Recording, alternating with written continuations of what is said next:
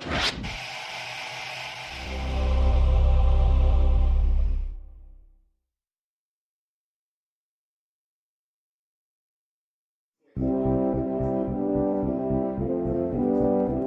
the past few years, Ricky Gervais, Stephen Merchant, and Karl Pilkington have been meeting regularly for a series of pointless conversations. This is one of them. Testing. Is that all right? Hello and welcome to the Ricky Gervais Show with me, Ricky Gervais, Stephen Merchant. Hello. And the little round-headed buffoon that is Karl Pilkington. All right.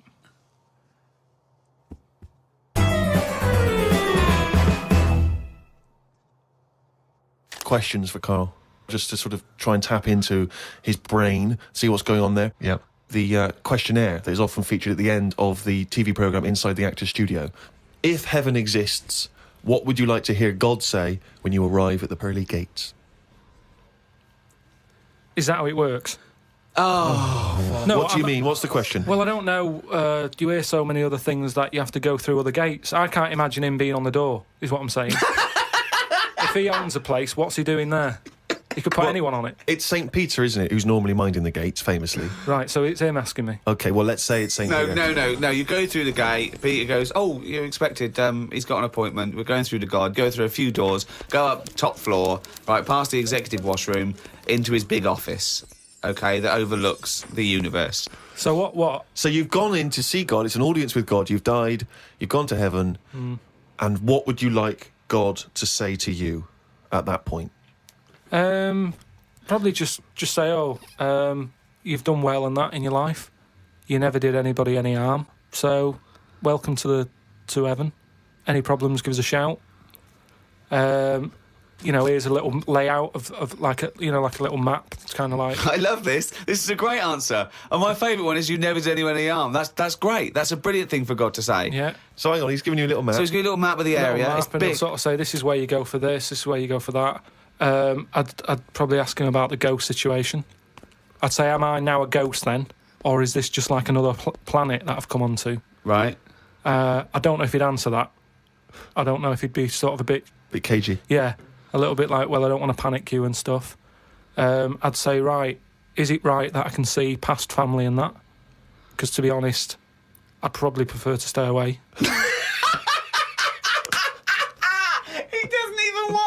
No, but because the thing is, if you've done I've done all that in this life, so it's about moving on to another life and meeting different people, isn't it? Yeah. Otherwise, what's the point? It's just like the same all over again, but everywhere's white.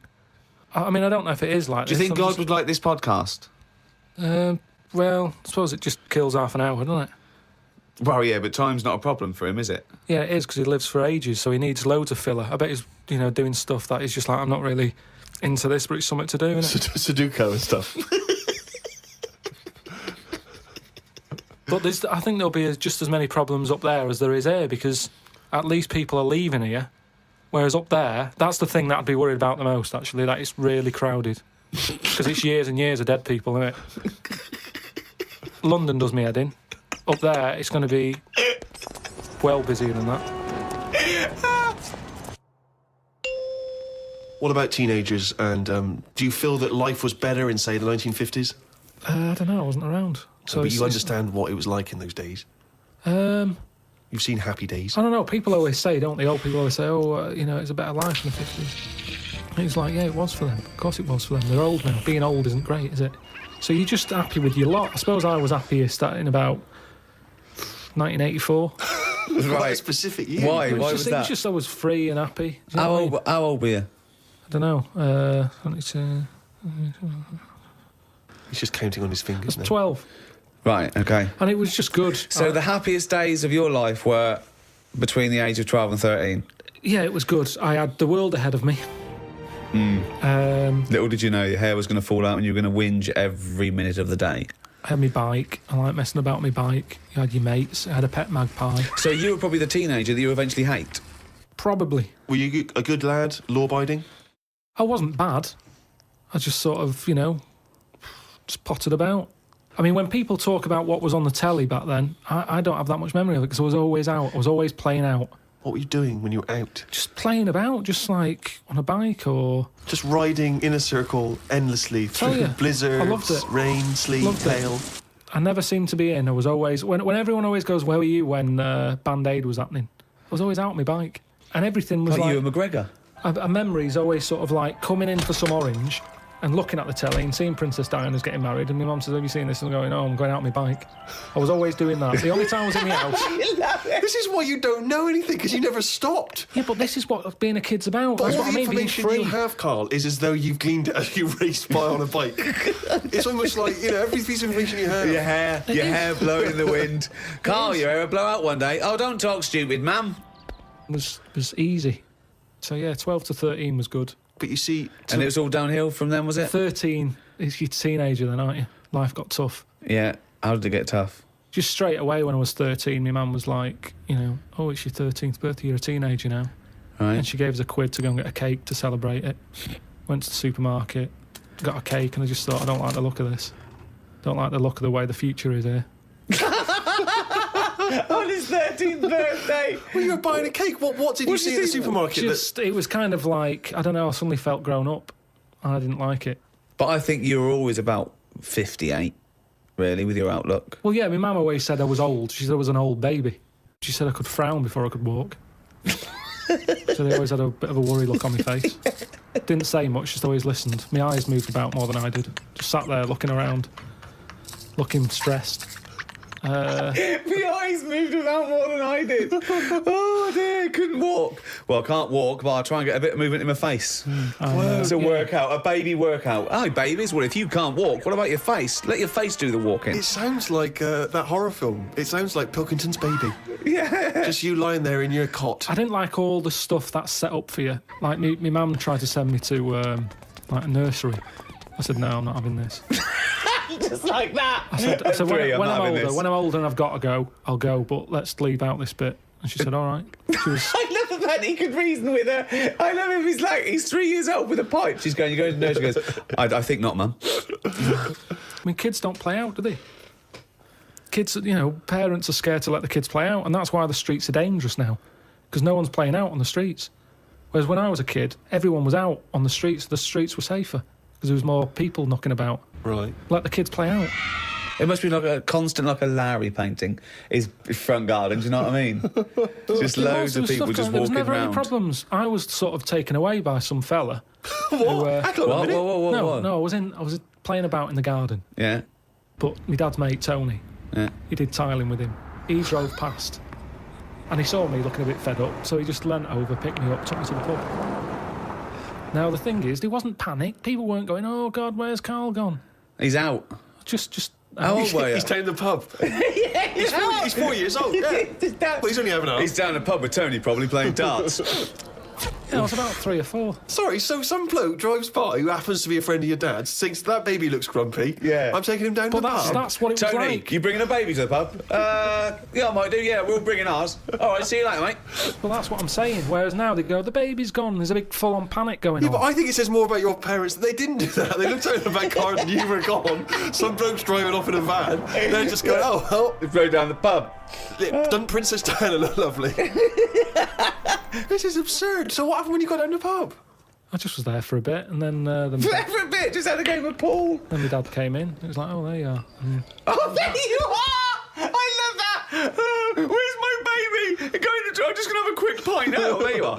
All right, mate. So, yeah, I think things were better back then. Well, it's that time again. It's Karl's diary. Oh, what's he written today? Told Suzanne that I had read that we will have spoken to aliens by the year 2025. Ricky once told me that if a lion could speak English, it still couldn't have a good chat with us because its life is different to ours. If that's true, we've got no chance with an alien. I'd be worried that an alien could read my mind. I had that problem once years ago, when I worked in a studio making cassettes. Some mind-reading woman was having some cassettes made. She waited while I did them. She had a small dog. I knew she was trying to read my mind, so I just thought about the dog. I thought that would confuse her, because she wouldn't understand why I was thinking about her dog. That's amazing.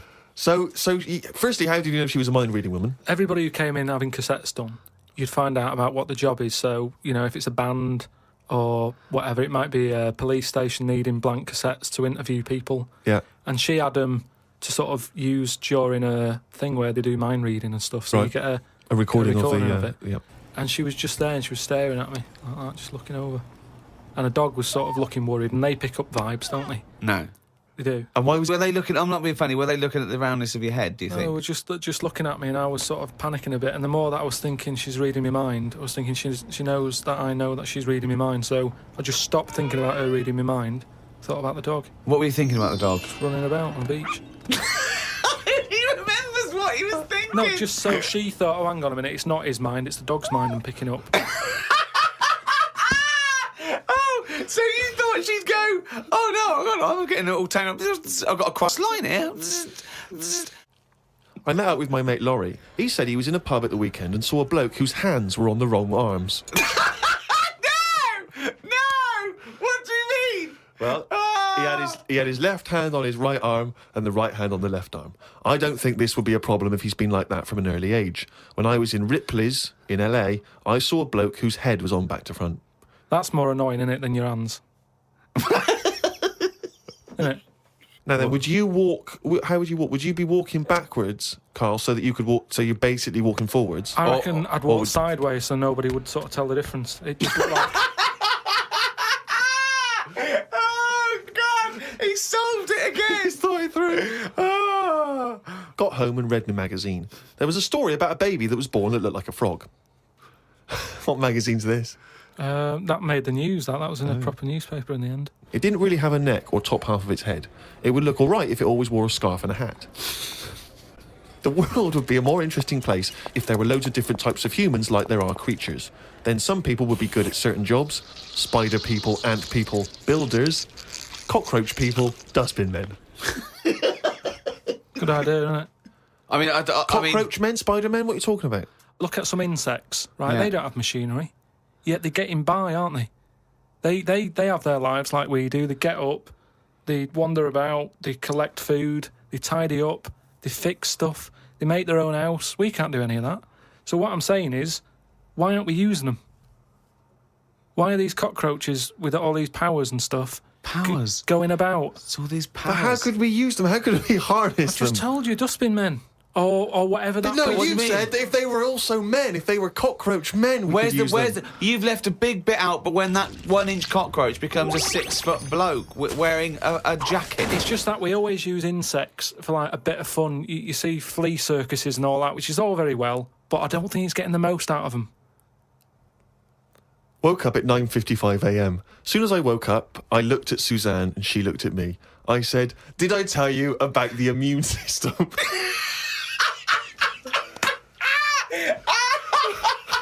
Suzanne started laughing. I said, "It's amazing." She said, "Not now."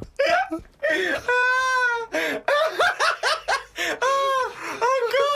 I was thinking that! Springing into action, he zips up, his eyes are like... Did I tell you about the immune system? Oh, shut up, Karl. Put the kettle on. Oh, God! Oh, fucking hell! Karl, let's give him a list. Top 5 something. What are you interested in? Are you interested in news, sport, TV, cars, movies, style? I mean, I'm into weird stuff, but it seems a bit tight to stick them in a list. What, like what? Well, like, you know, sort of freaky people and that. I've got that freak book. But I don't know if they'd be happy if I called one of them up and said, "Good news, you're at number 1 because you've got 4 legs or whatever." I don't know. Do you know what I mean?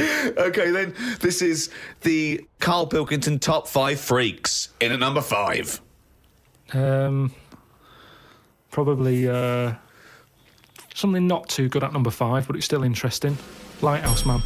Who's that? Lighthouse Man? What's Lighthouse Man? It's a fellow with a hole in his head.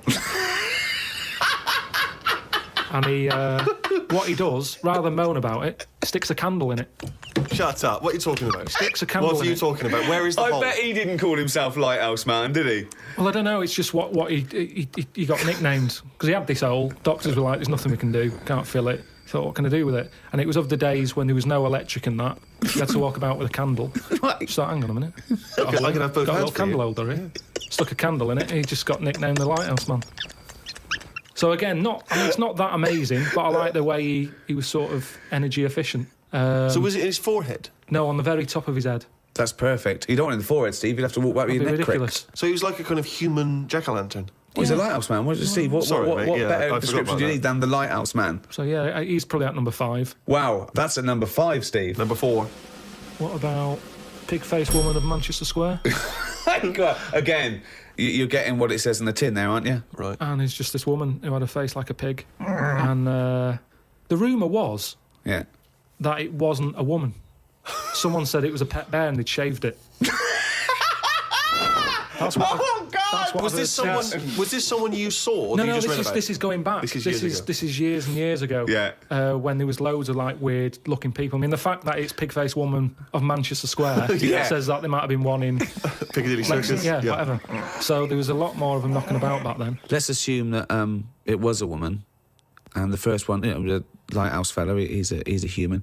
Do you think people would object because of their disfigurement, deformity, a bit like being called freaks? Do you think? Well, it gave them a purpose back then. See, if you were a freak years ago, there was work for you. You'd have these circus things. Now, if you've got a funny head, you're on the dole. Number 3? What about Elephant Man? Right. Stick him at number 3. He's Number 3. He's surely the most famous freak ever to have lived, isn't he? he's the one who got me into it. Right. Yeah. Sure. He's sort of entry-level freak. Yeah. A gateway freak. Everyone is aware of him. If the Elephant Man still existed, right, and you got the opportunity to meet him, and you walked in, a couple of questions. 1, what would your first reaction be? And 2, what would you say to him? What would your first question be?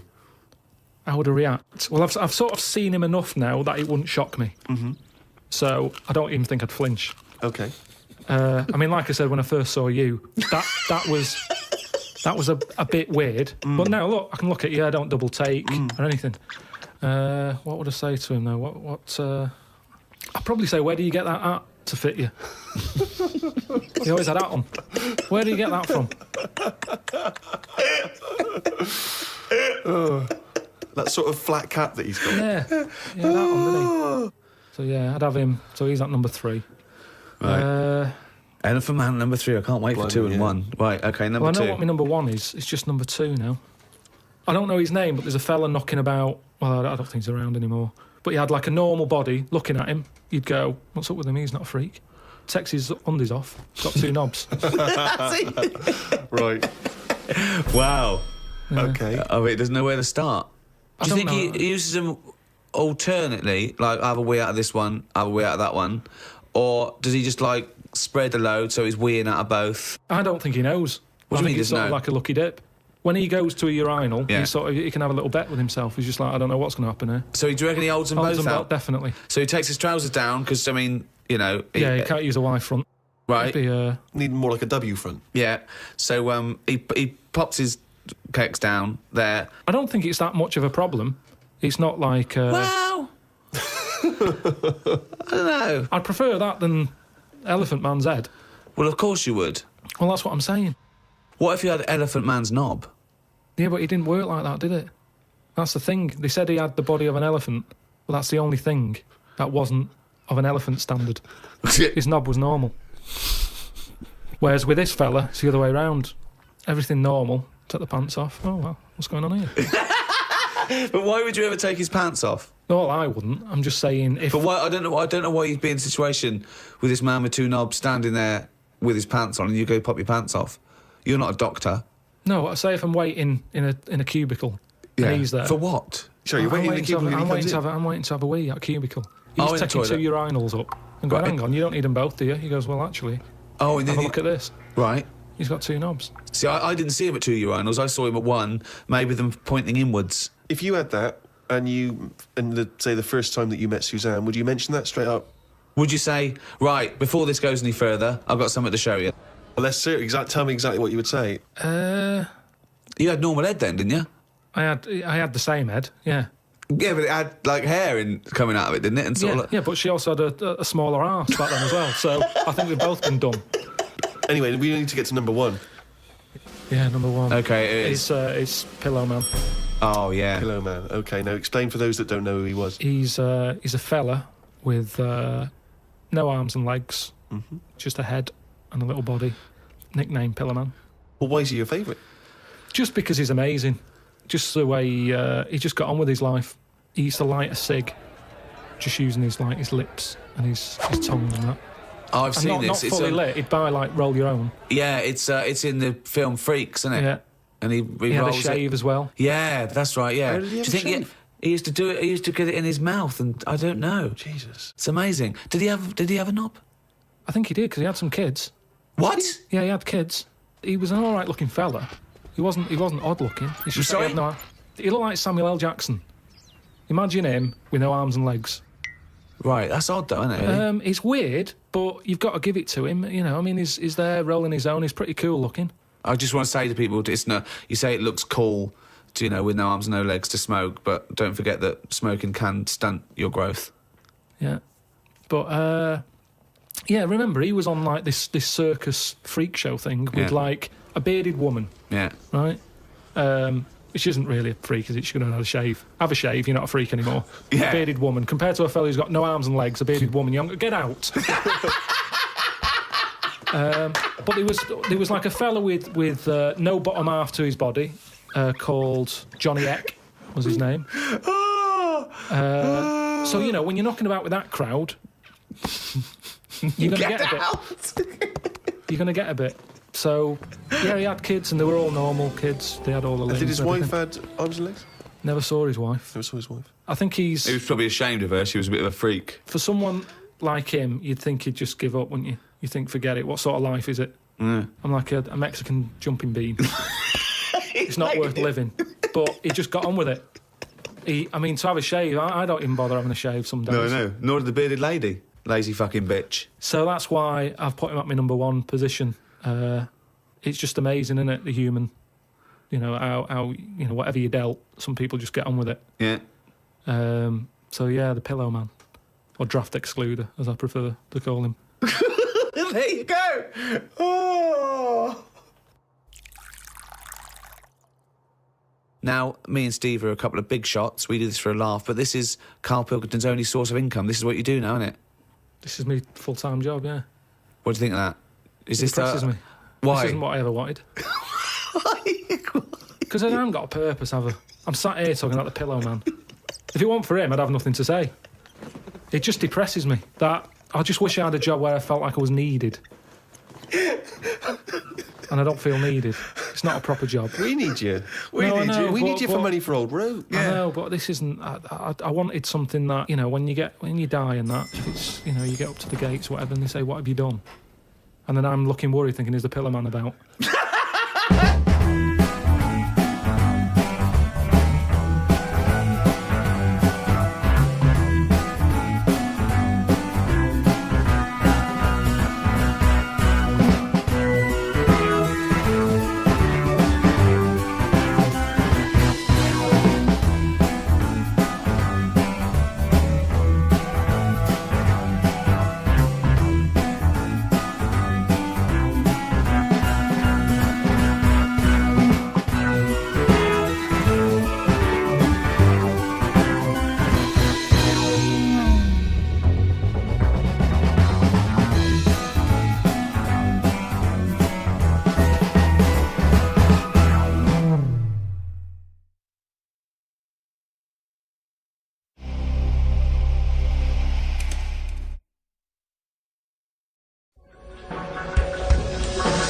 The Ricky Gervais Show on Guardian Unlimited.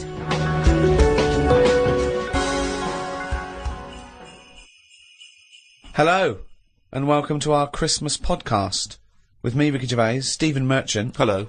And Karl Pilkington. All right. Merry Christmas, everyone. Merry Christmas. Yeah. A lot of people are wondering, Rick, if having done so many podcasts this year, because we very much started the whole podcast revolution ourselves single-handedly roughly this time last year. Yeah, that's right. Have we perhaps exhausted the podcast phenomenon? Is it time to pack up the equipment and move on to something new? Well, this will be the last one for a little while, I think. I think, we did, I think 24 and then these specials this year.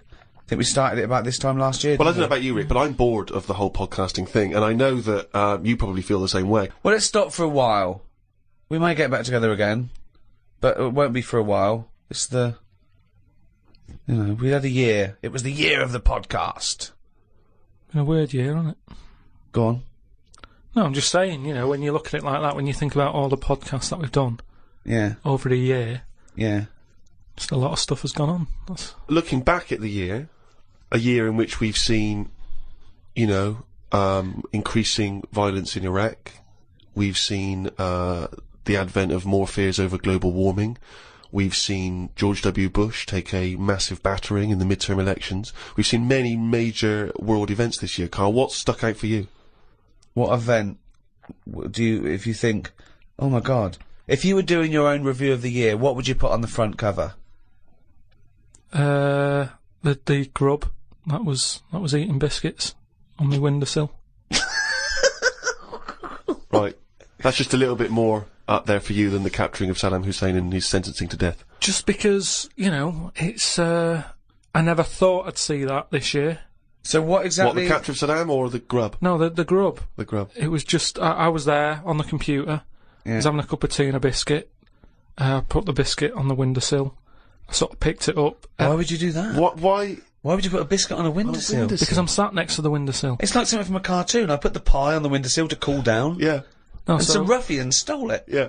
So I was eating that, and I was enjoying it, put the rest of it back down for like the next half of the cup of tea, and I saw planned out. This is. I bet. Well, we read about this later in the diary. So, and then I saw just like a little crumb moving.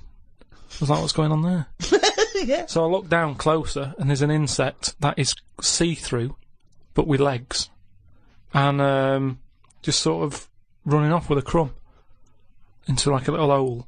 And then when I looked, I noticed there was loads of these little see-through things, and they were obviously all like, "Oh, I got biscuit," and. That's exactly what they were saying. We've got biscuits over here. Like I say, it was amazing because they're miles away from what I'm about, and yet not that far. But they still like a bit of biscuit, and it was just weird that happened. I never thought that would happen in 2006, and that's You never thought that would happen in 2006. That's what's nice, isn't it? That's what's nice about the nature of the world. You know, we can invent iPods, we can bring out better vacuum cleaners, but at the end of the day, you can't make nature up. And to see this see-through thing eating a biscuit, that's where I've sort of gone this year. I'd say out of anything, I've sort of gone out of my way to learn more stuff about weird stuff that's happening. I don't know what you've learned. You've learned that a creature which you can't even identify or name. You don't know, right? You don't know what it is, right? Looked like it nicked a bit of crumb. I don't know what knowledge is that. What is that?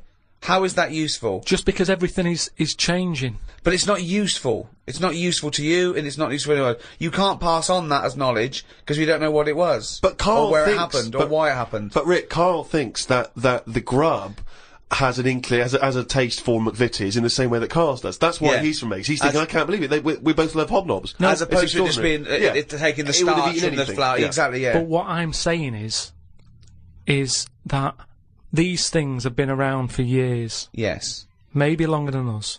Yes. Right? Now, their life isn't changing in the way that ours have. They still live in a little crack in the wall. Yeah. But they're eating biscuit. And that was never meant to happen. So it's changing it. What I mean is you might start getting fat insects. That should never have happened. You don't normally see a fat beetle. You go, oh, look at that, that's a bit fat. Put a bit of weight on. And now that's going to happen because they're eating sugary stuff. The squirrels in the park, because people are feeding them Mars bars and everything, they're getting fatter, they're getting bigger, they're getting more violent. Now, over time, you know, they're going to cause more trouble than they are now. What evidence have you got that they're getting more violent? Just because when I'm sat in the park and what have you, they're really, like, cocky. They come up to you now and sort of jump up on the bench and sort of attack you for food. They're not happy with acorns now. They want a bit of croissant. And that's what I'm saying. They've changed. They're changing over time. Just like that grub having a biscuit. Everything's trying different food out. He'll want a gatto soon. Well, in the same way that, you know, you look at people around the world, how they're eating weirder stuff. They're running out of, you know, ideas on how to cook food differently. And we're eating weird stuff. So our insects, everything's moving on. Everything's getting more intelligent. The goldfish memories got better. Chickens are more intelligent than people thought they were, apparently. Everything's... Time makes you more intelligent. Well... No, they do. That's a fact, isn't it? If you're knocking around longer, then you're learning more because more stuff's going on and you soak it up. And that's what these insects are doing. They're all learning. You know what I mean? No. I saw a cockroach playing Pac-Man. It was on the internet, right? And somebody had linked up a cockroach to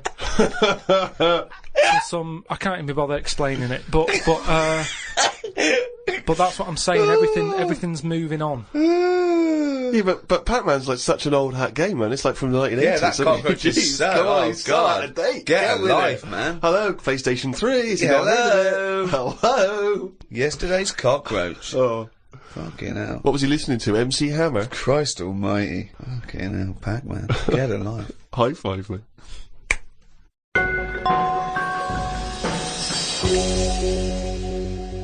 I was in the supermarket recently, just walking past the condoms on the way to the pornography, and I thought, you know, it's worth perhaps, you know, getting a stocking. You know, get a stocking? No, getting some condoms. What, to put over your head? You're not still doing that, are you? No.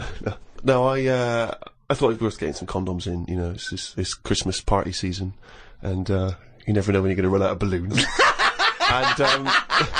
and I was weird because the condoms in the supermarket are contained in a kind of cage, in a plastic cage, so it makes it all the more embarrassing buying them.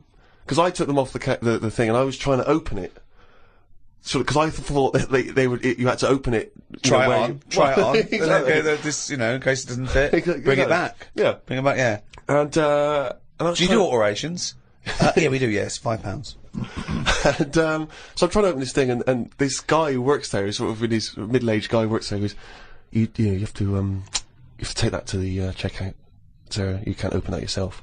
And I was just, because I don't know, I still find it very embarrassing, you know, dealing with any of that sort of, you know, prophylactics and things. The novelty of that is still very embarrassing to me. And so I just left it. I thought, forget it, I'm not gonna take these to the counter, because you never know. It's like if you get served by a woman, it's still a bit embarrassing, particularly if that's all you're buying. Because she knows what you're up to. You're going to fill them up with water and throw them at students.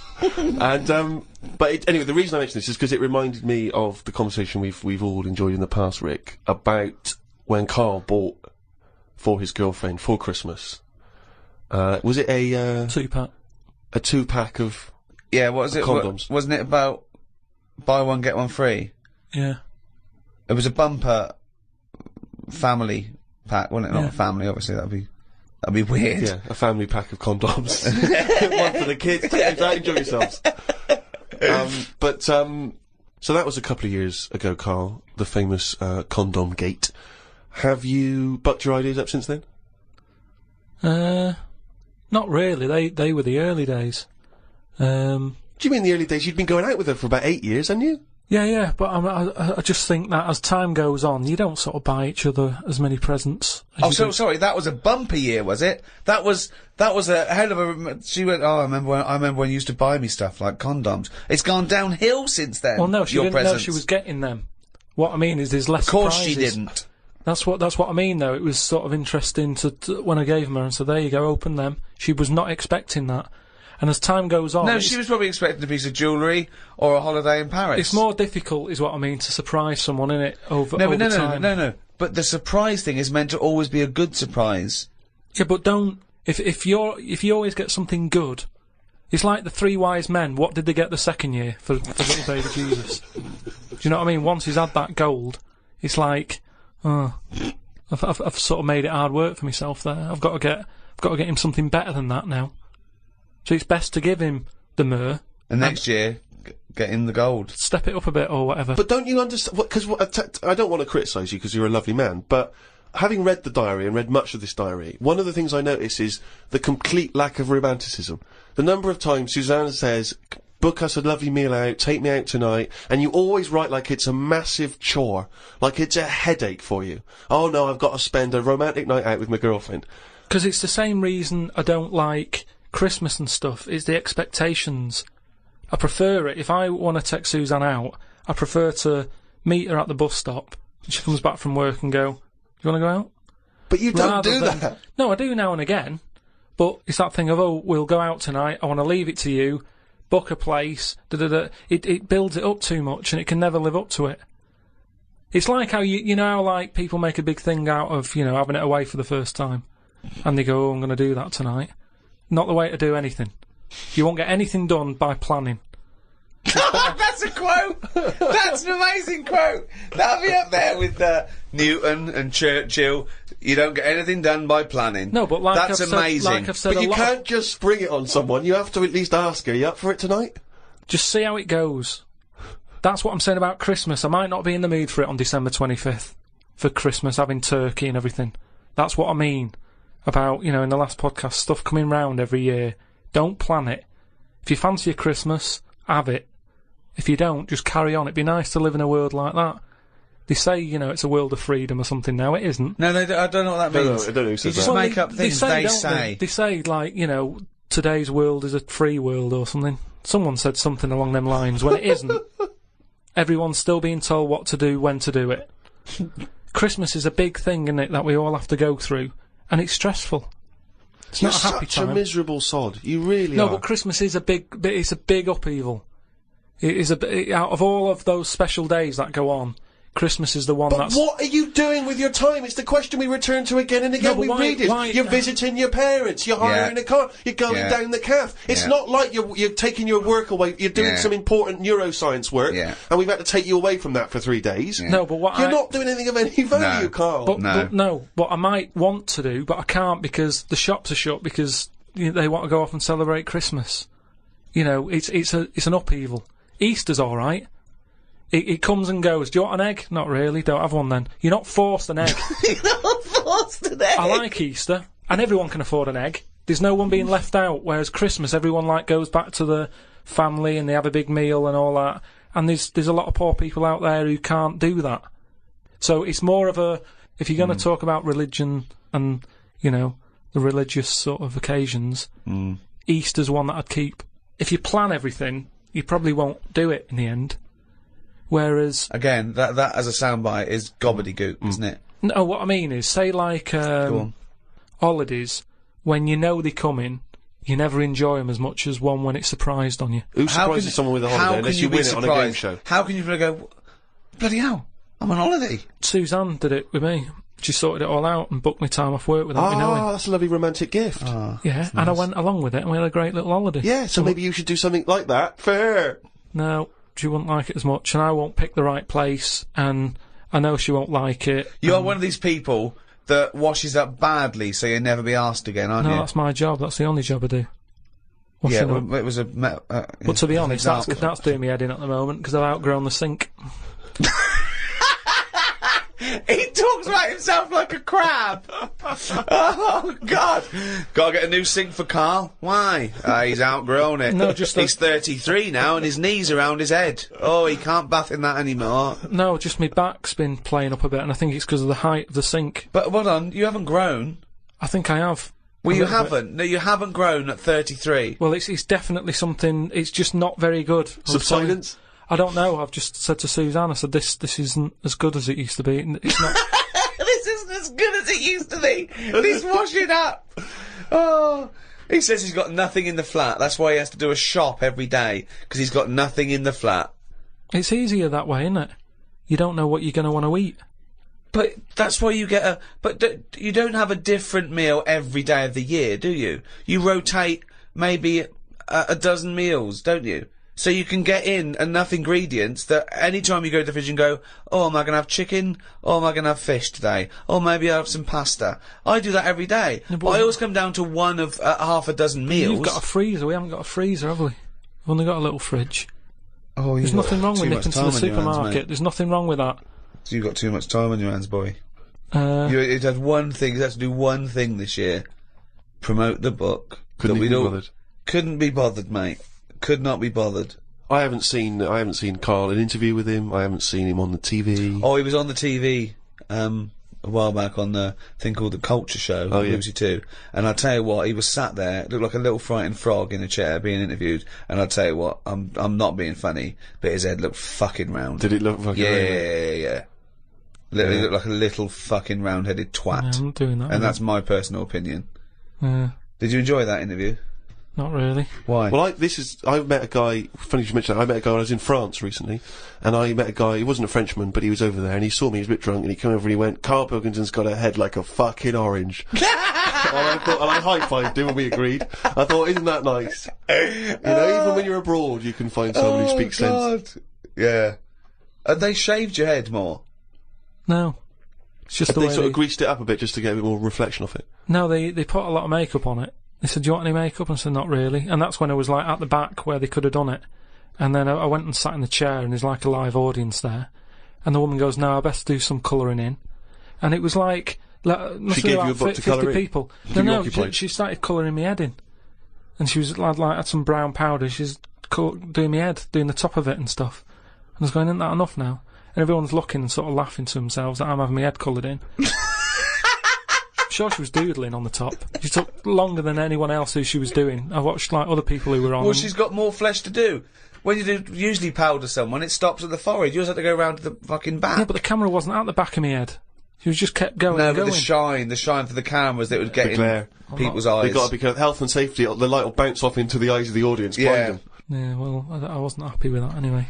So I'm not doing it again. How do you cope with this newfound interest in you as a person? I've got an idea, Steve, by the way. You know, for me, I want Karl to be famous so it gets him hassle in the street. Yeah. That's what I'm hoping. Sure. When they see him in the street with his little fucking round-headed face like a fucking orange. Yeah. Right? I'm going to do a tour next year, okay, called Fame, okay?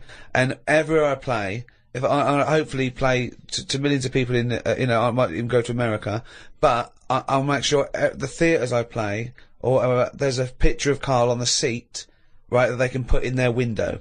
So next year, I want a picture of Karl Or in what every they're arse window. with. Or whatever. But if you can make this yourself, put Karl everywhere. So, have you seen this bald-headed twat?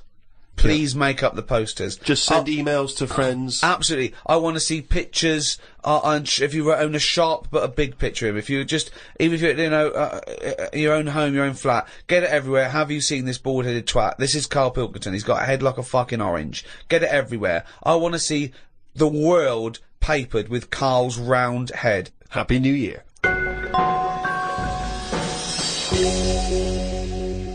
Oh, he's only gonna write it down for a whole fucking year. That, of course, signifies another reading from Karl's diary.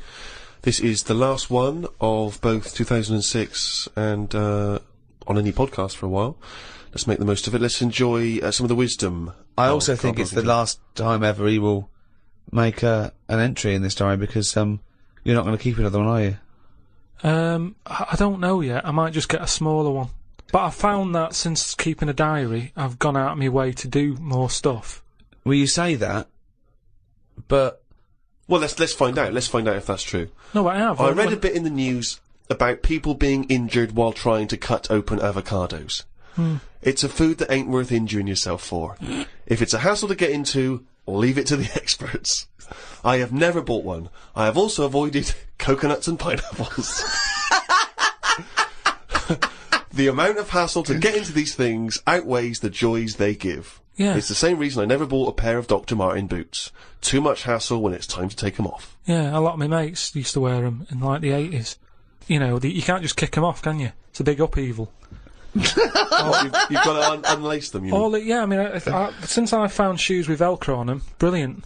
Just the way, I don't understand why laces... Is it because you can't tie your laces? No, I can do it, but it's wasted time. You're so lazy. Wasted time. That gives him more time to sit around and look at insects, How long eating does it take biscuits. to take off a pair of boots? Well, it's 14 ridiculous. seconds? He can't fit his days as it is. No, but I don't understand how some inventions sort of catch on and other things don't. But this is what I mean. He's got too much time on his hands. Sitting around at home thinking, why are we not using Velcro more?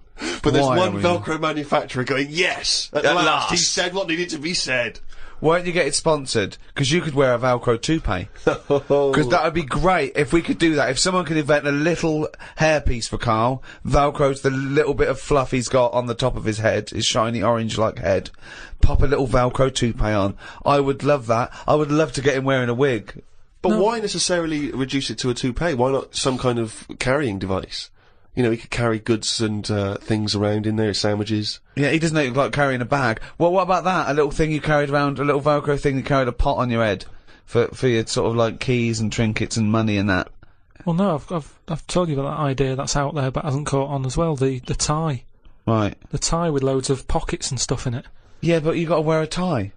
Yeah, but that'd be quite nice, wouldn't it? I've never wore a tie because I always think, what's the point? It's just hanging there in the way. Can you imagine this image of Karl walking around in his big Velcro shoes, a tie with an apple stuffed in it, car keys, iPod? No, but don't you think it's a good idea? Would you wear it with a shirt and collar or just a t-shirt? No, wear it with a shirt. That's what I'm saying. It's an invention that will smarten up the world. Now, a tie, what does a tie do exactly? Yeah. What does it do? Nothing. Right. So I'm saying make it do something. But I'm saying don't wear it at all. Pop your keys in the trouser pocket. No, or because take a bag. because the world is getting more and more scruffier, isn't it? When you look I back don't know what that means. I don't know what that means. when you look back at, like, Victorian times and everything, everyone wore a hat. Right, they wore a tie, they wore a suit. And it was a nicer looking place to look at. When you see it on pictures, you go, what a smart world that is. Well, you can't see cholera and things on pictures, but sure. No, but I'm just saying, it's better to try and cover it up with a bit of, you know... Cloth. Yeah. Yeah. The world looked nicer with more cloth. Whereas now everyone's rowing about scruffily. So what I'm saying is, if we make the tie more useful and give it a purpose, it might come back and the world will look tidier. But a tie, its purpose is to look smart, really. Well, originally it was because we didn't have buttons, so it kept the collar up at the front. That was the invention. It was a useful invention, the tie. Yeah, it was right. called a tie. It tied together, okay? Yeah. So then, when we had buttons, that we didn't really need the tie, but it was a symbol of smartness, like saying, I've made an effort, okay? But now... that would go away. So now, you wouldn't look smart with a tie. They go, oh look, it's like a bag round his head with his apples and oranges and his keys and his sticks he's making a nest out of. So it would be scruffy. It would make the tie scruffy, so it would defeat the object. So now when you're carrying stuff round, I mean, crawling on all fours because your shopping's so heavy round your neck, they'd go, look at that scruffy fucker on all fours. Oh look, but look at his lovely head of hair. It's Velcro! It's a hat! Yeah, well, that's the other problem, isn't it? I can't go back to a wig now. My theory about reading old news is right. It's less bad when you know it's old. It was a story about a weatherman who was fired yesterday for having a nude picture of himself on the internet. But that happened 2 days ago. He's probably got another job by now. So old news isn't as shocking. Well, old news isn't news though, is it? It's olds. What are you doing? Just reading the olds? No, but what I mean is, if someone... Stick the video on of last week's news. I just want to catch up on the olds. Yeah, but then it's still news. News is something that you don't know, isn't it? If someone tells Well, that's you everything to you. That's information, Karl, not news. Yeah. But news is information. No, And the key with news is the word new. No, I don't think it is it? It's just information, but they tell you at 10 o'clock at night. It's like, what information's gone on? Bong. Here's some information. Yeah, that you didn't know before because you couldn't have, because it only happened today. Bong. Yeah, but never mind that. I'll tell you in a couple of days. It doesn't matter as long as you get the same info. Bong. Yeah, we can't call it news though because it's misleading. We'd get done. It's called olds. Bong. Yeah, but listen to me theory. What I'm saying is that if someone in your family, you know, I don't want, it's Christmas and that, I don't want to bring the tone down, but someone dies in your family. Now, say if you're away on holiday, and they don't call you because they don't want to ruin your holiday, and you come home, and they go, Uncle Frank's dead, and you go, oh, when did that happen? And they go, 2 weeks ago. Now, because everyone else has got over it, it's not as bad for you. Because part of bad news is the way everyone's walking around moping, going, oh, have you heard the news? Frank's dead. But because everyone's got over it, time is a healer. That's what I mean about old news. It's better than new news. But according to you, the only news that really matters is stuff that affects you. So it doesn't matter when you... there was an earthquake, when was it? Yesterday. Phew, that's alright then. Often the aftermath is worse than the actual event. 2, you only care about things that actually happen to you. So the doctor goes, you got a kidney stone. Oh, when did this happen? 2 weeks ago. Oh, that's alright then. Doesn't make sense. No, but the world is... You're not upset about dead Uncle Frank just because other people are upset. You'd be upset personally. Would it make any difference when they told you? Yeah, but it is everyone else's emotions that make it worse, I think. Knocking around people who are miserable. What about warnings? What about when they do things like smog warnings or You know, there may be I don't like it on the news when they sort of say, news just in. I think, oh, what's this?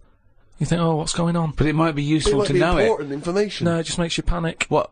Yeah, but sometimes knowing stuff keeps you alive. Yeah, I don't know if I like it. It's sirens, you see, I don't like sirens, do I? I've said to you, I think it's a scary noise. Well, it's meant to be, so you get out of the way. No, it's not meant to be. It's a sign to get out of the way. I'd prefer it if it... Like I said... Hiya! Could you just move out of the way it can be anything, as long as we know... It can be a chicken noise, but as long as you know that chicken not gonna noise... freak people out. No, but it sort of make you smile, but you go, oh, best get out of the way. You're cycling along and you hear what sounds like a giant chicken behind you? And you smile, because you know that even though someone is burning to death, there's something clucking in my way. Oh, that's probably a guy having a heart attack. Going to my mum and dad's today. I'll cut to the chase, Rick. They basically, we got about 4 pages while they drive to his mum and dad's. Oh, but Jesus I'll skip past that because it takes fucking forever. Got there, mum and dad, his mum made him some dinner. The old woman next door, brackets, whose man was a witch, just pop that in brackets. Just pop that in brackets. I think we've discussed that before, actually, the old woman whose man was a witch. Whose man was a witch? Yeah. Oh. The old woman next door has been worrying because she keeps seeing adverts on the telly about changing to digital TV.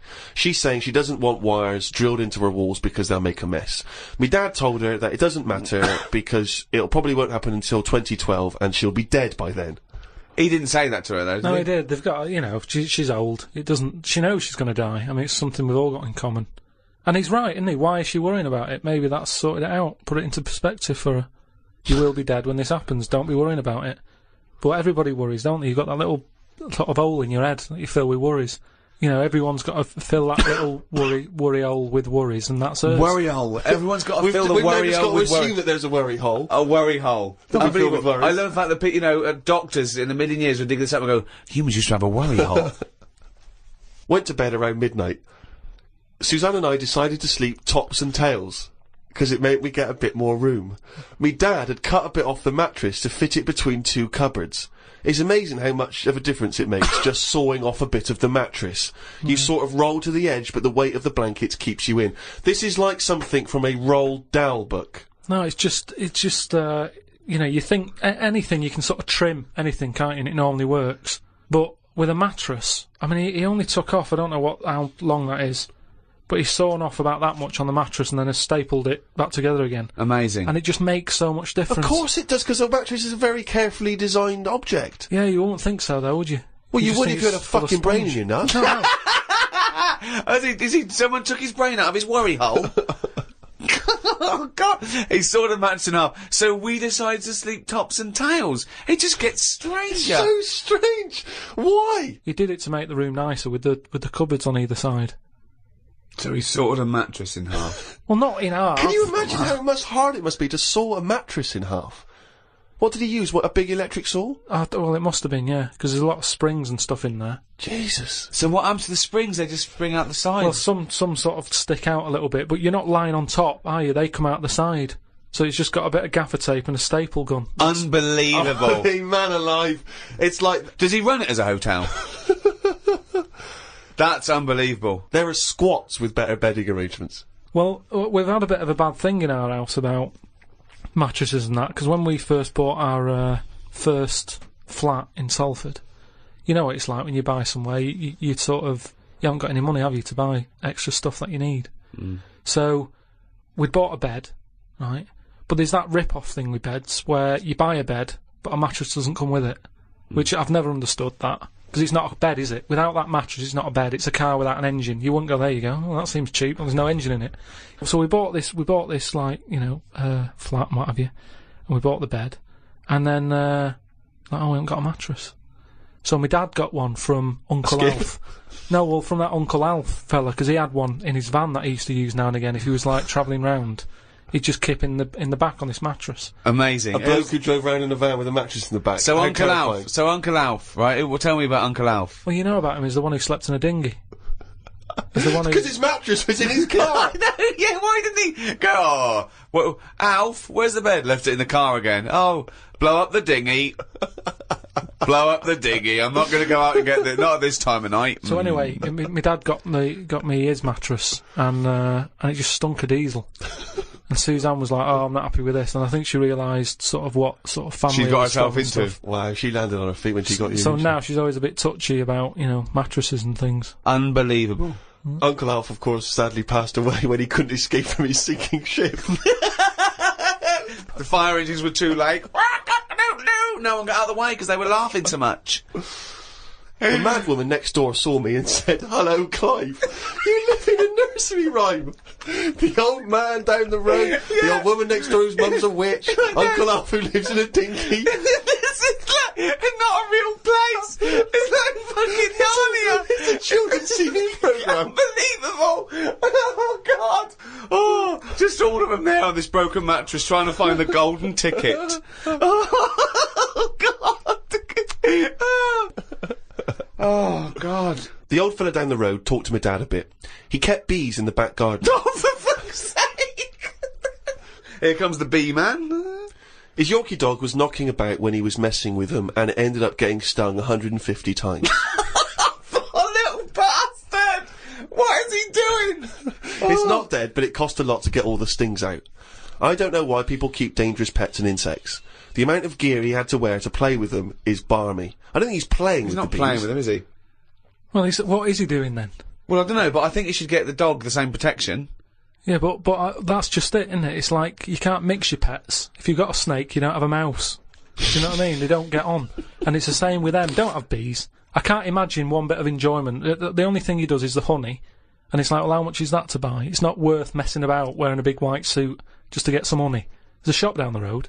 Bees are kept for a very good reason, aren't they? What? For honey. Yeah, no, but like I say, you can buy honey for next to nothing. Where do you think... What do you mean? But where does the honey come from that you buy? Yeah, from some proper bee farm. Let them do it. All he's doing, he's not making loads of pots of honey. He's looking after himself. And the thing with honey is it doesn't go off either. No, it doesn't, no. So get 10 bees, Yeah. get the honey made, kick 'em out.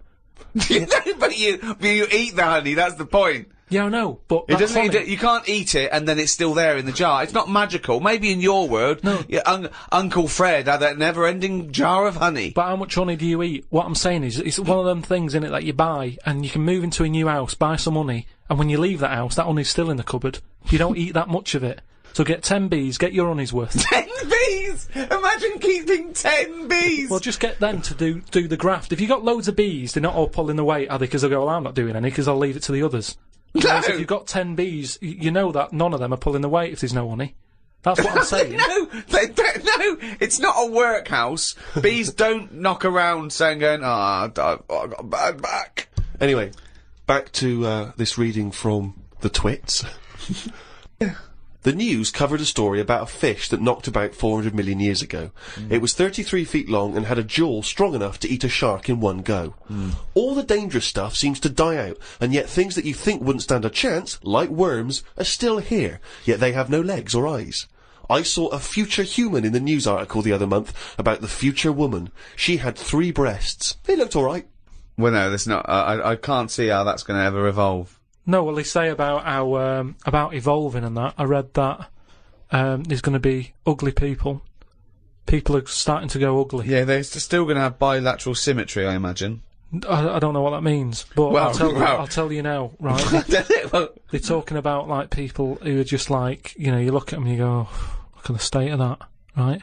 And it'll get to a point when we're all so ugly that no one will have it away, and we're just going to die out. Well, that's not true either. That's not true either. That is the biggest worry. Well, no, so... That's the world's biggest So worry, as we Rick. evolve and we change, our mindset doesn't change. We're still going, I wish we looked like they did 1,000,000 years ago. I don't fancy anything. No, but look how things do change. But why are we all going to get ugly? I don't understand. It's just the air and stuff, innit? It's just, The air or the just, hair? you know, the air that we breathe and stuff, and the food we eat. Everything's changing, and we're not going to look that healthy, and we're just all going to go ugly. You've only got to look at some stuff that's in the sea, and you think, look at the state of that. What's and that's that got to because do with the human evolution? But the stuff in Because the they've sea been is around still longer. propagating. Yeah, but they've been around longer than us. But it's still reproducing, so your theory falls down. But they're deep down, aren't they, in the dark, so they probably can't see what they're having it away with. If they were up on the outside, they'd have died out ages ago. Why? Because they wouldn't fancy the other stonefish or Yeah, because they're sea really slug. odd-looking. I can't remember the name. I think it was a viper something. It was just a head. But Carl, the A fish reason... that's just a head. It was well ugly. Watched a programme about the twins this morning. It was filmed 16 years ago. They are mental. They did everything together, including the vacking up. Phone calls had to happen twice so they could both have the same chat, and they said the same stuff at the same time. Well weird. The bloke who I watched it with, I don't know who that is, just some homeless guys that you just invited into the No, flat? just someone I've been sort of working with. Sure, a mate of yours.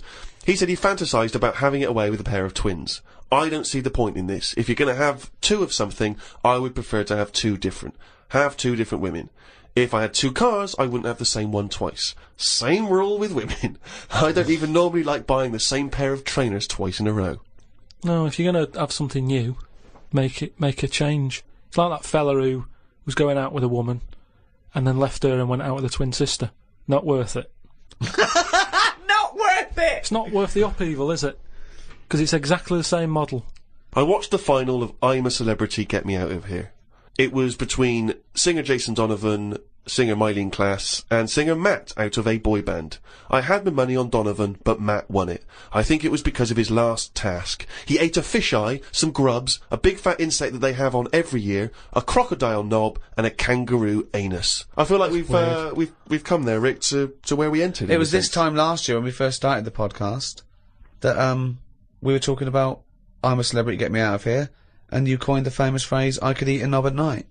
Yeah. So it's full circle. It's just the last series finished recently, and it was astounding that he ate a crocodile knob, he ate a crocodile eye, he chewed up and swallowed a kangaroo's anus, which I to be honest, I didn't know was a food stuff. Could you eat any of that?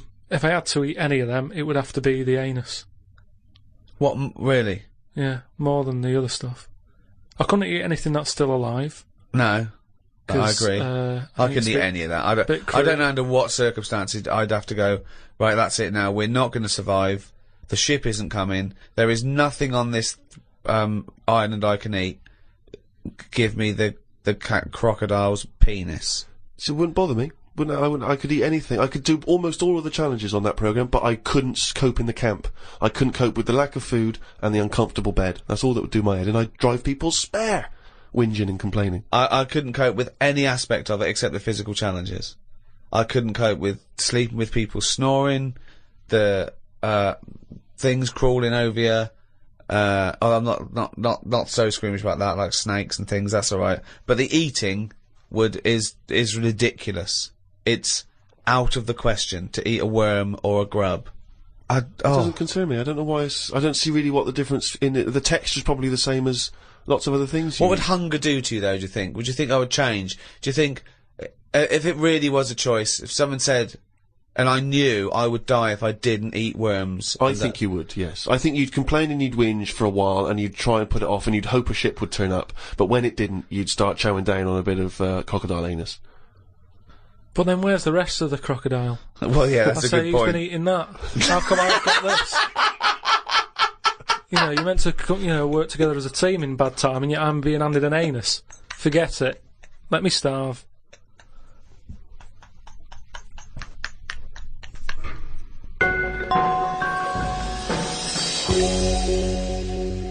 Well, thanks for listening. That was the Christmas podcast. We should say the winner of the last competition we did. They can win the podcast book and Flanimals and the extras book that's out, still available, All available. and the CD. The three CD set of the best of the podcast. Yeah, Is that with right? Series one. Brand new hour. If you haven't got that, get out. Maybe you've got some record tokens. Yeah, if you've got Christmas. record tokens or book tokens, those are the perfect things to spend them on. Or £50 from your auntie. Exactly. Go and buy one of those. And the winner was Stephanie Prow from the Wirral. Well done, Steph. Well done. Well, thank you to Positive Internet, the guys that host this podcast. That's the end. That's the end of the Christmas podcast and the end of this team for a little while. Yeah. It's been great. So it's goodbye from me, Ricky Gervais. Goodbye from Stephen Merchant. Goodbye and Happy New Year. And goodbye from Karl Pilkington. All right. Alright. That was alright, wasn't it? Yeah, it's good. It's all right. What are you doing now? You got time for a coffee or something? I can't, no, I'm going to the, the orphanage for terminally ill kids. Oh, yeah. I'm going down there, I'll go down there every Christmas and sort of, do you? entertain them. Oh, well, I bet that's lovely for them. Yeah, no, I've actually written a song I'm going to perform. They see The Office and see that I sing in that. You've written a song for them? Yeah. Well, could we hear a bit? I mean, what? I don't want to put you on the spot, but you've got the guitar there, isn't it? Yeah, hold on. I wrote this for a kid. He's a brave little guy. He's only about 10, but it's heartbreaking. Don't cry, it's Christmas. Santa's coming soon. Moving for everyone. Yeah, I would ask you now to not play that song. Oh no, too late now. They expect me. But I'm not sure it's going to be as well received as you perhaps hope. I think that's better than any gift, and I don't really want to give gifts because they're expensive. So. Sure.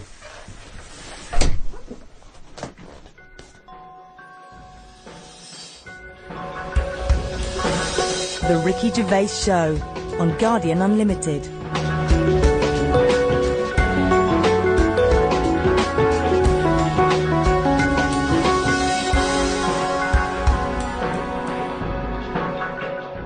Well, here we are, number 5 in a series of 6 of the Ricky Gervais Show, with me, Ricky Gervais, Stephen Merchant. Hello there. And Karl Pilkington. All right. Well, Karl, you are officially a published author. Your book came out, The World of Karl Pilkington, and a copy will go in the British Library. Will it? Well, they have to take every rubbish. I think it'll go in the British Library lavatory. From what I understand, it'll be in there with like a collection of like novelty postcards and maybe a Viz compendium. But, you know. Yeah, so they take everything. Just think of that. But is that a rule they set up when books were more important to people? And now it's kind of like, oh, I wish we never said we'd do that. Well, they have to add 2 miles of shelves every year, apparently. That's what I mean. Now, surely, they change a lot of other rules, don't they? They used to allow people having their head cut off. And now they've gone, we shouldn't do that anymore, so we'll sort that. Why don't they just say, only so many books a year, make it in there? Ones that are important to the future. But who knows what's important to the future? Well, normally, when I say something that I think's a good point... but you're always wrong. No, but what I mean is when I say something that I think I have got a point there... Yeah, but you're always wrong. But why do they do this? Why do they think they've got to keep everything? Because we're living in a world now where everything is sort of binnable. And, we use stuff for what it is. Well, I think you could say that. That's fine, that's fine. There was a sort of poetry to it, but I think he stumbled across that. I don't think it was intentional. Yeah, I mean, I still haven't got over last week him saying foodage. Do you know what I mean, though? That the world's changed, so why is that rule still hanging around when... Well, it's not a rule... I mean, it's not a rule that, the country's going to, live and die by. It's just that it is seen as a repository for knowledge, for information, and I don't believe any old Joe can wander in there and get one of these books. I think you have to either be a scholar, I think maybe it's open for a brief window for students, but, you couldn't just wander in there and see your own book, Karl. There are some books that they have to turn the page for you in gloves, so the amino acids... I'd hate that. With yours, it won't matter. They just go, it's over there, or they throw it to you. No, it's just... Or they slide it along the floor. Well, they say, I can't give it to you, Karl, because it's propping up this desk. Yeah, they kick it to you and say, put it in the bog when you're finished with it. It's just that thing of being timed, though. I hate it when people go, oh, have you read this? And then I can't read it properly because I'm thinking they're thinking I'm taking ages here. Do you know what I mean? So I have to scan read it. And I go, oh, it's good, that. And they go, what do you think? And I go, oh, about what? So I hate the fact that someone stood there with gloves on, because that isn't normal, relaxing sort of reading, is it? But it's not, you don't go in to read the Doomsday Book, let's say, in order to just have a relaxing read. You're going in there to study it, historically. To say they're professors and scholars and scientists and historians. They don't wander in because it's raining and they go, what's a good read? There's not a man wearing white gloves turning the pages of the latest Jackie Collins. No, exactly. Do you have heat? Watching your lips move as you read to see if you can turn the next page. I suppose I shouldn't really feel guilty, because at the end of the day, right, I mean, people always rave about Shakespeare saying, oh, his work was good. But brilliant. At the same time... He'll probably put that on the book when he brings another one out. He'll put your review on it. Yeah. Oh, that was good. Karl Pilkington. But at the same time, you know, like, some people will have a go. I'm ready for people having a go, like that Wendy did about me little films I made. There's always people... Wendy Robinson? Yeah, you know... It's her opinion. For those of you who didn't hear last week, she slammed Karl. No, well, you know, each to their own and that. And, you know, if everyone liked the same thing, I don't know what we'd do, right? Sure. You don't know anything. So all I'm saying is, everybody raves about Shakespeare. When, if you properly looked at what he did, he invented a lot of swearing words. Right? Effing and jeffing and that. Now, if... That was one of his. Well, it's Effing and Jeffing and Effing and Jeffing Part 2. Did he make up a great deal of swear words? I don't know that I'm aware of this. A lot of them are Shakespeare invented. But all I'm saying is, for some reason, when things are brought out years ago, people say they're good even though they're not, is what I mean. But let's not mistake the fact that Shakespeare is not... He's not... people seem to confuse him as though they think he wrote these things in order to be read. He wrote them to be performed. They're plays. They're not books in the traditional sense. He didn't bring out the latest book. No, but just when something's old, it gets a bit more respect, is what I mean. When I was watching that documentary about the real Indiana Jones, Brilliant. They dug out some rocks with drawings on, and they were like, "Oh, don't damage them, don't mark the paint," and it's like, it's rubbish. It was like a stick fella with a yak. And now, if that was found now, or if a kid showed me that, I'd go, hey, it's not that good. So what I mean is, because stuff's old stuff gets respect. But you're not judging it on its aesthetic merits, you're judging it on its historical importance. I don't think that's fair, though, because when that fella drew that, it wasn't old. He did it when he was knocking about. No, yes, but you must see the difference between you doing a stick man on a wall with a bit of chalk near your local and a cave painting that they date to 10,000 years ago. Yeah, so in 10,000 years' time, when they find my story about the monkey fireman, will it gain more respect then than it is now? No, less. But why is it? Because people will more and more realise what a buffoon you are. The more research we do, the more these podcasts we do, the more you expose yourself as an empty, egg-headed moron. That's a friend speaking right there, Ricky Gervais. No, he loves you like a brother. I just think, you've mentioned him before, Steve, this Peeps fella. Yes. Has he done anything else apart from a diary? Because now I've done a book and a diary. That means you're better than Peeps, is what you're thinking, well, isn't it? I'm not going to say that until I know, but what else did he do? Well, Peeps wasn't a writer predominantly. I believe he was, you know, like a bureaucrat or something. But he kept a diary which has since become a historical landmark. And what did he say in it? What did he say in it? Well, it's again more because it's both well written and it's also an amazing insight into... A social document a social as well. document, yeah. Yeah. It's a social document of that I mean, yours period. is a social document, but it sort of revolves around having egg and chips and a calf and seeing a ladybird, which, you know... But that's today's living. That's well, what I'm saying, but his describes the Great Fire of London, which is what it's most... Yeah, it's best we haven't remembered had for. one of them. If we had one, I'd write it down. I'm only writing what's happening. The ladybird happened, right? I wrote it down. He was just lucky. He was about in London when that happened. So you're a little angered that you've not witnessed one of the great disasters? Because the thing is, if they read your diary, they'd think, well, nothing happened that year. Nothing important in the world happened that year. Because your diary doesn't just mention... I mean, okay, yes, it fails to mention any disasters in London because we haven't had any, but it doesn't mention any... It doesn't mention any world events. It doesn't mention wars in Iraq, terrorism. It doesn't mention anything. But that's all being wrote about anyway. If you're saying there's a museum that's keeping everything, there's loads of other books on that. Who's looking at the fella whose skulls fell off? What? We see. It's interesting, isn't it? What do you mean the fellow whose skulls fell off? Well, that's what happened the other week, so I wrote about it. What? A fella's skull has fell off. What do you mean his skull has fell off?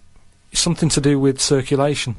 But what do you mean his skull fell off? Well, it's in the diary. But how can a skull fall off? Because it's surrounded by tissue and it's got a brain. How can just his skull... How can it detach itself from all the stuff surrounding it? He mislaid all his dreams. But all I'm saying is that's not getting a look in. No, because it's not significant or probably true. Good point, Steve. I don't. All know right. Well, what's let me just. I'll just consult the diary quickly and find the moment with the man whose skull fell off. Oh, here we are. Yeah, looks like the world's fattest man is having an operation to get rid of some of the fat. Yeah. He has to have an iron bed because that's the only thing that can hold his weight. Yeah. There's also a man whose skull has fell out. He's in hospital somewhere. I hate that. It would make me panic. The hospital is busy with people coming in to look at the head. What are you talking about there? That tells us nothing.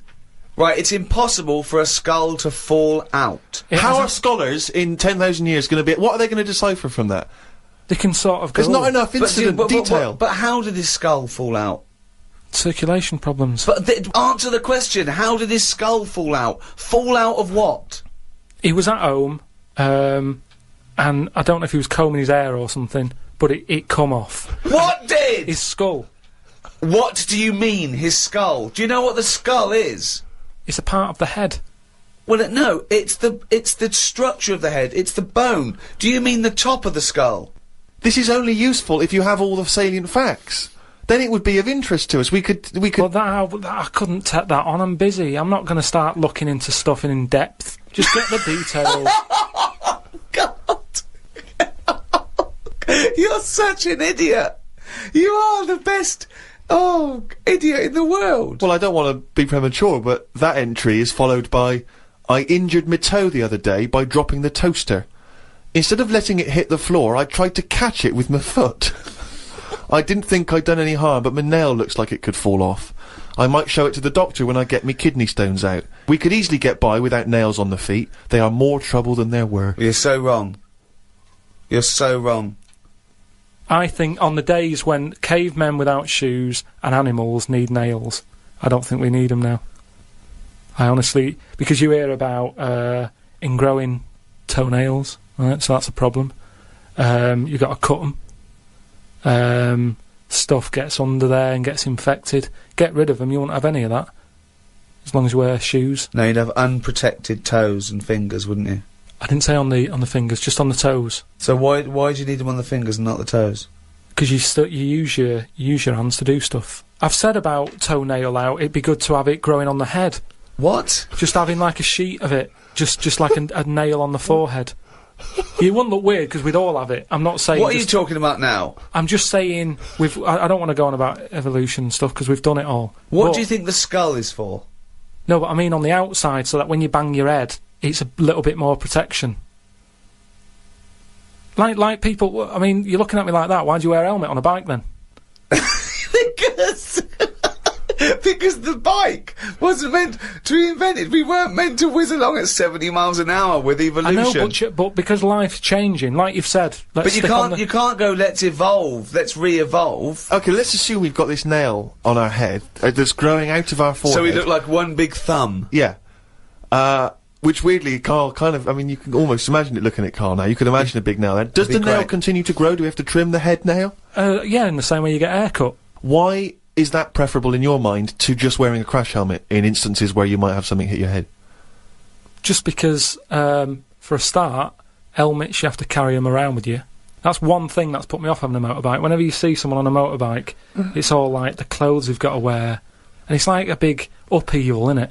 It's you know, if you have a car, you can get in with your shorts on, your flip-flops on. A motorbike, it's like you're an astronaut or something, and you're only nipping down the road for some milk. Do you know what I mean? So, what I'm saying is get rid But does it annoy you having to put shoes on every day, and underpants, and a vest, and I don't know... No, but once they're on, I'm not carrying them. They're on me.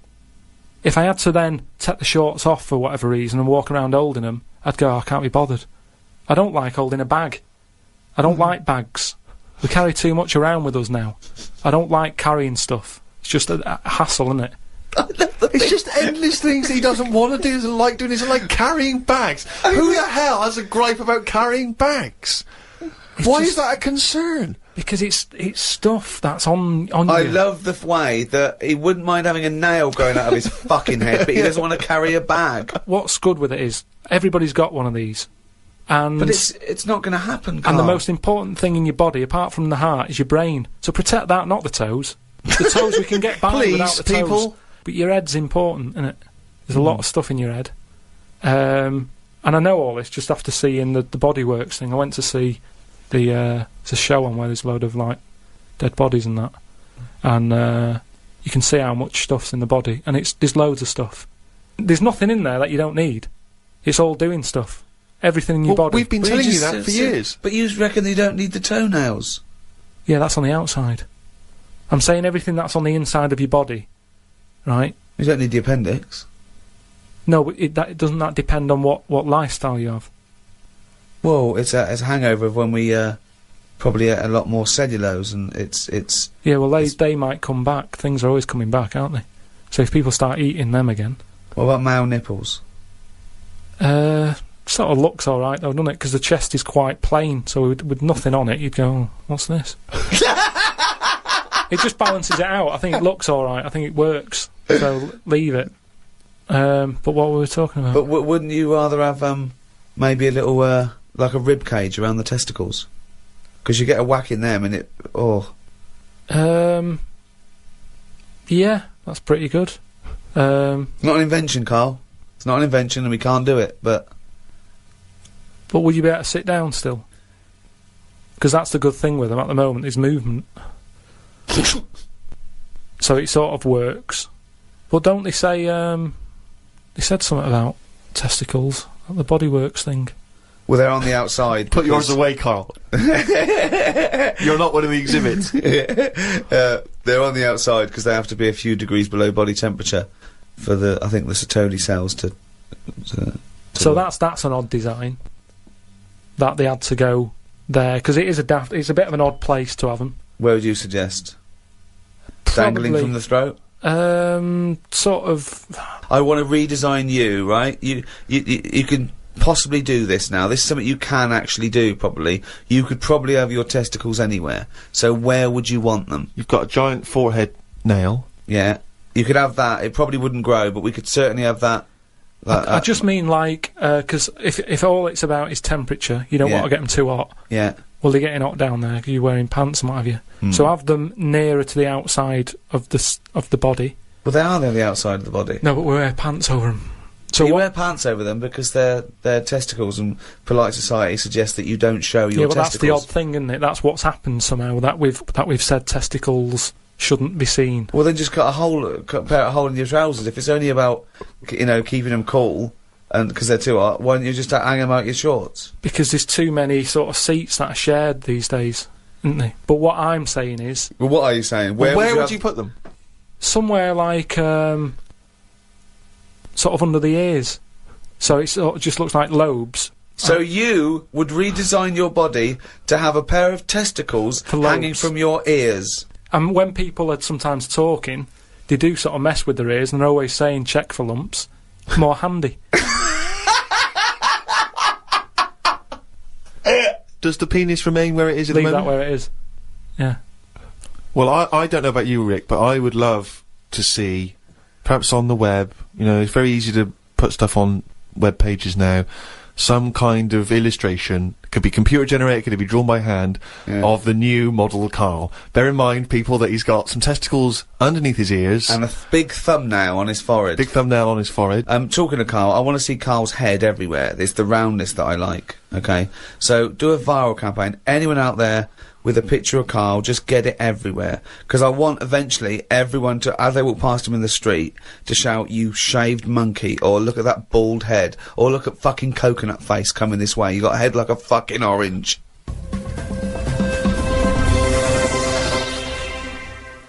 Went out the other night with the lads. There's a few of us, young, free and single. Must look like the Swingers. Oh, it was pretty. It looked like a boy band had gone out. It looked like really? It looked like NSYNC had hit the streets. Right, yeah. We'd dressed up, togged up, out for a few drinks. A friend of mine said, "Let's go to a club." Right, I haven't been to a nightclub for a long time. Actually, I haven't been. Is that because your glasses steam up when you walk in out of the cold? That is a problem in the winter. It's very difficult to make a good impression when as you walk in, your glasses steam up straight away, and you got to take them off and clean them and stuff, and then you get a bit dirty. On your white fronts, you pull your white fronts up through the jeans, clean them on that, or the back of a girl's dress. But we cruised down to the club. It's one of those big sort of super clubs, London super clubs. Never been in one of those, the Ministry or any of those things, so it was all new. And it's a bit of a queue. I think it's a bit of a chore. But we're queuing up, we're in good spirits, we're looking at it, sounds pretty funky, we can hear the music coming out. Been in the queue for quite a while, 25 minutes. Forget it, 25 minutes. Well, yeah, we were pretty excited by this point. The doorman says, "Hello, lads." I said, "Yeah, we're coming, please." He went, "No, you're not." Really? What? He said, "You're not coming in." And he just immediately lifted the little rope and sent us away from the queue, right? And we were slightly perplexed. We were dumbfounded. We didn't know what to do. It was like this couldn't be happening. It didn't make sense. We just queued up what was going on. And so, my friend said, well, we got to find out why he's not going to let us in. So he goes back over. I thought you wanted to do. You wanted to tie him up with logic. That'll show a bouncer. Exactly. Yeah, show him how educated you are and how you can win an argument and make him look stupid. You'll be in that club in no time. That's what they appreciate. They love that. Because what they respect is being made to look like a fool. Exactly. So we went over and... They really look up to intellectuals. Exactly, yeah. So one of our mates goes over and he says, why didn't you let us in? And he went, because you didn't have any girls with you. Now, I'll tell you this. That's kicking you when you're down. Because when you're out on a Saturday night trying to get into a club to meet women, and the reason you're not allowed to go in a club to meet women is because you haven't got any women with you, that's just salt in the wound. It's so humiliating. So, a friend of mine says that there's a VIP entrance over there. And there was like a woman with a clipboard, you know, the guest list. Separate entrance. She said, you know, you've got a little bit of profile, Steve. Why don't we try and use your... You ran home, got your Golden Globe and your Emmy. Yeah, exactly. Well, I always carry, you know, some of my cuttings with me. Yeah. And I felt a bit self-conscious about that. I was thinking, I'm not into this, you know, it's a bit awkward. But he said, look, don't worry, you just stand here. Just stand here, just like you're having a conversation.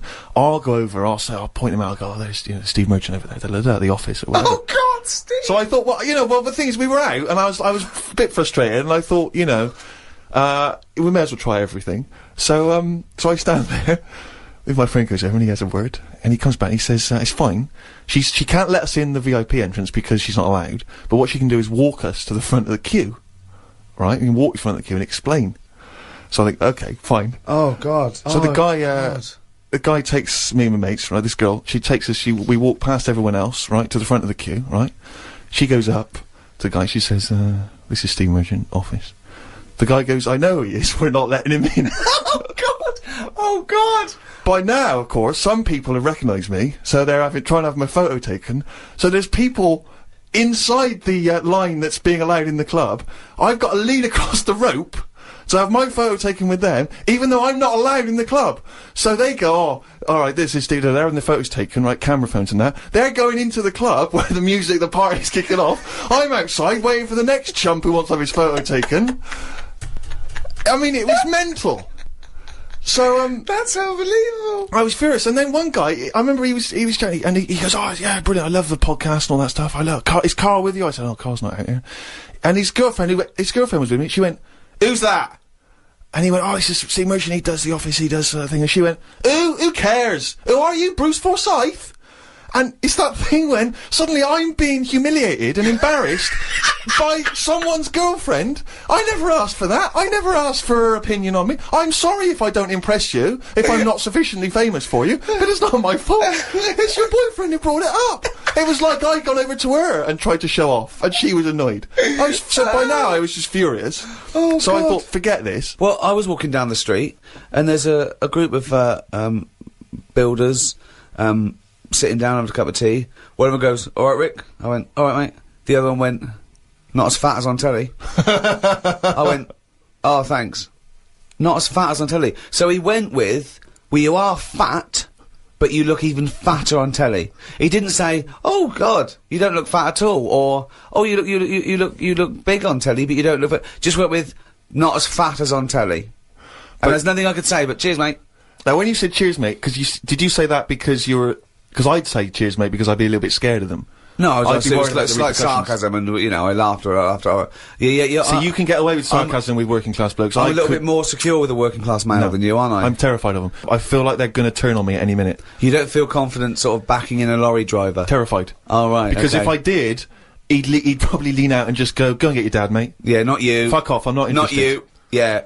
So the final stab is this guy says, there's a party I know of going on, right? Oh, blinking hell. So we go down to this party. Right, as we're getting there, as we're about to go in, he goes, now you know it's a singles party. I thought, oh, what? He says, you know it's a singles party. Oh, God. So I go in this party, right, it's all single people, right? Now, theoretically, that should be brilliant, right, if you're a singleton yourself. It's the worst kind of party to go to, because when you normally go to a party, right, and you're chatting to a girl, and she says, oh, I got to go and get a drink or whatever, you think, oh, she's probably got a boyfriend or whatever, or she's with mates, that's fair enough. But when you're at a singles party, and a woman says, I'm just going to go and get a drink, and then you just see her leaving, you realise it's not because she's got a boyfriend or whatever, it's just because she doesn't want to talk to you. You can't even kid yourself. You can't even pretend. Oh, and you dear. suddenly sense everyone judging everyone else. So you see a girl and she'll, like, look at you up and down, and then ignore you and walk on. And it's like a massive slap in the face. It's like girls coming up to you and going, not interested. Just by being there, they don't have to say anything and they're rejecting you. And so, so anyway, one of my friends has been reading this book, The Game, right, by this guy called Neil Strauss, which is sweeping a certain part of the population because it is one of those books written on how to meet women and seduce women, right? And there's this guy called Neil Strauss who infiltrated a sort of secret organisation in America of blokes who've got all these various seducing techniques, right? And one of the techniques which we've been discussing is something called negging, where if you see a very attractive woman, the theory is that she's getting asked out all the time by blokes, right? They're always coming up and saying, oh, you're really beautiful, can I buy you a drink? And that what you have to do to set yourself away from the pack is to sort of not be so obviously complimentary. So you come up and you almost sort of pay her a backhanded compliment, or you almost neg, as they say something slightly negative. So what you might say is you might go up to her and say, oh, I like your shoes, I've seen another girl wearing them in the club, right? And the theory is that she's sort of, she's a bit taken aback, she's a bit sort of thrown off, and then of course you start complimenting her, and you start building her back up again. It's very elaborate mind games. I'm not saying it's a good idea, but we've been talking about the neg, and I was chatting to a girl, and I was a little bit drunk, and I wasn't thinking it through, and I thought about the neg because it wasn't going very well, but I don't think you should say to a girl, I think your ears are a bit too big for your head. Because you know what I mean? It's like you can't come back from that. And there's nowhere else to go, because that really is just an insult.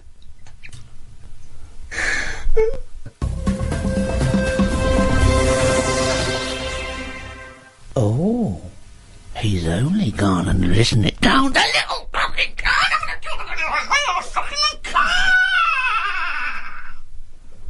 That jingle, of course, signifying yet another reading from Karl Pilkington's diary. As always, packed with rich insight into the man's mind. Had a late night last night because I stayed up to watch a programme about monkeys.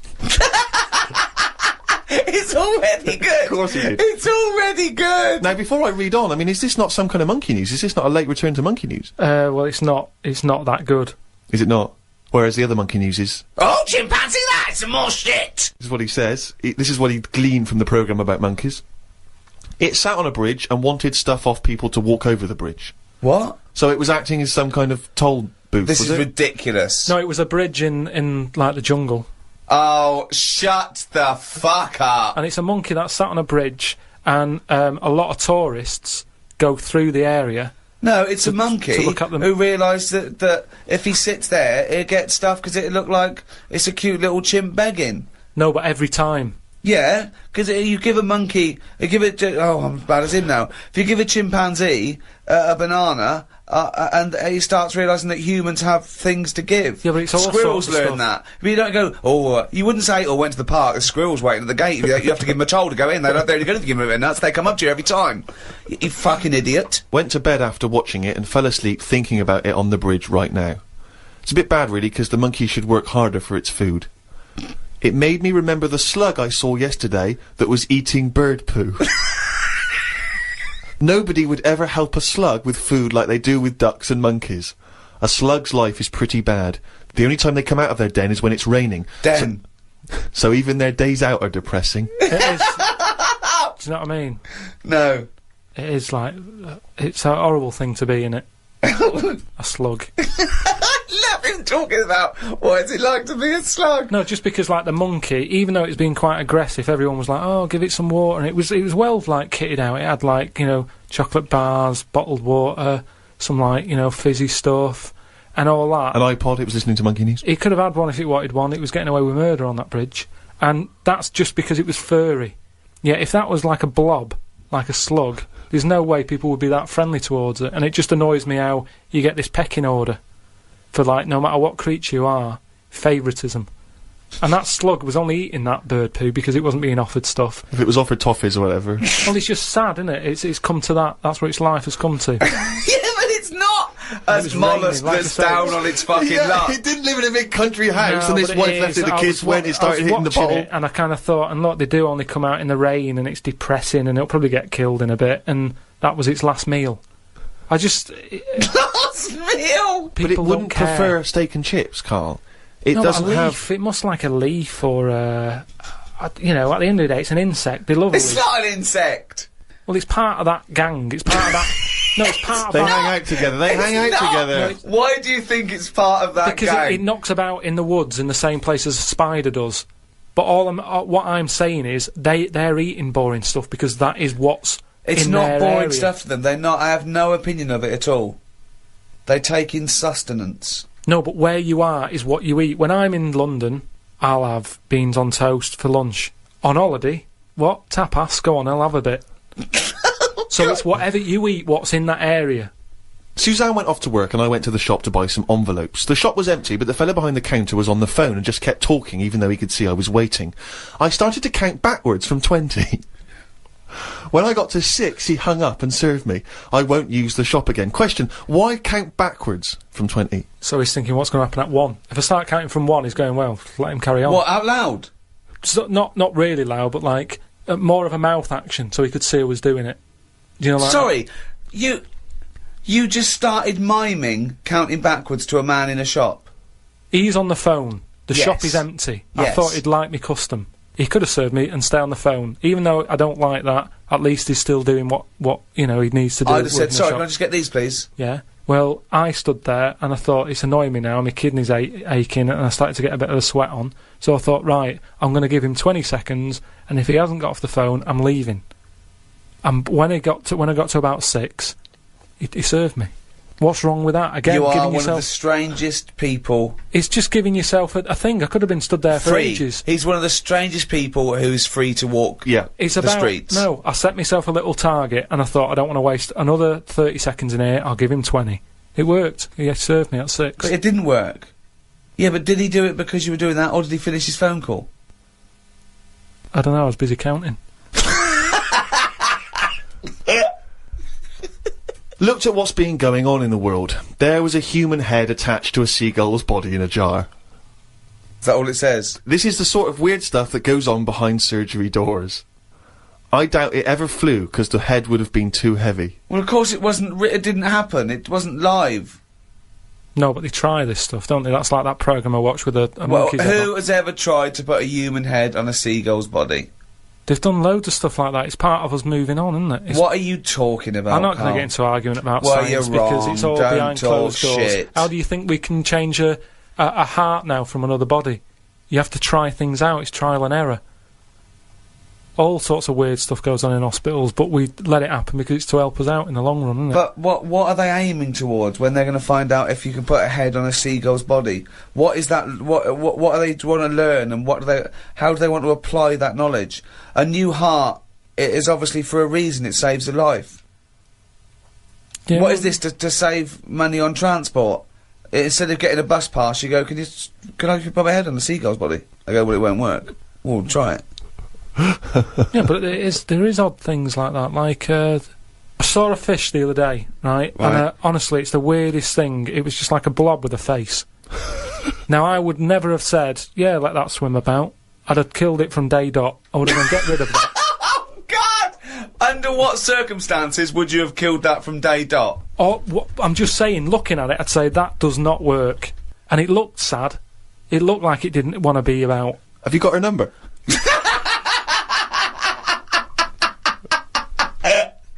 Oh, God! Oh, God!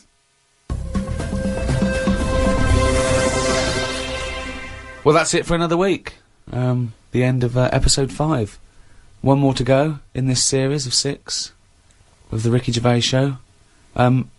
We'd love you to buy Karl's book because it is genuinely interesting and funny as a you know, just as a social experiment to see that you know, it proved Karl's theory wrong that a monkey can write a book. So it's bye from me, Ricky Gervais. Goodbye from Steve Merchant. Goodbye. And goodbye from the little shaven monkey that is Karl Pilkington. Hello and welcome to the last in this series of 6 of the Ricky Gervais Show with me, Ricky Gervais, Steve Merchant. Hello. And Karl Pilkington. All right. Karl, as you're aware, you've obviously got many celebrity fans. David Bowie is a fan, people involved with creating The Simpsons. And you've also got a new fan, Warwick Davis, who is the short actor that many people will see in films like Return of the Jedi. He also is in Harry Potter. He's 3'6", and Ricky and I worked with him recently on extras. And far from asking us about the many celebrity names that we've worked with, the only person he was interested in talking about, of course, Mr. K. Pilkington. He wanted to meet you, Karl. Yeah. Well, is he all right to get on with? Why wouldn't he be? Just because sometimes when people aren't normal, it's just... Sorry? No, I just mean when someone... Like, I've met a few little people in my time. The one that I met a little fella once, and he was all right. He got drunk really quick. But he was all right, but it took me by surprise. Only because, like I've said about when I met Steve for the first time, it's only that same thing. And then if I lived with the little fella, I'm sure we'd get on a storm. What do you mean when you met There's Steve? a TV show waiting to happen. What do you mean when you met Steve for the first time? No, we've done it. You know, when he walked in, it just a bit of, oh, he's different. But then I see Steve every week, and, you know, the same way I say I like watching Elephant Man, from the first time I watched it to the last, totally different. When he walks in the first time, it's like, oh, God, look at that. It's a mess, isn't it? When I watch it again, it's kind of like, oh, here he is, here's John. So, it doesn't... things wear off. That's like the world, isn't it? Things don't amaze you as much as you see things and you use things often. And it's the same with the little fella you're talking about. First time I see him, I'd be a little bit like, oh, what do you say? You know, what shouldn't I say? Whereas once you get to know him, I'm sure he'd be a lovely little fella. I don't know where to start, Steve. Well, Warwick, I think, suspected as much. He's offered you an interesting fact, actually. You're wearing headphones now. Apparently you wear those headphones for just 1 hour, and it will multiply the amount of bacteria in your ear by over 700 times. But why is he worrying about that? I Well, he's not worrying about it. He thinks it's of interest to you because you're wearing headphones. It's part of your profession. You wear headphones, yeah. But Warwick asks, really, what are your thoughts on short people, particularly in entertainment? Because, of course, they've, throughout the ages, made an appearance, particularly in fiction. Tom Thumb, of course, the Oompa Loompas.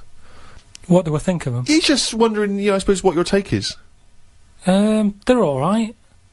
I mean, when I was on jury duty, when you go in the morning, you have to go into a big sort of waiting room, and every day I'd sort of see one pop in, and he'd be sort of struggling getting on the chair, and it was kind of something to watch. It was different.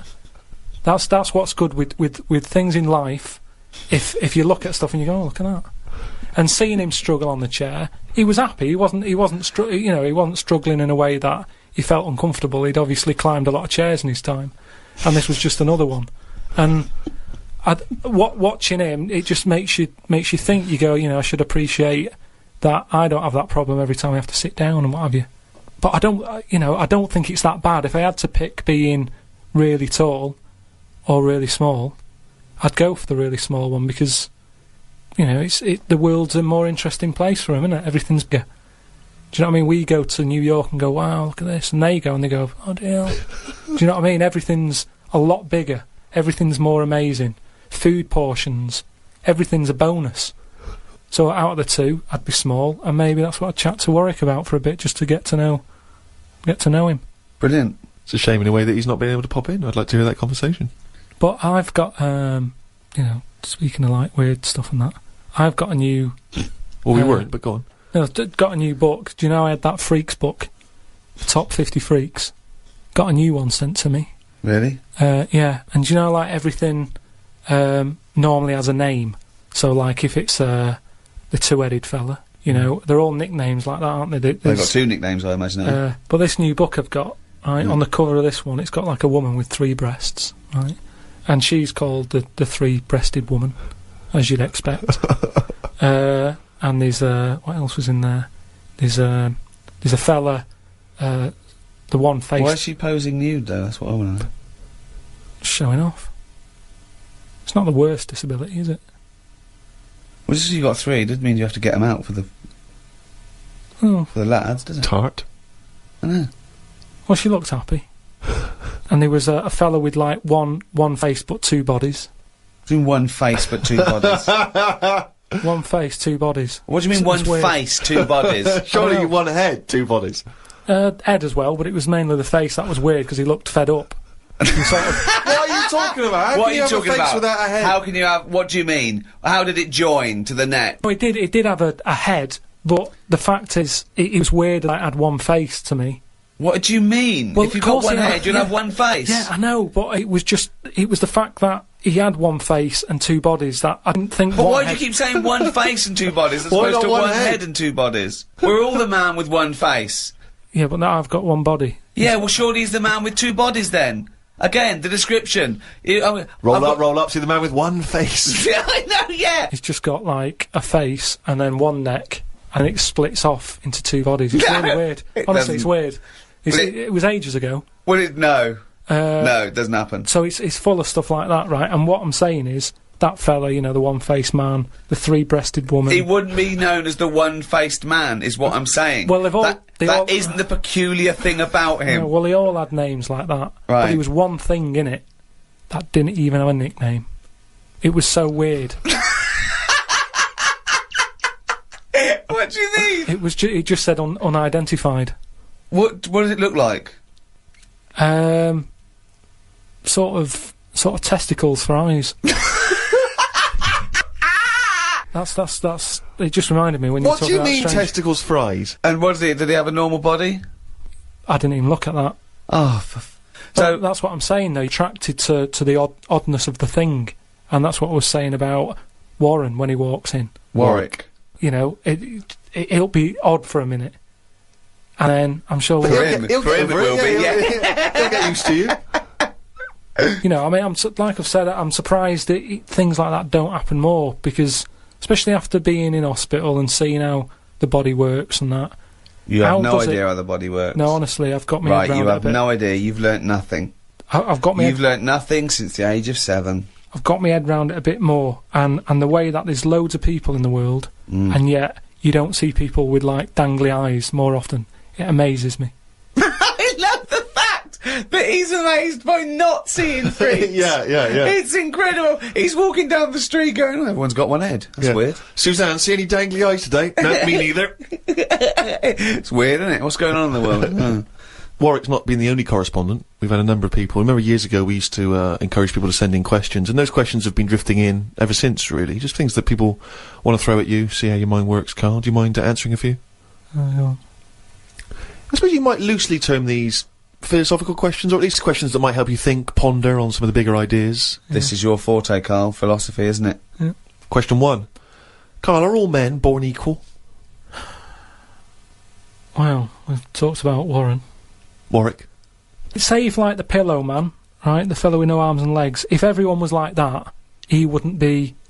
that wouldn't be a disability. He'd be equal to everyone else, wouldn't he? When someone fights for equality, it doesn't mean they want to be treated literally the same. For example, it's usually about a prejudice, isn't it? Or a lack of opportunity. Yeah. If you were... just to think of equal opportunities in terms of a job. Yeah. If you needed someone for a lookout on a lighthouse and a blind person went along, they couldn't do the job. Whereas if it was listening for stuff and you didn't give it to the blind person because you were worried about, blind people, that would be imposing a prejudice because he could hear as well as you. So if he was the best for that job, he should get it, despite his other disability.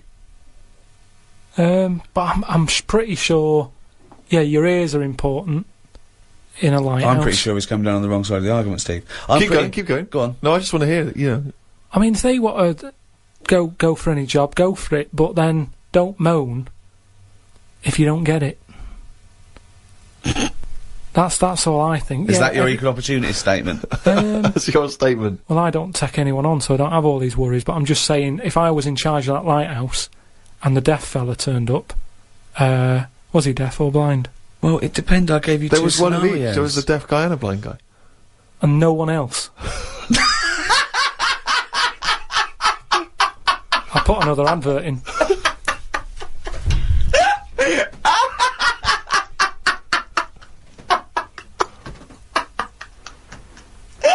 Okay, well we've got another question here, which I suppose in some respects is along the same lines. Do you believe in the notion that history is written by the victors, and consequently? Well, don't tell him what the upshot of that is. No, I was just saying, consequently, what does that mean? Yeah, sorry. And consequently, what does that mean for history, as we understand it? Just that stuff's written by the people who won it, type thing. Won what? Won whatever they did. But what yeah. But Well, if it's a war, the ones who won it wrote it. But Yeah. of course you're going to do that. That's what you do, isn't it? You shout about it if you win something. If you lose, you go, oh, don't talk about that, it's depressing. no, doesn't mean that at all. Or because they're not around. Well, it means very often if someone has conquered a nation or set up a dominance somewhere, that they keep an eye on what goes out, what's propaganda or whatever, or what's taught in schools, But it's even more significant than that, because it comes down to the very, very minute pieces of information that we see in every walk of life. Prior to black people having their freedom when they were slaves, history, or the history of black people, was not being written by black people. Therefore, it was always seen through white eyes, which often explained, justified, or excused, or dismissed, or didn't even mention many of the abhorrent things that happened. So it's hugely significant. I suppose you can bring out 2 books. There's loads of books, isn't there? I brought one out. If I can get one out, let the losers bring one out. Is what I mean. Just let everyone have a book, and then you decide. Let people decide which one they want to read. I think they did it with some story where it was like you decide the end. Okay. That was largely a pointless exercise, wasn't it? He's got no idea. Karl, do you believe that the future is fixed? Do you believe that your life unfolds as a matter of destiny? I've heard something about this, where there's some system that it is laid out for you. And even if you want, say if I wanted chicken for my tea, I really fancy having chicken. But when I get to the supermarket, the fella goes, we haven't got any chicken, you're having beef. They say that was already laid out for you, and that day you were having beef. No matter what happened. Fatalism. There's a slightly more attractive theory called determinism, where they say it's not so much. If you want chicken, you'd go to the next supermarket and you'd go, well, I'm going to find it. It doesn't mean it doesn't mean you're determined in that sense. Like you're definitely going to have chicken tonight. It means that it was determined, as in predetermined. But all determinism basically says is that it's not whether you can choose. It's whether you can choose your choice, because it's to do with brain states, and we think we have the illusion of free will because you go, oh, I have a drink, oh, I fancy Coke, but something in you happened that meant you wanted Coke. Well, this is weird, right? Because do you know how I've been in hospital, having me kidney stones done and what have you? Well, as they do in hospitals. And this is why I don't like going in them. Did I just try and explain determinism to Karl Pilkington? Yeah, I didn't want to stop you, but I mean, what am I thinking? It just made you look more of an idiot than I him. know exactly. Yeah, I feel stupid. Yeah. But I'm in hospital, right? And like I've said to you, the annoying thing is when you're in hospital, they didn't just have a play about with the kidney. Whilst they're there, they're fiddling about with other bits, right? And they're like, oh, let's have a That's feel. libelous. No, but that's what they do. Whilst you're in, let's have a prod about. They took some blood, right? And they said to us, now the weird thing is, these kidney stones you had, it was probably caused by too much calcium, right? That's what they are. They're a calcium build-up where you're not flushing it out, and so it's... Yeah. Now, the weird thing is I don't like having cornflakes. So what I'm saying is, what you were just saying there is your mind or whatever. I've asked you before, I don't know what's in charge. But, say like... You don't, do you? Say like when I get up in the morning, normally Suzanne will have some Rice Krispies. And she's like, do you want some? Right? Just have some. And I'm like, no. Now that isn't me saying no. That's the calcium. That's my body going, I don't need any milk. Don't give me milk. I'll have a crumpet. Now, bear in mind, Rick, that in the space of 3 minutes, we've gone from your definition of determinism to him having a lovely crumpet for breakfast. There's no one else in the world you can have a conversation with where you can make that distance that quickly. But it is interesting how my body... Have you ever had it, right? Sometimes I can go ages. No, your body lied to you, because your body said you don't need water, you don't need water, you don't need water. No. Oh, yeah. Like today before I left, Suzanne said, what do you want? Straight away I said, I need some leeks. Now... that operation I've had has obviously taken out whatever leaks give me. I'm lacking on that. See, I think he probably has it more than the rest of us, because I think he uses his subconscious more than us. We think about stuff. He is like the leech that is going on chemical memory. Yeah.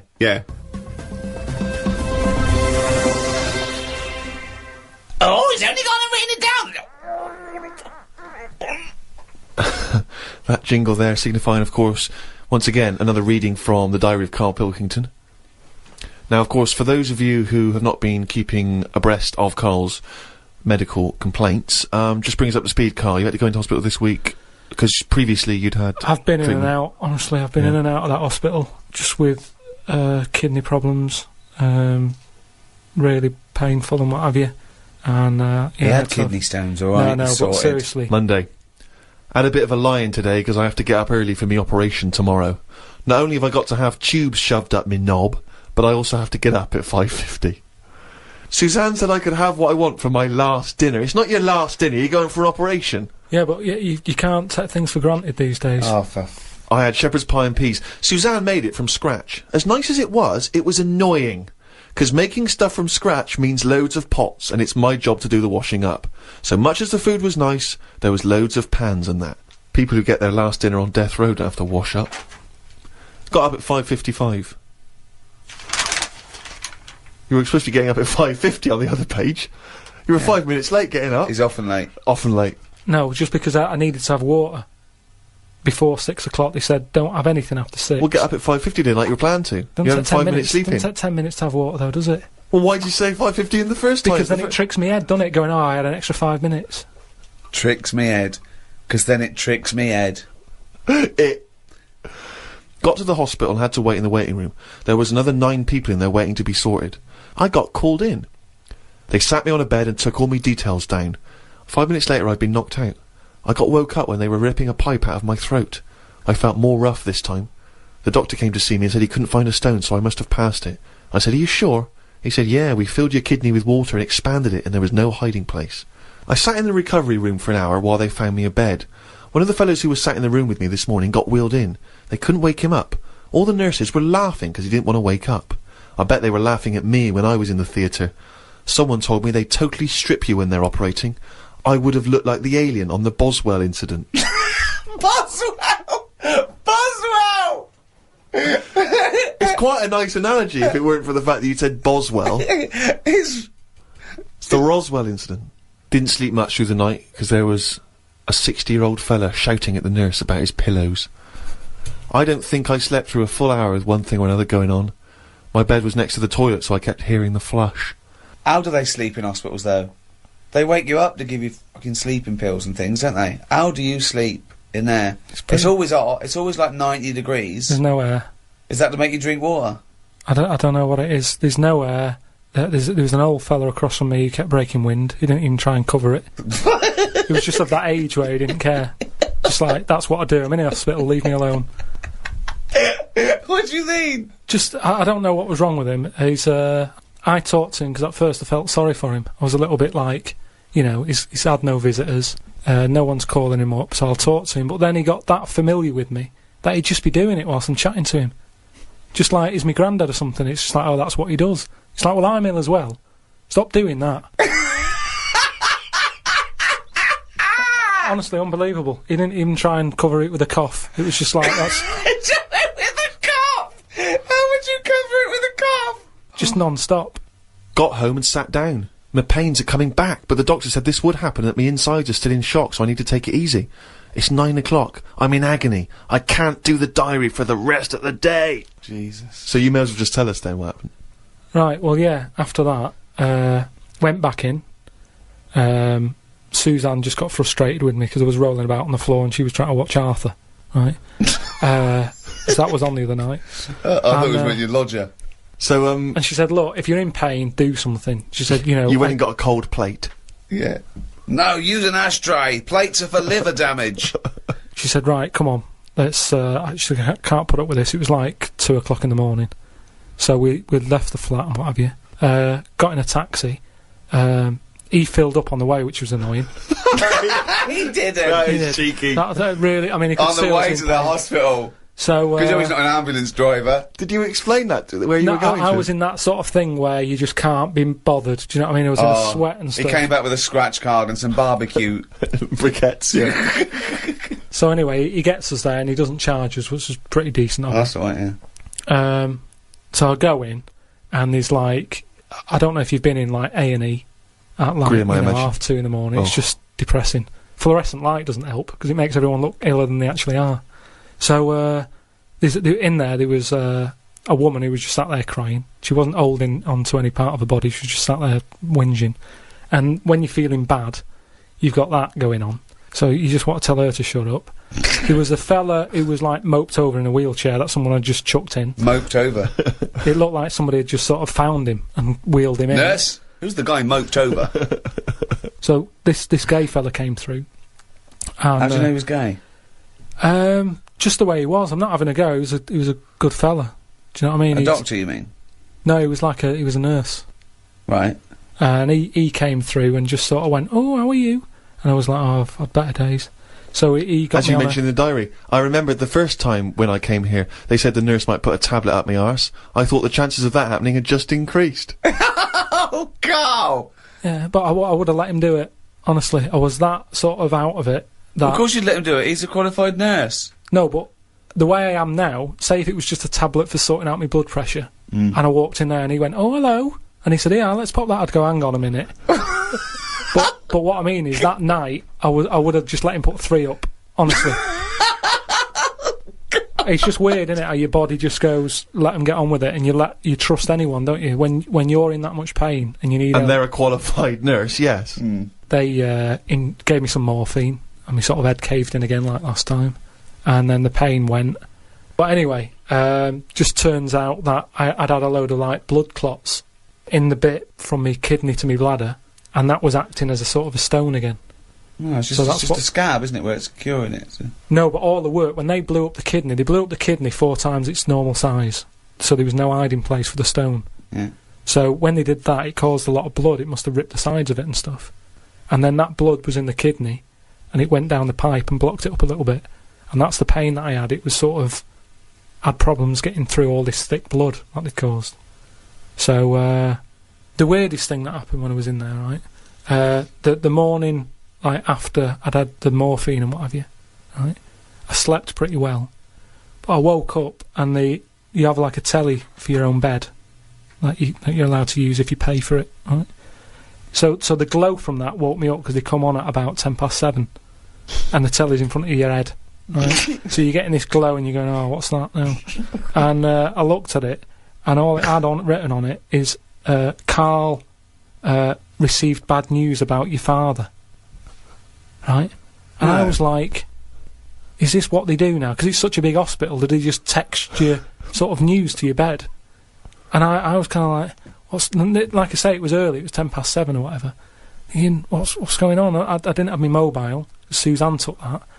And I was looking at it, I read it again, I thought, it might come up with more, like, what's up with him? Turns out it was just a review for Neighbours. It just tells you... it tells you what's on the telly that day. And there's some fella in Neighbours who's called Karl, whose dad went bad. So that sort of woke me up a bit. I had a bit of a shock then. It was kind of like... So I was wide awake at like 7:15 in the morning because my heart went a bit fast because I thought something had happened to my dad. Karl, of course, has written a poem about the experience entitled My Ward.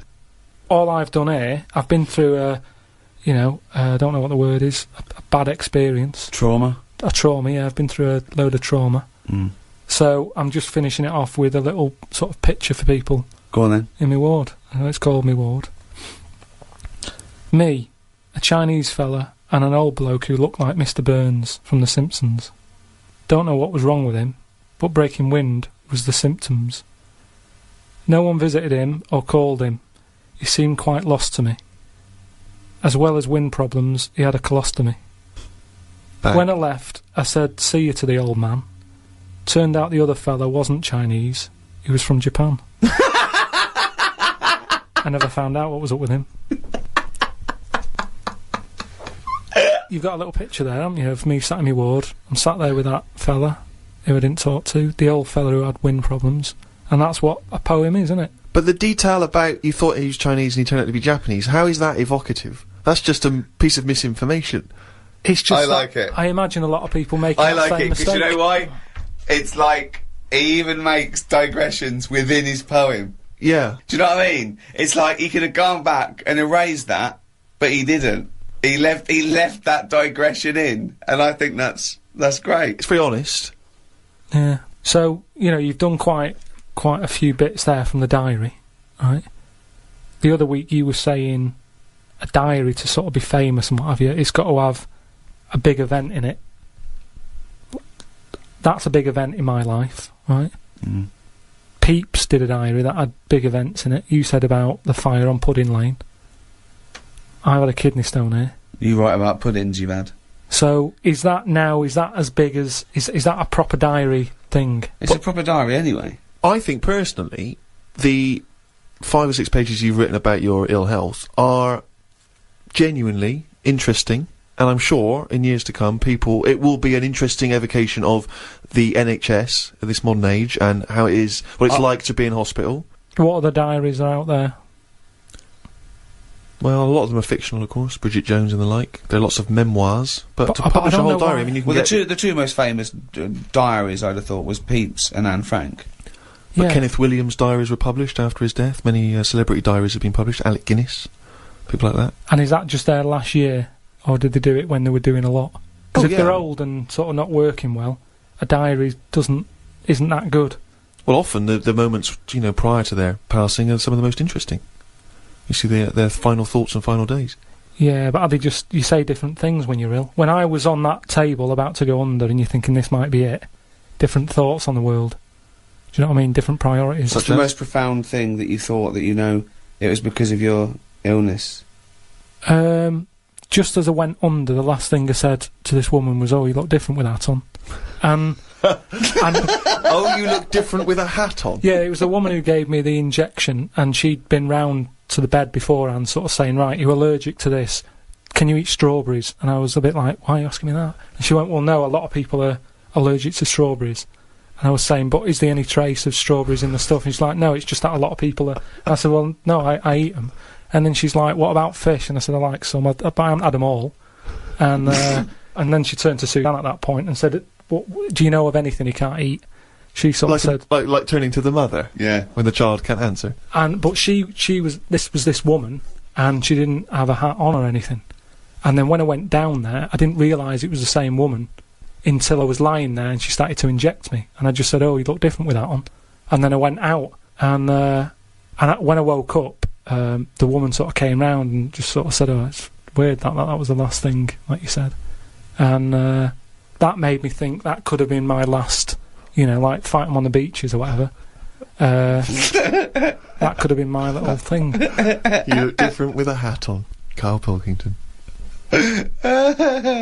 Oh, God. In its own way, it's quite wise. People do look different with hats on. I think his last words would be something like, "Can this kill you?" Yeah. Suzanne, can you drink bleach?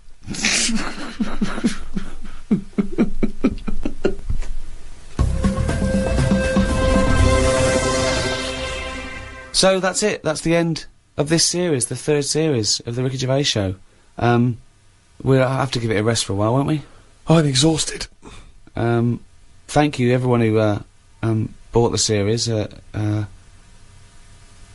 All 24 episodes we've ever done are available on iTunes. So, yeah, if you haven't heard them, But maybe we should do a free one now and again over the coming years. Should we retire from podcasting and audiobooks? We've made our point, haven't we? I think we've made the point, yeah. I mean, you always leave them wanting more. And let's be honest, we passed that long ago. So we may as well stop now in as good a time as any. So let's never say never, but for quite a while, it's goodbye from me, Ricky Gervais, Steve Merchant. Goodbye. And Karl Pilkington. All right.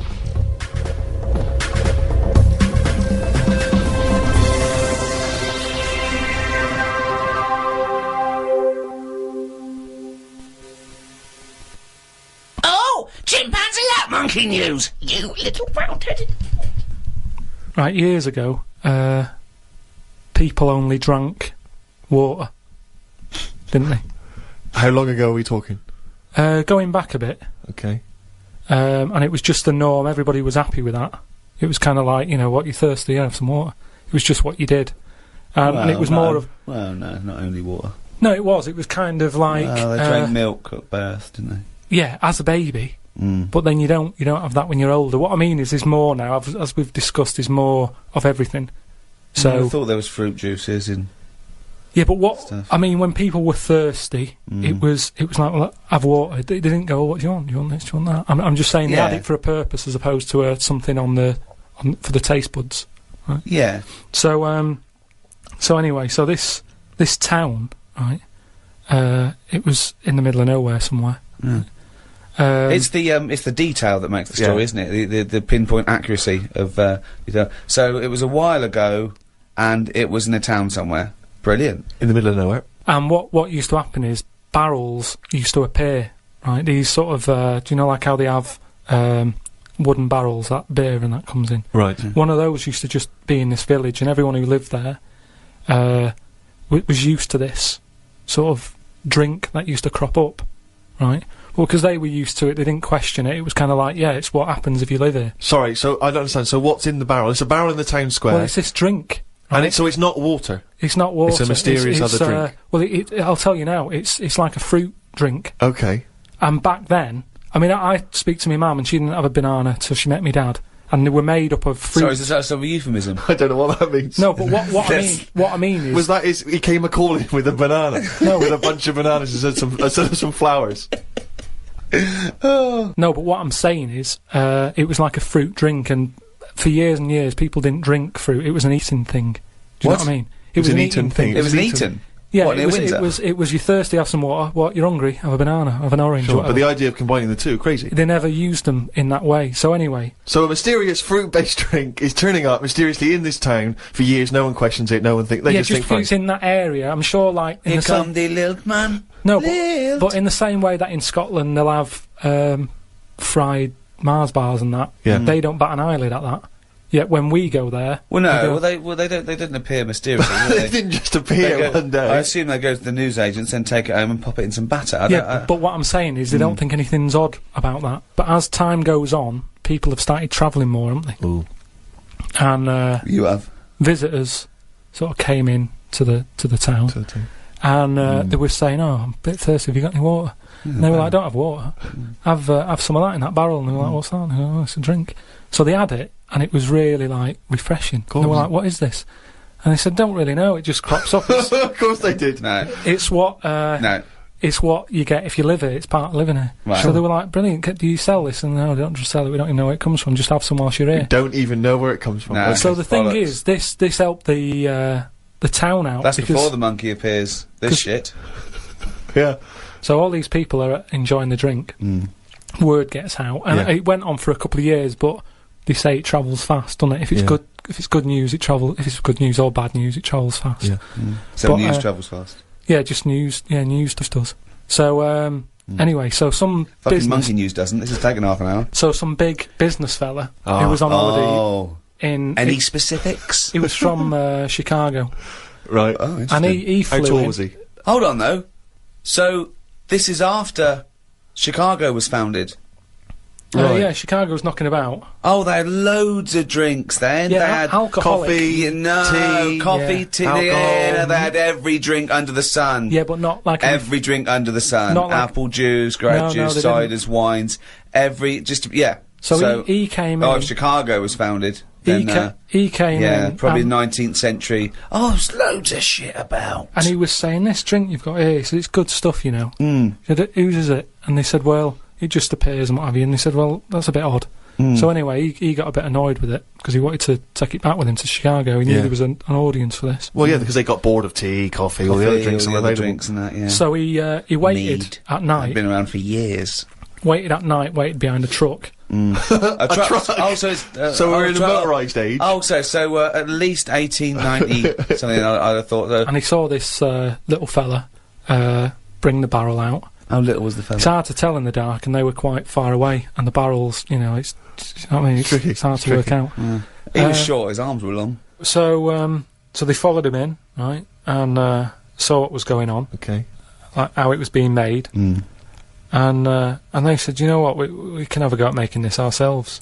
And what happened in the end, they tried to imitate it in Chicago. There was a orangey tang, right? It was made by an orangutan, wasn't it? And do you know grapefruit juice?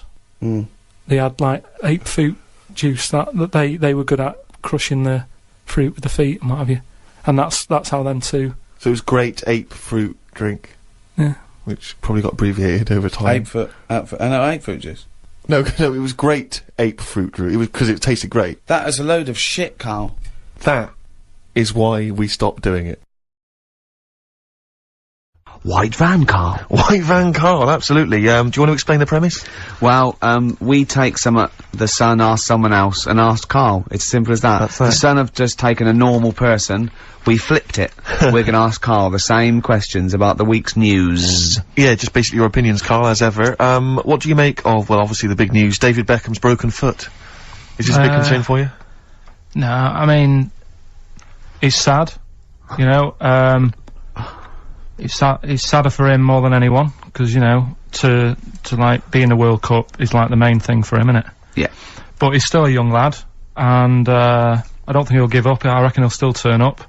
He'll be alright. And, yeah, good luck to the lad. You know I like David, I'm not gonna slag him off. Wise words. He says that like he knows him. Like he's popping round for drinks later. Yeah, like we tried to stitch you up. Go on. But, obviously yesterday, was it yesterday? I think maybe Thursday, the Sun printed a big picture of, David's, foot and encouraged everyone to touch it at midday, because hoping that this would somehow, if we all thought and prayed together, somehow that would help his foot heal. Do you believe in that? No. Any belief in that? No, you're going down the old, like, Yoragella route, aren't you? Sure. And it's stupid. Yeah. I'm sure, I mean, it's nice effort and everything, it sort of cheers everyone up. Hold on, you believe in ghosts and warlocks and licking toads. Why is that any more stupid than all those things? It's not gonna work, is it? Alright. Fine. It's rubbish. Okay.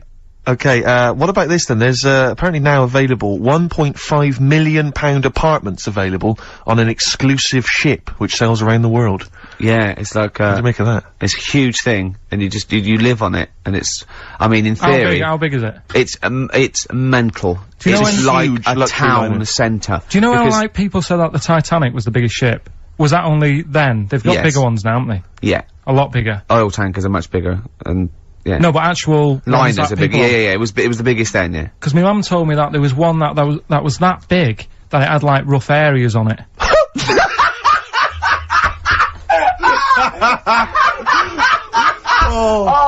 Oh,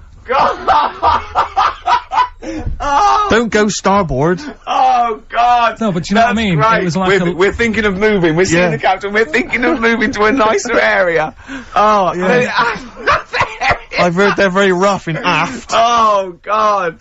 Oh, that's They steal your fantastic. tyres. A ship so big there was rough areas. Oh. how big is this one that you're talking about? Well, I don't know, it doesn't give me the specifications here, but They're it's huge, they're huge. In theory, I mean, it's that thing with, it's obviously marketing, but, they're gonna, solve, the, overpopulation crisis where soon we'll all just be floating around the sea, Yeah, but. yeah. I can see that, because, I mean, Think about it, right? I've been talking to Ricky about it. I was hoping to buy somewhere in London, but there is no way in this world that I can afford it, right? And you look at all the wasted space, like with the Thames. All it's doing is like collecting crisp packets and stuff and Coke cans, and people have to clean it up. Whereas if you got a load of boats on there, problem solved. Yeah. Would you live on a boat? Problem solved. What's his name did it, didn't he? What's that programme? Was it Bergerac? Noah. Oh, Bergerac? There was one where he lived on a boat. I think it's quite... That was Shoestring. Yeah, I'd give it a go anyway. Noah! I'd like to see you, living in the air, maybe in a giant hot air balloon. Yeah, alright. But, no, the boat thing, because it is gonna get bad as well, isn't it? They're saying that the water's melting or whatever. The water's melting, The ice is melting. Yeah. And there's gonna be more water and less land, so in the future, it's probably gonna be the way we're gonna be living, isn't it? Have you seen that film Waterworld? Nah, I don't fancy it. Because that sort of predicts that, yeah. What, are they saying that the ice thing will melt? Yeah. But at the same time, I was thinking about this a couple of weeks ago. If you get, I think I read that, like, a big chunk of ice, fell off one of the ice, what do you call them? Caps. Ice caps. Something like I think they said it's the size of the Empire State Building or something. Right. It snapped off and went into the water, and it's melted. And they say, oh, it's bad news, you know, that something that size is melting. But the way I look at it, if something that size falls into the water, it's like a big ice cube, and it's gonna freeze it up again. You with me? Not really, Carl. Go on. Right, you get a giant ice cube, the size of the Empire State Building, stick it in the water, it's gonna make, it's gonna stick back on again, isn't it? Well, no, only if it freezes up again. Yeah, well, it will freeze up. The water's gonna get cold again, because you've just put a giant ice cube in the water. So when you put an ice cube in a drink, the drink doesn't freeze, does it? No, the because ice melts. If you put one the size of an Empire State Building in your glass of Jack Daniels, it's gonna make it freezing. It's not going in a glass of Jack Daniels, it's going in the ocean. I know, but I'm using my fables. Imagine a world. Use your brain instead! Imagine the world, imagine the sea, Yeah. like the Arctic or whatever, as a glass of Jack Daniels. Okay. A big ice cube falls into it. Yeah. It freezes, it melts back on again. So we're alright, I don't know why everyone's worrying. God, thank God for that, I was getting panicked. Oh, fine. Do you understand what I'm saying? Yeah, no, you're right. Yeah, that will happen. Got another one there? Well, it's just your thoughts really on the Queen Mum's very British send-off that she was given this week. Yeah. What do you make of all those people queuing up to see her? Did you think that was incredible? Right. Well, what we said last week, you know, there was I don't quite understand why there's so many people there, who were, like, getting really upset. Do you know what I mean? Really upset, crying and stuff, and, you know, you can lose someone who's, like, related to you, and you don't cry like that. You sort of sit there and you think back to what you did with them and stuff, and then that's it. But, the queue thing, wasn't it, like, miles long and stuff? Yeah. It was, yeah. Right, I was sat watching this with Susan. 12 hours queuing. Yeah. It never got to 12 hours. It did, but It that was did. the estimated time. Now, But how you know- long is a queue when they're just, like, you know, walking along? Think how far you can sort of, like, you know, stagger in 12 hours. Incredible. It's been ridiculous. God. Yeah. But, again, you know, if they want to do that, it's their time and that, innit? And Yeah. it was at the weekend, so they could have... It's not as if they got out of work to do it. No. You know what I mean? They used their own time, so good on them.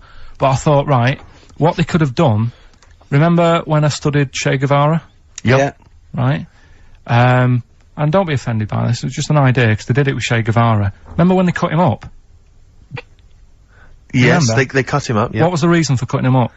Well, they cut up Che in order to try and, you told us that they were gonna send bits of his body to Fidel Castro and various other people, wasn't that right? As a warning, wasn't it, though, to all the people, like, one to... Yeah, my understanding was that they cut him up in order to, so they could bury him in different places, so that there'd be one shrine. There'd be, not one place that you could go to in order Right. to Well, a sort little of make bit him into like a monitor. that. A little bit like that. I've, like, I can 6 vaguely queues. see where this is going. 6 queues, and it's like, number 1, you can, you know, go and pay respect to her head, or whatever. Oh, God. No, but I just was thinking the way of speeding it up. I'm not having a go, because they haven't done it, so it doesn't matter. God. But they did it with Che Guevara. Yeah. Everybody would have felt like they've got close to her, and it would have speeded it up. No, I mean, but I can understand. Can I just the head. say that genuinely, Karl is not being disrespectful here. This is his best idea to cut down the queues. So don't phone in. He's not suggesting we should have done this. He genuinely Well, he is. Well, but I mean, he's not doing it to be nasty or wacky or, you know, he thinks this is a good idea, so... Can I just throw a Because they did it thought with at Che you? Guevara, who was like a powerful man, he did a lot for the world and what have you. Yeah. And Are you aware that I feel slightly responsible for this, because have you heard of the quote, a little knowledge is a dangerous thing? yeah. Okay. Steve, next one? No, just a very quick question. I can understand those that have queued for 12 hours to see the head. I'd be a little bit annoyed if I got there to find a toe. I'll tell you what, though. I'll tell you what they could do without chopping her up. They could put about 9 queues, each could see each hip she had. That's true enough. Because she's done about 9 of them. Yeah. So it'd just be, if you want to see the whole body, it's a 12-hour queue. If you just want to see a couple of the hips. Here's another suggestion for you, I've just thought, right? What? Instead of everyone queuing to see her, why not put her on a trolley and wheel her past everyone else? Running. So Yeah, you could have some students on Rag Week, they can combine it, like when they're always pushing a bed. You know, they could just run it along the queue. No, That'd be fantastic. That'd be disrespectful. Right, as opposed to the chopping up. So, Sure. Right. but just an idea. Just I apologise now, anyone's offended. Anyone offended, I'm sorry, but Yeah. Okay, finally, this is more frothy. Liz Hurley lying low, apparently, at Elton John's house to try and avoid the press now that she's had a child. That's a good place to go to avoid the press. Exactly. Yeah, yeah, Elton John's house, yeah. Everyone seems to be friends with Elton John, don't they? Every celebrity's when friends did with... pop into Elton John's house? What is he running some sort Well, of... it was like when Robbie Williams was a drunkard and a drug addict, he went to Elton John's. Yeah, you know, and who's the Elton other fella helped that him. went there as well? What's someone to recuperate and shoulder to cry on? Is he giving out false passports? But I and, don't know like, if people have seen his moustaches? history. He's not the man of, you know, I mean, I know he's cleaned himself up now, but, you know, maybe that's it. Maybe he's got this kind of insight into how to deal with celebrity. Yeah. What do you think, I Karl? think it's just genuine mates with him. I think he's just suppose like so. a friendly I bloke. think she's been doing too much lying low in the first place. That's part of the problem, isn't it? High five, Karl. That was a genuine joke from Karl there. And he's so proud of himself. Look at his little face. Too much lying low. Oh, that was No, White but I Van agree Karl. with you. Why can't she just go around to her mum and dad's or something rather than Elton John where everyone's looking? Yeah. Yeah, Yeah. that's the point, isn't it? Yeah. White Van Yeah, White Van Karl. I mean, for those that don't know, we do this, We on asked this Karl the questions that the Sun asked someone else. That's right, the Sun every day asks, some, you know, average Joe, his views on the week's big stories. Karl, let me ask you now, what do you make of Prince Harry smoking openly at a polo club? Are you aware of this story? No. Was it? Go on. Prince Harry, you know that he's one of the royals, Yeah. and he was seen smoking openly, a fag, a cigarette, at a polo Third in ground. line to the throne. Something like that, yeah. Imagine that. Someone smoking a cigarette is third in line to the throne. A cigarette, Karl. Is it a non-smoking polo club? Do you know, I don't know, but if it were, would that make things even worse for you? Well, No, yeah. seriously, what do you make of it? This is, you know, the whole, you know, the furore is he's a role model, you know, he's a royal, should he be seen puffing away in a public place? I don't think it matters, does it? Not a concern for you? How old is he? Is he old enough to smoke? I think he probably is, yes. Right, yeah. Well, it's fine. I think the trouble with this role model thing, with anything that's legal, it should either be illegal or not. Yes. I just don't think you can impose things like that, because you could say that it is bad for you, and it is bad to start smoking, and it really is bad for you, and you know, it causes cancer and everything. But everyone knows that, don't they? Well, yeah, but you should either make it illegal or shut up about it. Sorry, this is Karl you're asking, isn't it? I am indeed. Sorry, So we can throw these questions your way as well, if you fancy. Sorry, yeah. It doesn't matter. But Karl, what are your views generally? I mean, it's obviously cigarettes are perfectly legal and so on, but what about stronger narcotics? Because I know you're very scared of drugs and stuff, aren't you? You're Yeah, very... I'm not a fan. I don't No, what's your concern? What's your worry? Just like, you might get into them. Sure. It's like, you might have them and go, oh, this is alright. Exactly, Karl. Exactly. Although I was talking to you about it earlier, and you weren't very sympathetic about a lot of young people who have perhaps gone to crack or smack. Didn't you describe it as their own fault? Sometimes it is, isn't it? Yeah. I mean, I could have turned to it where I grew up, but I said, well, don't want to do that, it's not good for you. Sure. And I avoided it. You turn to ghosts. So you've got So- no sympathy for anyone who's a drug addict? It's their own fault, is your... It depends, doesn't it? Sure. Do you know what I mean? You can be an addict if, I don't know, something, I'm trying to think of a nice way that Well, you most might people end up... start on stuff like that because something really traumatic's happened to them. Very few people go out for a laugh one night and go, let's all try it. Sure. So, you know, but, yeah. Just anyway. say no, I suppose, is the Just say attitude no, in the end. listen to the cast of Grange Hill. Now, this will scare you. Now, this, Karl, you will be a little bit unnerved about this. Have you seen the film Jurassic Park? Yeah. You know what happened there? Well, according to the Sun here, it says scientists are planning to clone mammoths for a theme park. Look at his face, look at that, he looks like a dog caught in the headlights of a car, he's terrified. I love Karl. He sprung to attention Karl. there. Is that the best news you could have? Man moths.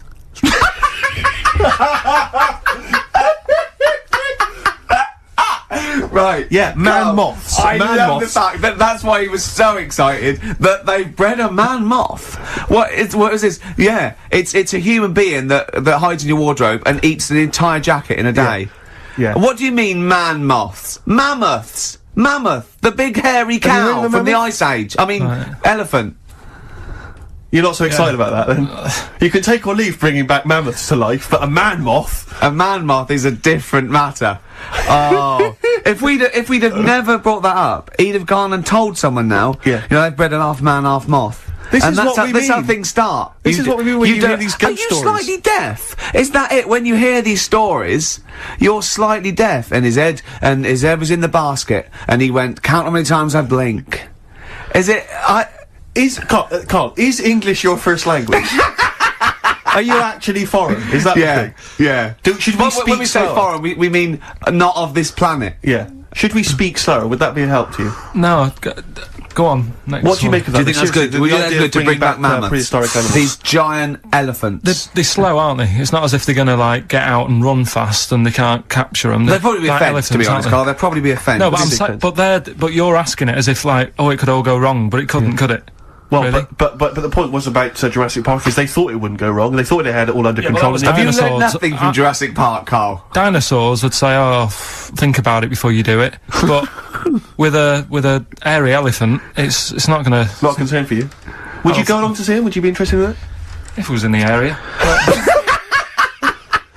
He's the best. He's great, isn't he? I'd love a queue, Nothing right? impresses No, him. but what I'd like to do is Karl sitting like Yoda in a little cave, and I'd just like to see people like Tony Blair and, you know, Stephen Hawkins in a queue, and they go and say, Karl, got a bit of a problem, And thinking of cloning a man and a moth. Yeah. Problem? Not an issue. No, if I'm in the area, I might cruise around and have a look at it. Otherwise, just don't send it near my clothes. Oh, that's fantastic. So it's just for a second. What's as the words man moth came into your head, how excited were you? I mean, were you both terrified and excited?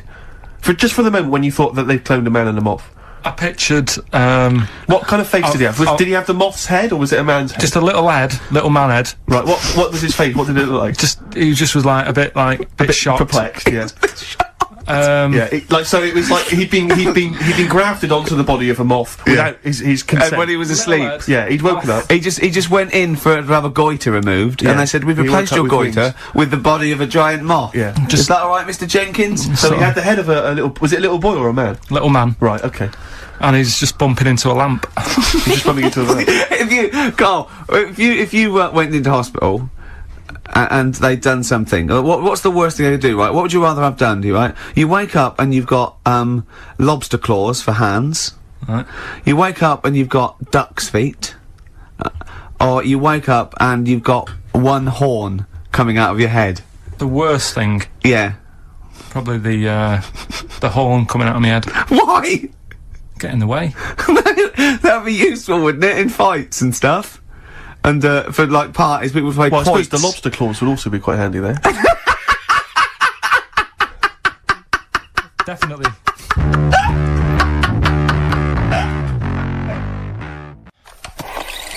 What confuses you? When you look out your window, what confuses you with the world? What do you walk around going, oh, that's a bit weird? I remember, when you were in, Edinburgh, you were confused because you saw someone putting a parking ticket on some rubbish. Which confused you. Yeah. That was weird. Yeah. The world's a crazy place, isn't Sure. it? I mean, whatever you look at, you can. Do you know what I mean? Like what? Like what? Oh, anything. I mean, you could look out the window there and you'll see something. You go, why are they doing that? What are they doing that for? Yeah. I'd say this maybe we should bring back White Van Karl. There's some interesting questions this week, Rick. Yeah. We could pull that out of the bag if you're interested. Shall we do that? Just get Karl's take on the world's. Let's do it. views. I think we set Karl up again in the last hour as a person that people want to know his opinions on the world. Yeah. Well, if you're not familiar with it, on Saturdays the Sun newspaper asks a typical white van driver questions his opinions on the week's news, and we thought we'd throw these in the direction of Karl. Yeah. Good. And then, what do you make of this teenage thug, Karl, Mickey Carroll, who spent 4 months in jail and he's won 9.7 million on the lottery? Is that justice? When you think of all the good people that are going hungry, and there's a lad there and he's won. Did he buy the ticket before he 9.7. went in? No, I think he bought it once he'd come out. So he's done his time. He's done his time. Fair enough. Then he's been punished. Yeah. Right. bought a ticket. He's had a lot of bad luck. Now he's having a bit of good luck. Right, next one. Are you concerned that now he's got all that money, he could turn into like a sort of mastermind villain? You know, like a James Bond style villain? He's got a criminal streak, we know that. Is that a concern for you? I mean, we imagine don't. that. He could build some kind of underwater fortress. We don't, with my lawyer's hat on, we don't know that. Yeah, well. Well, he'd have to prove that he didn't have a criminal streak. I'd say so you've been in jail for 4 months. Yeah, but sometimes people are bad because they haven't got any money, so he might be an angel of gold now, or whatever the saying is. 1 in 5 children aged between 11 and 16 go on booze binge sessions at least once a week. That's terrifying news, isn't it? Kids, they know too much now. Yeah. You despair. No, right? Yeah. Listen to this one, right? Go on. My dad had me niece in the car, right, running her to school one day, and she was in the back of the car with a mate, and they chatting away about stuff like kids do. And they got onto the topic of one of the mates, who they said, I mean, you've got to remember, my niece, this point, was probably about 5 or 6, something like that, right? In the back of the car, talking about My Little Pony, whatever it is they play with. Subject changed. Oh, that Lisa in our class, she's a lesbian, isn't she? Right. That was that's what they were talking about. Yeah. Chatting away about it. Just openly talking about lesbianism. And probably, you know, this is the topic that they're talking about in the pub when they're having one. Out drinking. Yeah, but they might have thought a lesbian was a funny word or something. You don't necessarily know the ins and outs of it, do they? He's weird though, isn't it? Because when I was younger at school, you didn't you swore a little bit, but it wasn't like major swear words, and you sort of did a little bit of nicking, but nothing like they get up to now. I mean, my girlfriend, when she was about 7 or 8, she was walking to school with her mum, and she called her a C-U-N. Right? You are joking. No, she said, because she thought it was a big. She said she thought it was a big furry animal. So she was being nice, and I remember, where'd you do that? Where'd you do that? Like, just heard it at school. So they might not know what it means. Well, I tell you, I'm gonna have to use kind of euphemisms here to tell this story, but when I was at school, I learned, the stronger version, it's not the same word, but it's very similar with one letter changed. I'm gonna use twit. Yeah. You know the word I'm thinking of? Yeah. But I'm gonna use the word twit to replace it, right? And I went round. You think they're twat? Yeah. That's what I'm thinking of. And, so can I say it? Am I allowed to say it? No, it's weird though, because hang on, some people from Cornwall use that like saying twit. So, if people listen in Cornwall... Do you know what a twit is? A pregnant goldfish. Well, I learned the stronger version of twit. Yeah.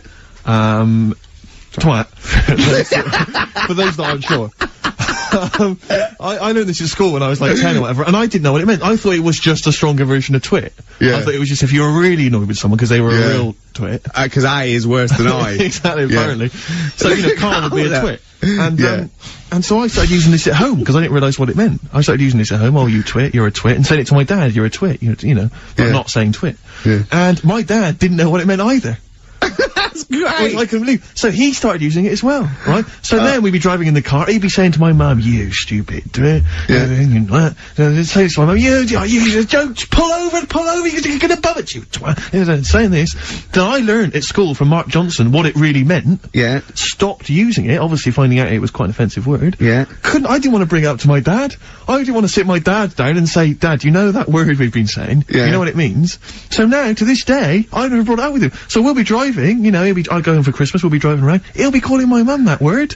Left, right and centre. I think she knows. I think she's just embarrassed. Or she's just upset and she knows what it means. She goes, why does he keep calling me this terrible word? But he's the only one, I think, in our family who doesn't know what it means. No one's got the guts to say, I don't know whether I should tell him this Christmas. What a twat. I know. Right, well, it's time for White Van Man, which is where we ask Karl the questions that the Sun asks someone else. Exactly.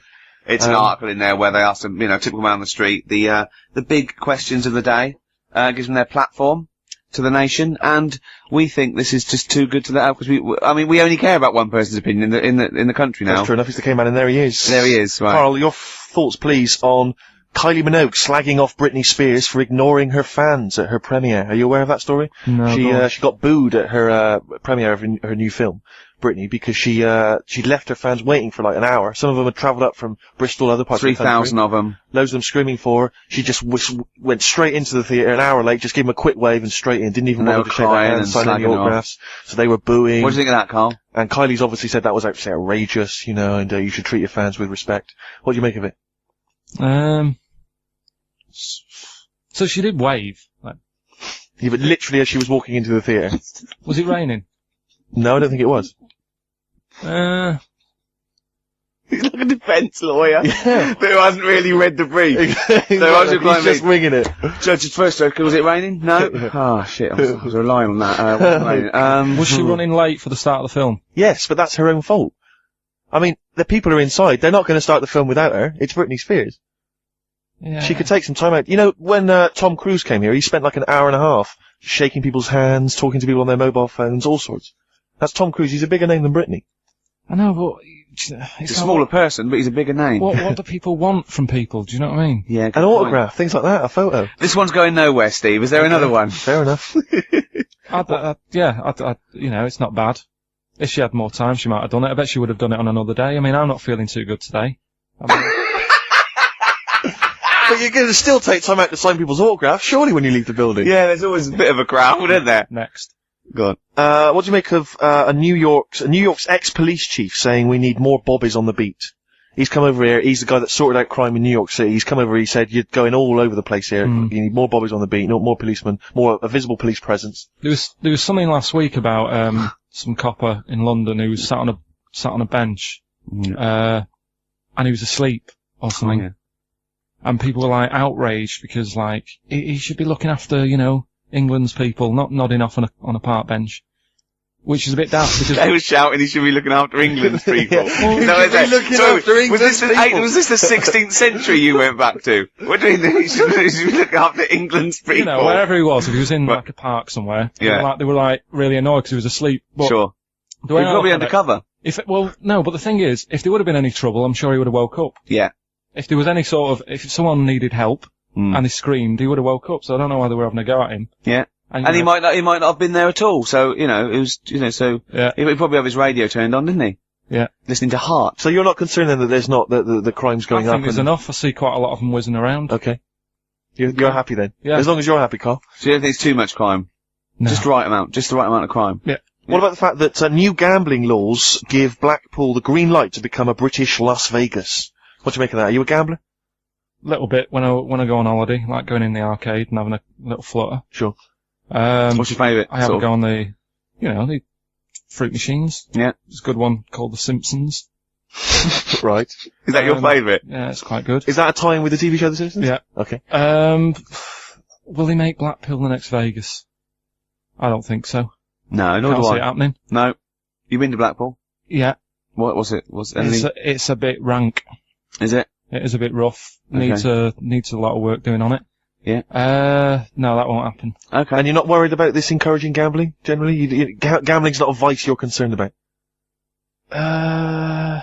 If you're a gambler, you're a gambler. Do you know what I mean? If Blackpool isn't done up, they'll go somewhere else to have a flutter. Sure. So it's not going to make any difference. Okay. No. Okay, jolly good. What do you make of the So Solid crew's Ashley Walters being jailed for 18 months? Obviously not a very good example to his young fans. He should have got more. Do you think? I had a dream about him the other night. Go on. About the group itself. Okay. I had a dream that... Were they all there? Because there's a Yeah, lot of them. all of I them. couldn't remember all their faces. To feature in a dream. I had a t-shirt on. He had etc. Exactly, He had yeah. two of them, he had etc. Yeah. I had a t-shirt on. You had a t-shirt on? Yeah, and it said on my t-shirt, So Solid Poo. And I was walking down the street and they came towards me. And they were Wow. just about to beat me That's off a and I woke up. great dream. That's amazing. That's an amazing I love that. dream. That's- we've For all a had- 30-year-old. We've all had that anxiety dream. Oh my goodness, what if I meet the So Solid crew and I'm wearing a God. t-shirt that slags them off? Oh, I don't believe it. Yeah, you know, yeah. So what happened? Did you get beaten up in the It was dream? one of them where I woke up. Do you know I've been telling you that I keep getting them things where you feel like you're falling? Oh, yeah. It was the same sort of thing. It's You like, know I'm not a real psychiatrist, don't you? You should, you know No, what I but mean? you do know a lot about a lot. Yeah, I do. Thanks very much. And, you know, if I'm at home talking to Suzanne about something and I don't know the answer, I think, right, I'll ask Ricky that one, Yeah. see him. Yeah. Thanks. But you know that, I think you might have mentioned before that apparently if you die in a dream, it means that you're dying in real life. Yeah, well, that's it. If you don't... But apparently if you get beaten up by the So Solid crew in a dream, it means you're being beaten up by them in real life. Yeah, that is true. So you probably woke a up lot with of people have pummeling been your joking. Yeah. Terrifying. Absolutely terrifying. So yeah, lock him up for longer. Okay. Finally, what do you make of Halle Berry becoming the first black woman to win the Best Actress Oscar? Did you see her speech? Got on my nose. Did it? I mean, you know, it's good that she won. You know, it's nice for anyone to win an award. Yeah. But she did go on a bit. And, you know, I've been in that same sort of position. What? Collecting an Oscar? Well, I got, what they used to do at school is, Okay. if you did a full month without being off, you got a gold certificate. Okay. And I did a month once without having a day off. And Sure. I went up, and I didn't make a fuss. You didn't start crying. Can't play a record, mate. Well done then. Were you the first kid in your school to do that? I don't think anyone else got the certificate. It was only because I was never in. They tried to encourage me. It was just for you. They mounted an entire ceremony just to Karl encourage you. We were halfway through White Van Man. We were before indeed, yes. Those lads came in. Getting Karl's views on some of the big stories of the week Yeah. from the news. Karl, what do you make of the fact that the British Olympic curling team won a gold medal? I watched it. Uh-huh. I thought it was really good. The only thing that's getting on my nerves now is like, what was that? Is that a trombone player just sneaked in? That was me moving this microphone. Right. That was incredible, wasn't it? Yeah, What an go on. amazing noise. The only thing is, That shouldn't sound like that, should it? That's incredible. What a shoddy tin pot station this is. Well, we know that. Sorry, Karl. Go on. is like in all the papers now, in like the, the Star and the Sun all week, they've been like traipsing models over a bit of granite. Do you know like how those things are made out of granite? The things they throw. Oh, yeah. And it just that bit annoys me. Okay. The Daily Star? No, the way that this sport nobody had ever sort of heard of it a couple of weeks ago. Yeah. Sure. We win a gold medal. Yeah. And now in the papers it's like They've gone crazy. They've gone gone curling mad mad. over it. Yeah. It's a good game now. Yeah. Good. Okay, next. Alright, good. Let me see. What about the fact that the world's tallest man is living in a semi in Neasden? It's alright, isn't it? Something that someone told me in the week is that, do you know all these tall people like this guy? Yeah. Which is a bit weird they've only just found him, considering he's the tallest man. I think that's a bit weird.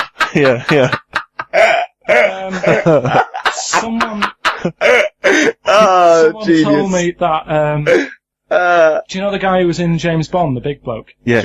Jaws? He's got the same illness as this bloke. Right. And what it is... It's called tall. It's something about... You're suffering from tall. You've got a small tumour or something just behind this part of your head. Yes. Oh, yeah. Just sort of in the middle of your eyes. Yeah. And the pressure on that makes you grow really tall or something. Yeah. So he needs to get it sorted. That's your advice to him. Yeah. Get it sorted. Okay, very finally, Karl, this is important. This is, just projecting into the future. It's sorted. Just projecting into the future now, K-Man. Apparently, global warming will bring sizzling summers and weird wildlife to Great Britain in the future. Are you worried about that? How soon? Soon enough for you to worry. Yeah, it's pretty worrying. Okay. No, You wouldn't prefer it to be sunny here all the time? because with hot weather comes weird spiders and that. See, I always think we're quite lucky here. Yeah. If you live in Australia, you might have the sun and stuff, but you've got like deadly snakes, Yes. Yeah. which are death. Did you know snakes are death? Snakes are death. They don't have ears. Okay.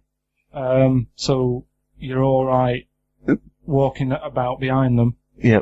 But if they see you ahead of you, You know. you're in trouble. But yeah, with places like Australia, people go, oh, it's great, it's sunny, but they don't talk about the spiders and They keep the spiders. lizards Yeah. and stuff. Quite. So I think we've got a bit of both the best worlds. So you're worried though about in the future, like, vultures flying through the sky, we've got various creepy crawly snakes. You concerned about that?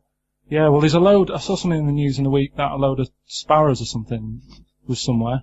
Maybe that's the start of it. That's an interesting story. Was that front page or? There's a load of sparrows somewhere. No, Read all about it. Sparrows somewhere. Some sparrows somewhere. Sparrows somewhere. Load of sparrows somewhere. Sparrows somewhere. there you go. Anyway, Excellent. That's Thank you great. very much, Karl. That's Karl giving his views on the news. don't do that next week. Why not? I just don't like it. Why? Pressure. It's not pressure. You did brilliantly. Yeah.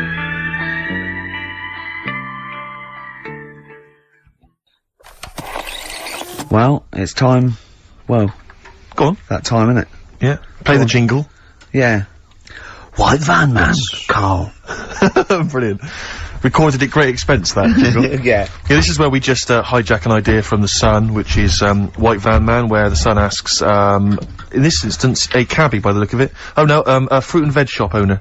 Ours is slightly different because the Sun sort of like pick on a perfectly normal member of the public. Exactly. So that's where we've got the the upper hand. twist. Yeah. And they ask him about the the hot potatoes. This week, Karl, my first question to you, well, your thoughts, please, on the criticism of the BBC over their coverage of the Queen Mum's death. What do you make of this? You're aware of all the criticism that Peter Sissons asked some probing questions? No, I thought it was wore a just burgundy tie. I thought that's it. Yeah, he just had it didn't show respect. He just had a burgundy tie on.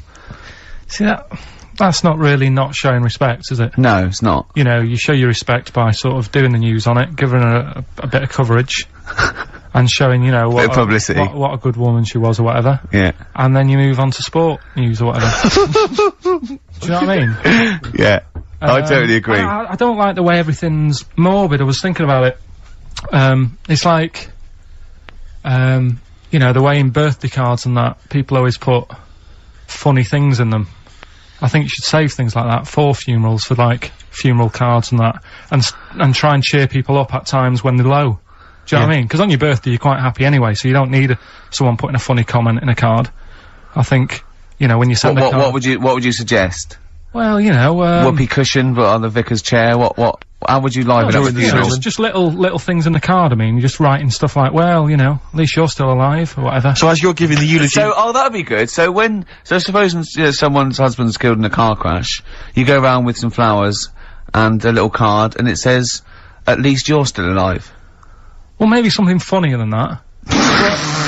well, maybe like if you got up to give the eulogy during a funeral, just wear a pair of comedy tits. Yeah, or those glasses that are eyes on sort of springs. But why has everyone got to be so sad about someone dying? No, what annoys me is that when you see the people on television, they sort of members of the public, and they're crying about the Queen Mother, who was sad when anyone dies, sad when anyone nan dies. She was 102, and I mean, it's sort of like I think they should cry. Well, there's a picture in the paper today. I don't understand it. There's a picture in the paper today of various people who were lining the funeral kind of route yesterday, and there's a picture of a very young child, maybe sort of 5 or 6, on the arms of her dad, and her head bowed, and it says a young girl there weeps for the Queen Mother. And I was looking at it, and you can tell she's just tired.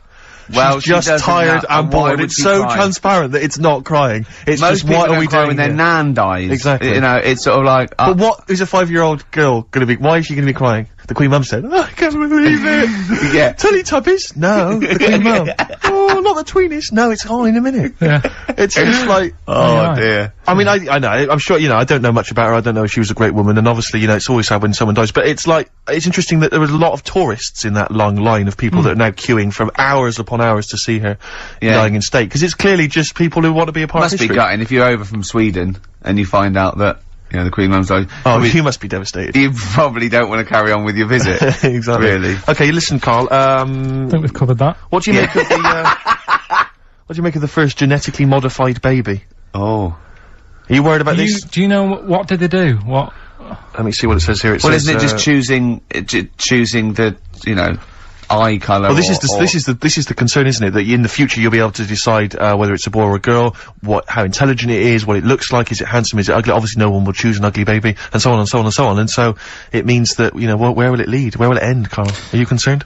I've thought about this a lot. What will us three look like in the future if they're being, you know, genetically modified beautiful people? What will we be like? How will we be considered in society? True, yeah. But we've talked about this before, haven't we? About the cloning thing. Yeah. That's a bit weird. Yeah. But I don't think it matters, because at the end of the day, right, you might look like some other kid, but it's the way you're brought up that will change your features and the way you are, you know, your personality. If you lie, you get a long nose, don't you? Well, no, but listen, right, because I remember when we, you know, I was growing up on this estate. This is gonna be good. Go on. No, it's not. It's just an example of how this doesn't work. Go on. So we don't need to worry, sort of thing. Sure. Right? Okay. So, growing up on this estate, and there was this woman about 4 houses down, right, who's a bit rough. Alright? Didn't fancy her. Oh, God, no. Right, but she had a baby. Well, tell me about her first. I'm interested in this woman. Why was she? It was a very... She looked like a man in a dress. I mean, I didn't grow up in a posh house or anything, and I'm not saying that if you live in a bit of a rough house, you're a bad person. What did she look like? But anyone can Tattoos? clean up. Looked like Tony Green with a fag on. They didn't clean up much, right? Oh. Which, even if you've not got a lot of money, you can still try and make a place look nice. Yeah. Right? But she didn't, and a kid used to take a horse into the house. Sorry. Whoa, Neddy. What do you mean a kid used to take a horse into the house? Where did he get a horse? Must have nicked it from somewhere. mustard Let's on. see you seen a horse in it. No. What, is that from outside the saloon round the corner? Yeah, was it just tied up with a bit of lettuce? Right? Oh, that's great. I'd Did been Big out. Jake come and looking Exactly. for it? I'd been out. Oh. Nicked Right, away. so let me get this. This was before the lynching stopped or after. Where did he get a horse from? What do you mean he must have nicked it? His mum said, where'd you get that from? I bought it. Alright then. But keep it out the kitchen. I don't want you going Catlin rustling. Where did he get a horse from, Carl? And how long did he have it for? Was he leading it or riding it? Mum, open the door, I can't stop! I can't stop it. Open the patio door as well, I'll be... Looks like we got us a runaway. What do you mean? I don't know, but the thing is, they couldn't afford to buy one because they're not cheap. So I'm just guessing. Maybe that's wrong of me. But I think... He had a horse? Yeah, right. So That's why the family didn't have any money, they'd spend it on the horse. No, I don't Exactly. think, that's what I'm saying. I don't think they would have bought it. So anyway... Yeah, it's wise to whisper, Carl, in case they're listening. Yeah. And They could be in the room next door. It's not buying it, it's keeping it as well. Oh. So I was like in the car with my dad coming Yeah. into the avenue, and you used to have to drive down it to turn round. And, Yeah. and you know, sort of go back to our house. You had the traditional method of transport. Yeah. And the horse was in the lounge, Reading a paper. just like walking around. Oh, God! What? And when I was doing, I tried to earn myself some money once by flogging little flowers in plastic cups. What? This is And I went- genius. It just keeps coming. What do you mean you're trying to flog little flowers? What do you mean? Wait. Let's play a record. Let's play a record and come back to this, Wait a because the minute, story's wait a going to minute. just unravel and unravel. It's going to go on for hours. Let's It play a gets track, deeper Carl. and deeper. It's Yeah, like come an on, Carl. onion, isn't it? We've created a whole world here where there's a man living with a horse. Just walking around the I lounge. mean, I come from the West Country, I I've never just- heard anything like that. I just think of a big sort of like orange carpet and it's got a rediffusion telly and this horse going, I'm fed up in here. Exactly. This is really... I am not taking the rubbish out again. Yeah. Right, play a record. Let's have Velvet Underground. We've got that lined up. Oh, Yeah, the God. classic from the first album, I'm Waiting for the Man. Let's come back to the horse in a second. Little flowers in pots. What do you mean? So, we were talking, we were doing White Van Man, and, we got onto, We got on to genetically modified babies, but and then somehow Karl started telling a story about someone with a horse, and then he got onto, he was trying to make money selling flowers. Just do the flowers briefly. Well, hang on, I just want to recap slightly. So there was a family, and who had the horse in the family? It was. Because you lived on an estate in Manchester. So didn't the Yeah. mother was a right pig, apparently. I don't know if that's You don't need relevant. to go that far. But But go what on. I'm trying to do is like make a picture for you so you understand. What And did what she a look picture like? it Who is. did she look like? Bit of a, and no disrespect to her, bit like Pauline Quirk, Quirky, yeah. right? Okay, I knew you were going to say that. I knew it was going to be Pauline. Did she have any tats? Did she have any I've tattoos? never got that close to her. Okay, alright. So who had the horse? Was this her son or her No, husband? her daughter. Her daughter had stolen a horse, Yeah, from, I don't know where, there was I think there was some stables down the road or something. and they kept the horse in the house with They them. kept it in the house. Did but they they didn't get have it caught? for long. No. So, and you said you were in the house one day and you saw the horse No, in what there. happened was, I was, they did this thing at school about raising money for charity, right? For some local charity. And they said you can do anything to raise money, and they came out with all these ideas, and I thought, that's good. What was the charity? But I don't know, I thought, forget the charity. Yeah, that's I'm just a a good charity money-making here. idea. So- You're a charity. So, so I asked me mum for some, 'cause she used to have a lot of flowers around the house. Sure. I said, can I just take some snippings off them?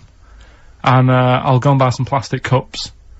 And, got some soil out of the garden, planted the bits of plants in them, Yeah. got a tray, Yeah. had about 25 plants on it, selling them for 25 pence each. Excellent. Did you sell any? Yeah, so loads. Did you just cut, you didn't just cut them and stick them in the Yeah, they soil? want to survive. But I think people sort of thought, well, good on him for trying. But anyway, so I went round to theirs, because I thought their house could do with a bit of colour and stuff. Yeah. 'Cause it's a bit rough. So as I went The home- horse went, thank God for that breakfast. They've been feeding me kitty cat. so I got up to the door, and they opened the door, and it was one of them houses where no carpet, Yeah. A horse in the living room. You know. We've all been there. and, Yeah. and the horse was walking around the living room. Oh. I looked quite happy and everything, because I always say that about animals. Black Beauty right? was on. Yeah. Well, think about it, right? If you were a horse, where would you rather be? In a little wooden hut with a load of hay, or in like a house with a Central heating. 3-piece suite and Sure. a telly and that? Telling you that! No, but I was saying this the other day, And an Atari. right? I was walking through London. Commodore 64, rubbish. Exactly. Walking through London with Suzanne, right? Yeah. And you know, like homeless people always have dogs.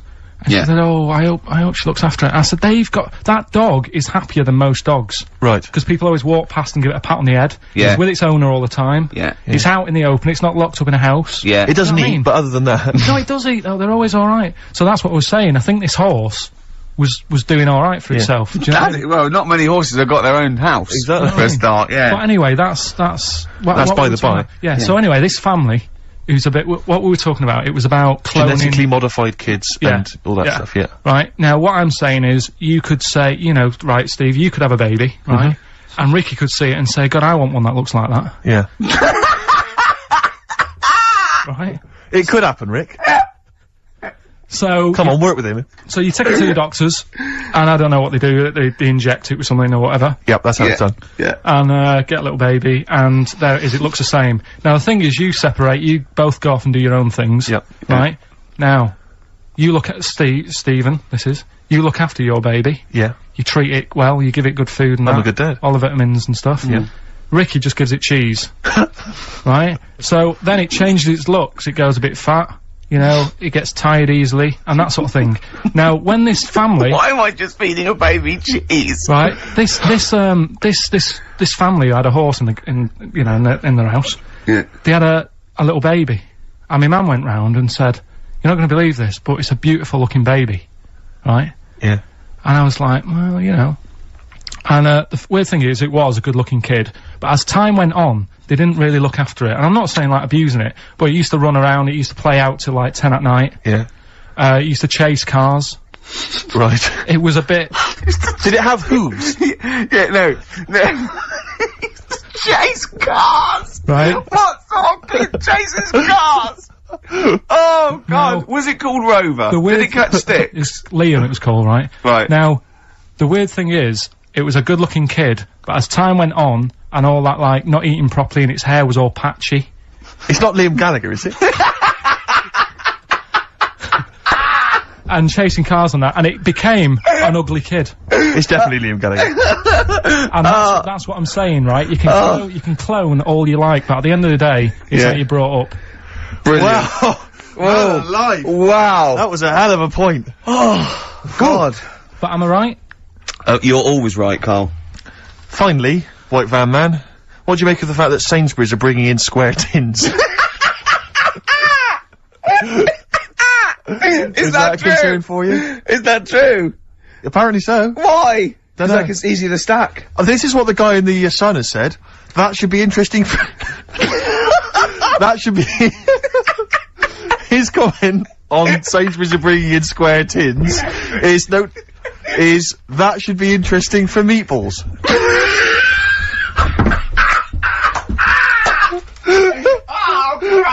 Ricky's just collapsed on the floor. Let's just play a song, Carl. I don't think even you can top that. See that in Heat this week? What was it? About the campaign to stop Karl going back to Manchester. You know, because he's a miserable sort of northerner who goes, London's crap and I want to go back up north. Yeah. And I only need 40 quid a week to live up there like king and all that sort of Yes. rubbish. Right, well, Boyd from Heat, well, we met him at the, that award ceremony. Oh, yeah. And, we were saying about, oh yeah, he really enjoys Karl. Like, he's getting a lot of people people love like him, people Karl. love him. And I was going, oh yeah, but he's thinking of leaving. He was going, oh, start a campaign. And he did, and he put it in there. So the campaign, so write in if you like Karl. If you think he's really annoying, then we'll stop talking to him. Yeah. But I mean, I like him. I love him. Yeah. Have you ever read the White Van Man column in the Sun, Carl? seen it, Are you yeah. familiar with this? This is where every day in the Sun they interview a guy who drives a white van, just, you know, in order to get the kind of voice of the man on the street in the paper. And he has to answer, or just give his opinions, really, on events that have made the news each week. Just thought we could maybe throw some of these at you, Carl. Go on then. Because we know to see what your views are. Yeah. So, just the first thing that comes into your mind, the sort of, your initial reaction to each It's of just these... top all things, but you don't need to know about them, it's just your philosophy on it, Yeah, so... just your views. You know, yeah. I have had a few days off this week, remember, so I don't know what's going on in the world. Yeah, I mean, you stayed in London, though, didn't you? You You didn't bury yourself, did you? I normally see the news, but I didn't this week. Okay. So, what was your view on Will Young beating Gareth Gates in the final of Pop Idol? Don't like him. You know what I was thinking about when I was watching it all the way through? Yeah. How he looks like he's got a wire coat hanger in his gob. That sort of... Right. Again, it's radio, Carl. Radio. It's a great face. The funny face you're pulling doesn't Yeah, even translate. and, a radio. And that's a problem for you, is it? And just the way he's from a really rich family. I opened up the paper on the Monday or something, and it had like, he went to a posh school and he's got loads of money already. Yeah. It's just a bit. Okay. Right, now, what's the second question? There have been huge rises in street crime, especially muggings and carjackings. What's your view there? More youth clubs are needed, aren't there? You think more youth clubs? I like that. No? Okay. No, I like that because it's so 1950s. Yeah, it's sort of like you want a bobby on the beat that'll clip you around the ear. So once they've come out of national service... Yeah! No, I love that. And if you find someone smoking a wood bomb, you make them smoke 50. Yeah, exactly. Oh, this is great. That is great. Did you used to go to youth clubs? Yeah. And they kept you out of trouble? You used to get into a fight afterwards when you came out. But for the sort of hour and a half you were there? You had a bit of pool and some boxing and a bit of pop. Yeah. So more youth clubs, that's good. I love him. I love him. If you're at home, just make notes, because this is brilliant stuff. Honestly, you won't hear more honest, from the heart stuff opinions. than this. This is great. Go on. This is not pre-planned. These are your direct responses now. I promise you, Karl did not know what we were going to do. He never knows what we're going to do, and he always answers honestly. That is the beauty of Karl. It's not an act. What is your view, Karl, on New York's former mayor becoming Sir Rudy Giuliani? Sir Rudy Giuliani. Is he happy with it? He appears to be pleased with it. Let it go ahead. Fair enough. Let it go ahead. Oh, he's genius. Okay. Is he happy with it? He's like your nan. Yeah. What do you make of Michael Greco's character Beppe being axed from EastEnders? Problem for you? The whole soap thing. What's it's back in Coronation Street, isn't she? What's her name? Who? Bet Lynn's. She thought she'd go off and be a bigger star. Yeah. All went wrong, and now she's coming back. Yeah. Always happens, doesn't it? Beppe will be back. Yeah. No one really cares. Sure. What was the van reply? What was the guy? The White Van Man says, obviously they feel the character has run his course, but I think he's a pretty good actor and I can't understand why. So, I mean, obviously there's a White Van Man there who's also got an opinion on script development. The through line, the narrative through line of soap opera. The 12-week narrative, the arc really shows itself up. The two last ones I want your opinion on here. What do you make of a cat that's been cloned in a secret 2.5 million research project? To find out what? If they can clone cats, yeah. Have they had to hurt it? Sorry? Have they had to sort of hurt it to do that? Have they had to hurt it? Yeah, or is it just scraping its tongue for some stuff? I think the cat's fine. The point is that they're cloning another creature which is potentially very dangerous. Have you seen that film where they bring Hitler back? That cat. What if that cat turned out to be a world dictator? Exactly. What do you reckon of cloning generally, Karl? You concerned about it? Well, I think they're cloning for organs, they grow them for the, Do you know what cloning means? Yeah, it's when you, like, make something else that's the same, isn't it? Right. Yeah, I mean, it's not going to do any harm. Okay. And, great. And finally... What do you on the World Council? Yeah. Finally, what do you make of some city workers who were caught bonking in the glass lifts of the Lloyd's building? What do I make of it? Yeah.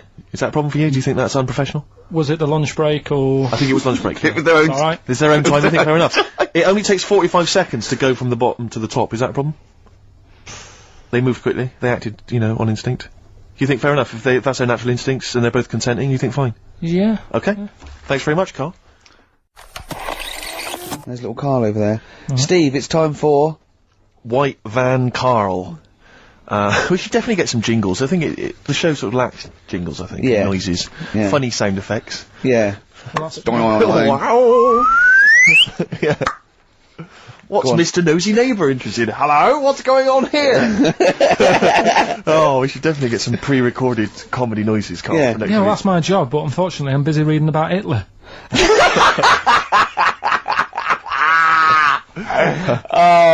For those that don't know and aren't familiar with this feature, basically The Sun runs a White Van Man column where it asks just people who, every men and women, their views on news stories from the week, and we decided we'd just ask Karl his opinion on some of the same issues. This week... Not like us to rip off another idea and just use it for our own... No, but this time... The White Van Man in The Sun this week is Herbie Crossman from Harrow in Middlesex. Herbie. And he's asked his opinion, Karl, and what's yours, on pop idol Will Young admitting he is gay. Come on, Karl. I don't understand what the big deal is, to be honest. Okay. No. Talking to different people about it, and they've said, it could affect the sales, girls won't like him anymore, which I think is is rubbish. Yeah, because it finished George Michael's career, didn't it? Well, yeah, and I was thinking when I was growing up, right, And Freddie Mercury. I was into Kim Wilde, right? Sure. Now, And her kids. You're not going in to tell me America. she's gay, are you? no, but if she was, if they said, oh, she's you know, a leser, Yeah. right, I wouldn't say, right, that's it, I'm taking kids in America back to the shop, I'm disgusted. Sure. I liked her. Yeah. I don't think I'm ever gonna, like, meet her and marry her and that, so what does it matter? Yeah. Will Young, he's a good voice, he's gay, you know, a lot of gay people in the world. Georgie boy was gay, I guess. There you go. Nothing more and nothing less. The kindest guy I ever knew. So Do no, your Bowie. no big deal. That's one of your favourite songs, isn't it? Brilliant. Killing of Georgie Parts 1 and 2, isn't it? Yeah. Okay, what do you make of the police protesting to Parliament over reforms? That's not the band. Before you say. Right, what's all that about? Okay, well, the police have had various kind of gripes and grumbles which they've taken to Parliament, try and get them sorted. Like what? Well, it could take ages, basically. They don't like the pointy helmets anymore. Yeah. They want flat caps. They feel that their powers are restricted. They get a lot of bad press. They're not being paid well. They're under resourced. They actually demonstrated, didn't they, outside? I think they may have done, yeah. It was Well, at least they're doing something about it instead of just sitting there moaning. You know what I mean? Okay. They're going to the top, trying to sort it out. yeah. I admire that. Yep. What do you make of the police generally? Are they doing a good job? They've woke me up a couple of times at about 4 in the morning when I was a kid. Right, was that because they were looking for your brother in his tank? Yeah! Did a Sherman tank just come through here? Yeah. No, my mates nicked cars and gave my name and all that. Right. Were they friends of yours? Right. Yeah. Okay, what do you make of fears that dumped Britney Spears, she's been dumped by her boyfriend, there's worries that she may be cracking up, Karl?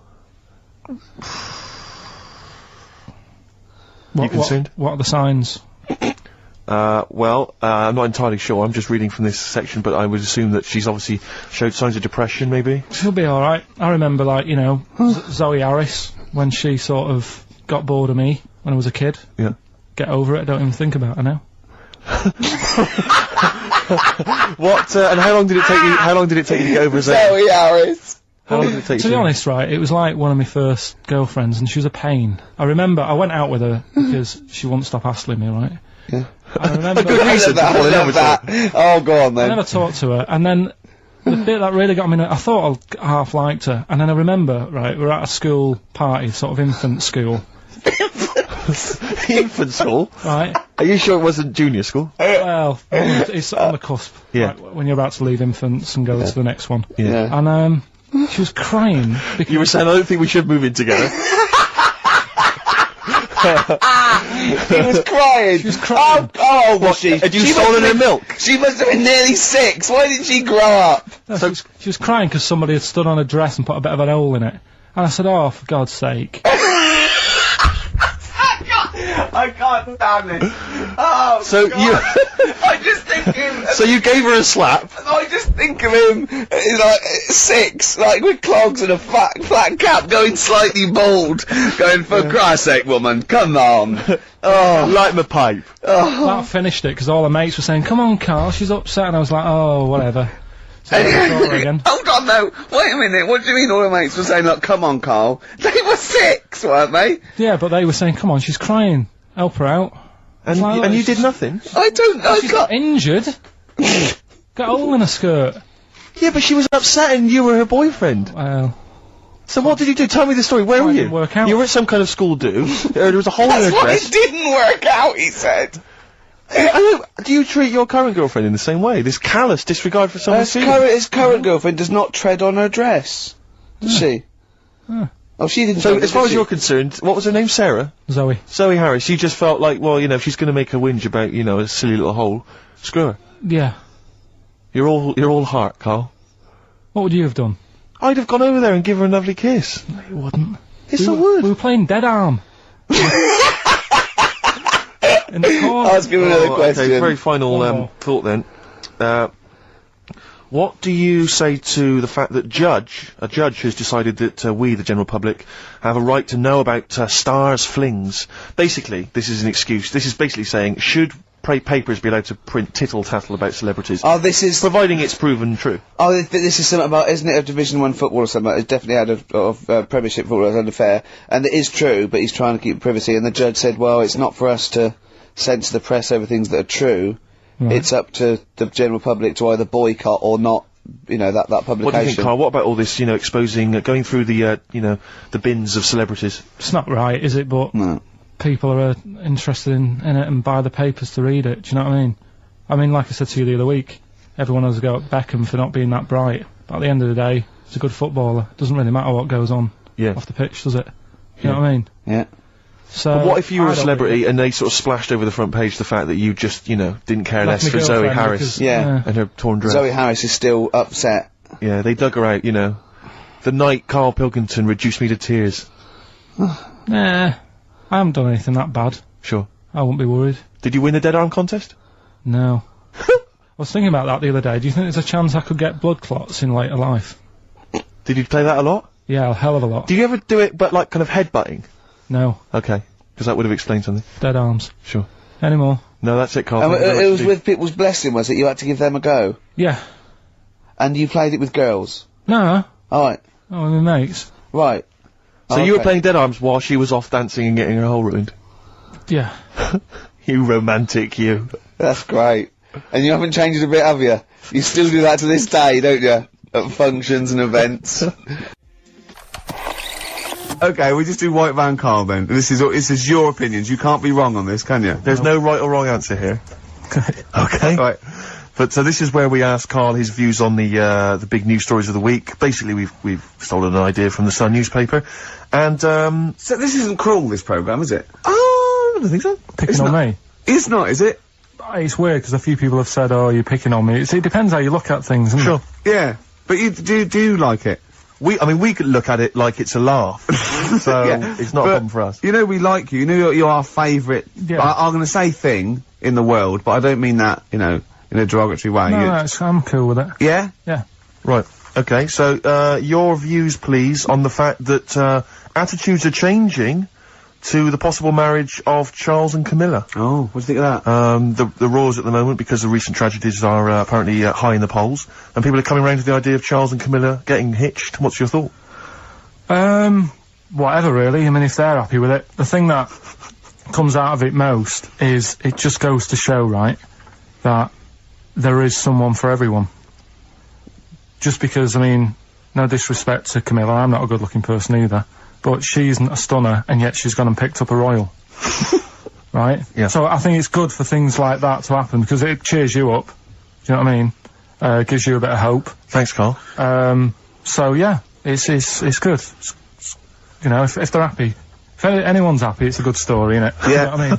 Yeah. He's had a bit of bad luck, and now he's got someone else in his life, so... While he's doing this, I'm just doing a list of questions to ask him what he thinks of things in the world. Okay. Is that alright? Yeah, no problem. No problem. Okay, what do you make of... Well, now listen, this may be a non-story, or it may be the biggest story that's about to break. Ulrika Johnson and Sven-Goran Eriksson's affair. Are you familiar with this? It's over the papers today. Apparently, Ulrika and Sven are going out, although there appears to be no evidence for this. Yeah, I don't even give it time of day. Do you not? Quite right, well done. Doesn't affect me whatsoever, as long as he does his job well. Yep. And what's she doing at the moment? Presenting Dog Eat Dog, I think. Right, As long as she does her job well. As long as they both do their jobs well. Well, yeah, at the end of the day, that's going on with a lot of people out in the world, isn't it? Do you know what I mean? Just because he's an England boss, as long as, we win the games and that, he's doing his job. If she's, gets a dog winning a prize or whatever. No, okay, it's not worth it, carry on. Do you know what I mean? Yeah. So... Dog winning a prize. I haven't seen Dog Eat Dog. What's it about? It's alright, go on. So that's it, yeah, it doesn't matter. Okay, what about this then? Are you disappointed by the nation that a third of us are apparently unaware of St. George's Day? 23rd. Is St. George's Day the one with the snakes that we've talked about? No, that's... Are you one of that third, do you think? St. George is the patron saint of England who killed the dragon. Yeah, I mean, there's too many of these days, isn't there? That's the problem. If you make it a bit more special, like Christmas, so you buy presents and that for each other, then people will remember it. But there's so many these days, with Easter and Pancake Tuesday and all that. So, it's not surprising. I think as time goes on, we'll find that a lot of these days will just disappear, because, people are busy. There'll be new ones, won't there? I don't know, people There'll be like busy. Gareth Gates Day in 50 years' time. It's just weird. I mean, I remember being a kid, right? Going out on a Sunday and shops would be shut. Because it was like, the day of rest and all that. People don't care now. It's like, well, we can make some more money, we'll open the shops. Yeah. Do you know what I mean? It's Is that all a good or a about- bad thing, Carl? It's good, because I remember I used to have to get up early to go and get some bread if we didn't have any in. Because the shop would only be open for a couple of hours in the morning. Yeah. Whereas now I'd be able to... Yeah, I lie remember in. that. I remember that. Shops, and you couldn't get aspirin and stuff, Exactly. certain things, Yeah, nightmare on a Sunday afternoon. Yeah, So- that's right, yeah. And pubs didn't open till 12. Do you remember space operas? Yeah. Yeah, shut up. Can I ask you something? Go on. Okay, I've got a little list of things. What do you think of, like, those pug dogs that are bred and they can hardly breathe? Evil. Yeah. What do you think of, gays? They're alright. Do you know what I mean? Just like straight people, you get bad ones, you get good ones. Exactly. Eh? We've learnt a lesson today, haven't we? Absolutely. Let's play a record. Yeah? What do you fancy? A bit of Radiohead? Yeah. You don't mind, though, if people think we're gay, for instance, when we go to the BAFTAs No, tomorrow? that's terrible. I don't want that happening. Why? Eh? Why? Because I'm not. That'd be a lie. I don't like lying. If I was, I'd say I was gay, Yeah. but I'm not. We'll say you were, just pretend. We won't get in otherwise. No. Just a little kiss and a cuddle. Say I'm a bit gay. No. I'm not gay.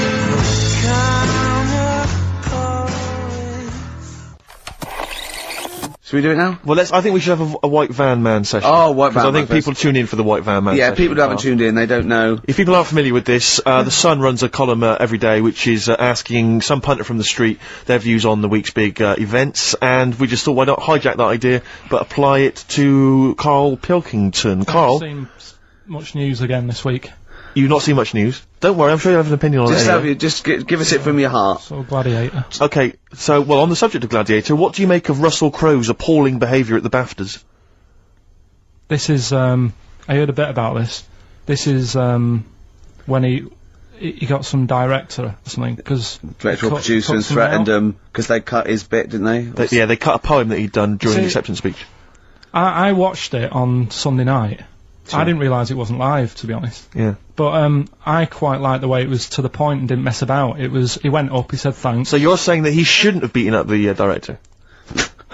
Is that what you're basically saying? It's a bit over the top. You thought I so? mean, if you didn't have time, if you really, I mean, what's the poem got to do with the film anyway? He was an awards. So do you think it's ever justified to beat up a TV director if you're a major Hollywood star?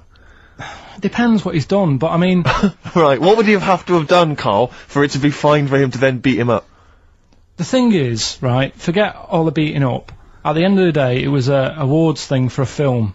The poem had nothing to do with the film. Yeah. So go up, collect your award for that thing. And if you really, really wanted people to hear about this poem, he could have photocopied it and Sure. left it at the entrance and said, on your way out, this is a really nice poem, pick one up. No, but the thing is, he knew it was televised, so he knew by saying that poem once, he was reaching 5 million people. That's a lot of photocopies. Do you see what I'm saying? I'm not Yeah, saying it but was justified. It wasn't a poem award. If it was an award show for poems, you'd say you can't cut it out. It'd be like doing the top 40 and then going, number one's good, but we haven't got time for it. but it's a films thing. Okay. And he went up and he got the award for the film. Which film was it for? I don't know, but when I wanted to give you results, I said, let's give Karl his results. Steve went, no, we should introduce people to Karl again, just remind people what Karl's like. And he's so right. I'm so glad we did this first. Am I right, though? Or am I Carry on, wrong? Steve. Okay, the next topic, what about this big debate over whether Kylie Minogue's had a bum job? I'd have to see it. Next! Okay. What do you make of Will Young's single? He's the Pop Idol winner. It's gonna net record-breaking sales, apparently. It's gonna Yeah. go straight to #1. He's had millions of copies sold. I heard last week that you had to, if you wanted to buy it from Woolworths, you had to go in and put £1 down to guarantee you getting a copy. Wow. I think that's stupid. But what do you make of it, though? Do you think, What, as a song? both as a song, and are you excited about Will Young and his future? No, he'll do alright. I don't think we have to worry about him. Okay. He'll do alright. It's not my thing, but he seems like a nice bloke. Okay, very good. What One do you final make? one? Yeah, one final one then. What do you make of our scientists getting the go-ahead to clone embryos for research? We have discussed cloning before, and obviously there's the pros and cons of that. Christopher Reeve, former Superman star, he's behind this. Are you behind him? Yeah. I mean, with everything, you have your good and your bad, don't you? Yeah. At the end of the day. If you didn't have bad things in the world, then you wouldn't enjoy the good things. I think, it's like if you didn't have robbers in the world, policemen wouldn't have a job. So it's the same thing. It's like, it's an illness. Yeah? What are they messing with?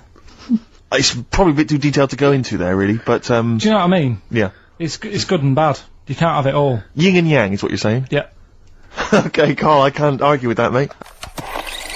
Express 2 featuring David Byrne, Lazy, XFM 104.9, 1:45. I'm Ricky Gervais. Steve's got the Sun. Yes, We're just going to be doing White Van Karl, where we ask Karl the questions the Sun asked some other bloke. That's right. Because we think Karl's got more to say than anyone on anything. Karl only tells the truth, by the way. Just remember that, listeners. Off you go. Yes, well, today's White Van Man in the Sun is John Slade. He owns his own door maintenance company. His answers are very informative, I have to say.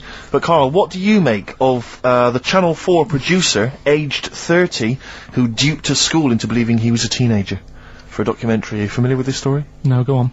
Well, basically, a 30-year-old guy kind of fooled the school into thinking he was a pupil for a secret documentary. The school's outraged. Do you think that that's, for you, should anything go when it comes to making TV? I think I've said to you before, there's loads of kids at my school. I remember being in the first year, and kids who, what year do schools go up to? I was in the first year, what is it? 11? 5? Oh, sorry, first year of infants and juniors. No, secondary school. 11. Right, year 11. Kids have beards and no, stuff. not year 11.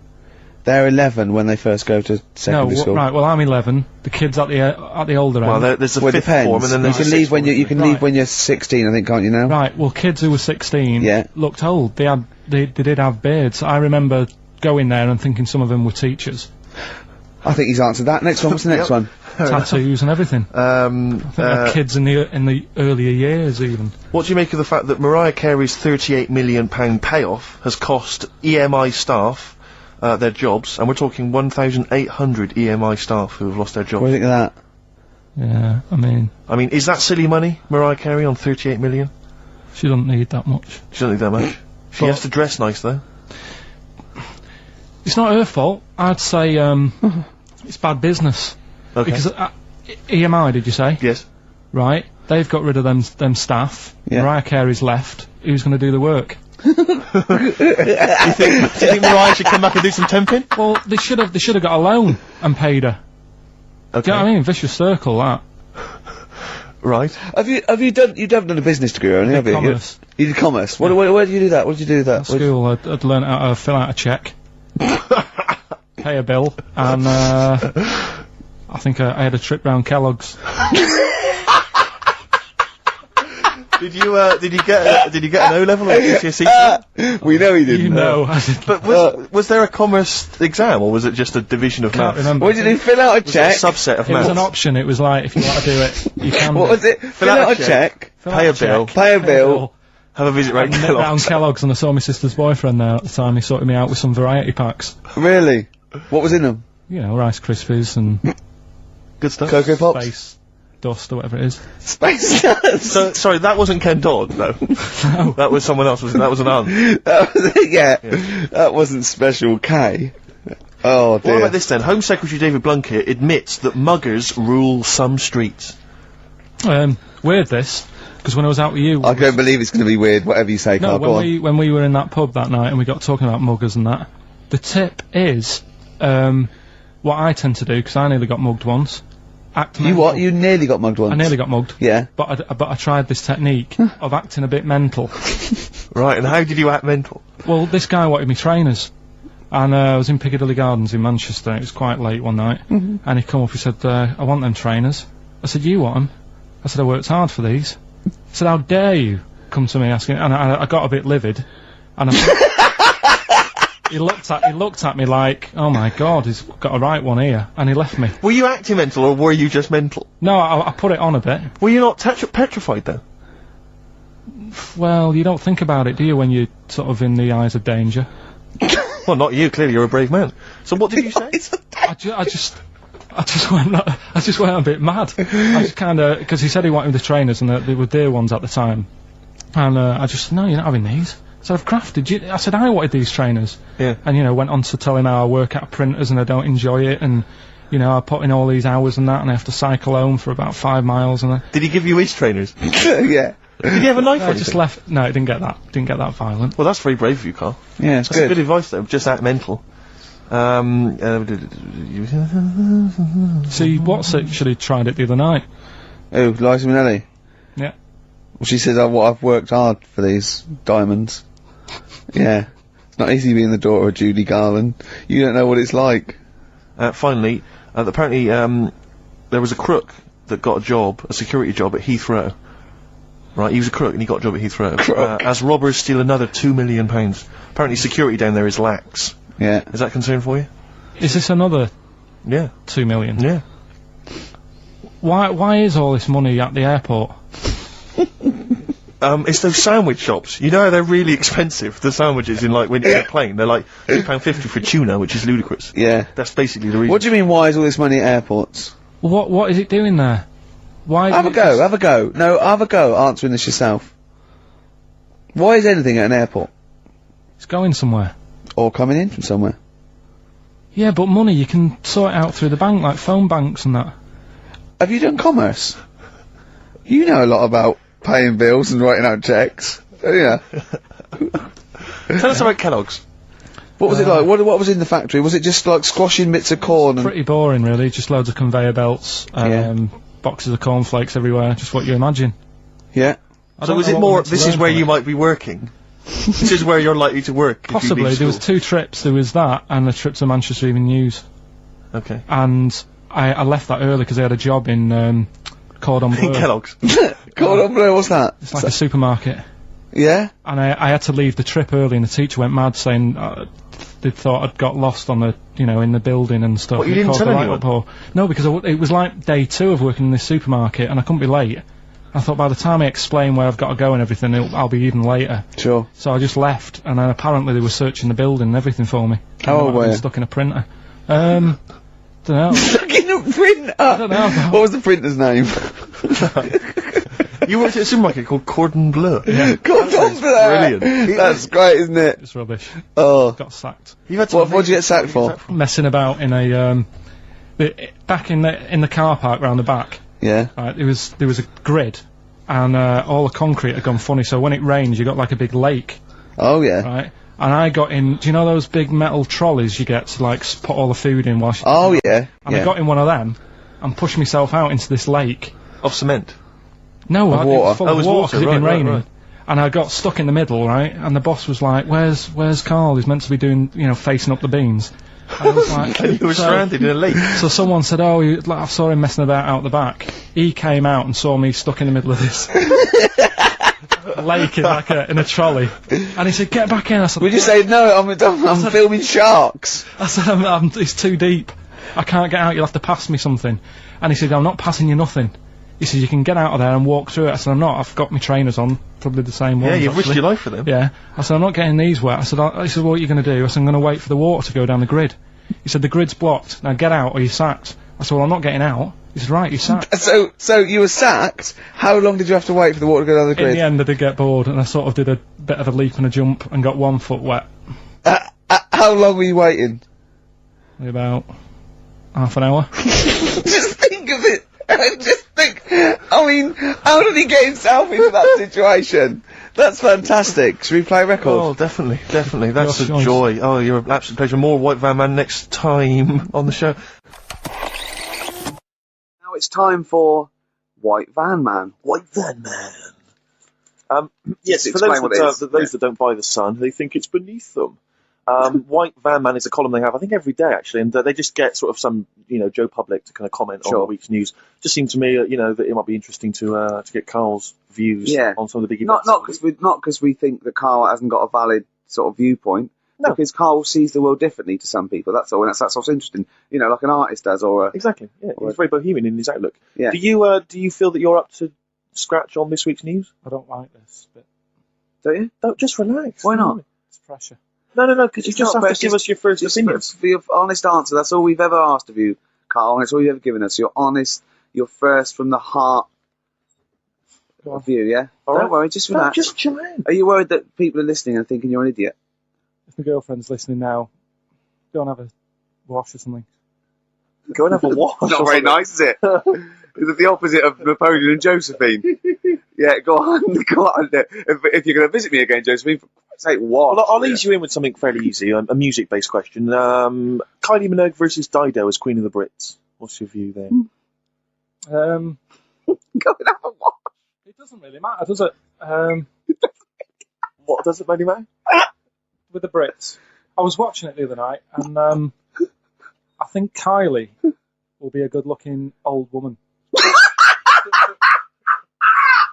you ever do that sort of I want to, Steve, I want to celebrate with you. Every time he opens his mouth, it doesn't matter. I want us to open a bottle of champagne. I know what you mean. Do you know what I mean? It's sort of like we did that. Yes. No, do you do that though? Look at people, and another person who springs to mind, Jenny Powell. I don't think she's that good looking now. Who's Jenny Powell? Is she that girl that used to be the assistant on Wheel of Fortune? Yeah. Yeah, I think she's a bit over the top for a young woman. But when she gets older, I think she'll look... Be a bit of a stunner. Okay. So for you, Kylie, whereas you don't feel that about Dido, is that right? She's alright, she's normal. I prefer Kylie's sister to Kylie.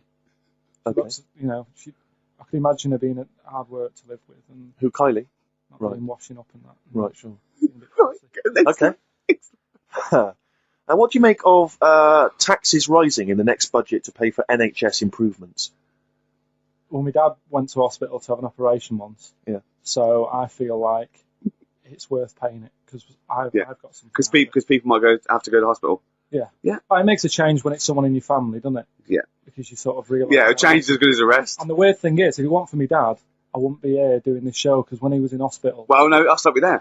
Yeah. To be honest, that's all you need to know. You wouldn't be here, true, but no. But no, because this was after I was born, so I would be here. But his more direct involvement was what? Yeah, because when my mum was seeing my dad in the hospital, I got a bit bored, went for a wander, found the hospital radio station, and got a gig. Really? So in a real sense, if it wasn't for Karl's dad, Karl wouldn't be here. And did your dad, like, while he was listening to you, did he, like, sort of tap the nurse and go, can you get that twat off the air? Who's put him in that? Yeah. Okay. What do you make of the real-life Mowgli who's surviving in a Transylvanian countryside? Apparently, I don't know much about this story. I don't know. You know Mowgli? He's the guy from the Jungle Book. Yeah. The little kid that grew up with bears and animals and stuff. Apparently, there's a real-life one in Transylvania. What were the things in Gremlins? What were the what? Like in Gremlins, they were. Wait. Okay, this is an example. This is what your girlfriend said. Think. What were the things in Gremlins called? I can't remember. Just, I mean, really. It's something like that, isn't it? No, wait. Just really think now, Karl. Just with everything with all the brain power you've ever used, think what the things in Gremlins were called. It's not there. There's a clue here. Oh no. Yeah. What? Gremlins. Yeah. Play a record, Karl.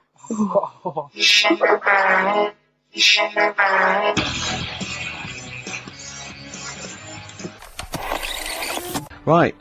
White Van Karl. White Van Karl. Yeah, this is where we steal the White Van Man column from The Sun and basically fire those questions at Karl, getting his opinions on the week's news. Okay, Karl. Let me see. Okay, what do you make of this?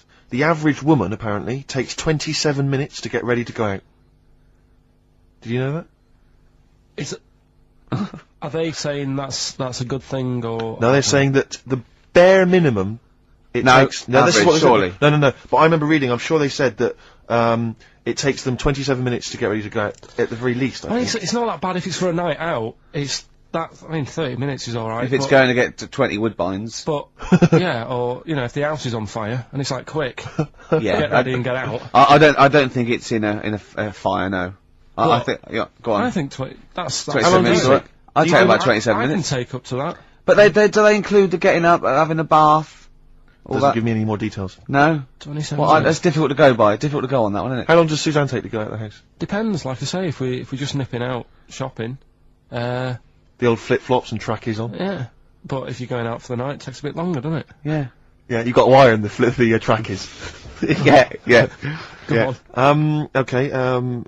Okay, no, really don't know what the ins and outs of this story are. Is Sven-Goran Eriksson sticking with Nancy rather than Ulrika?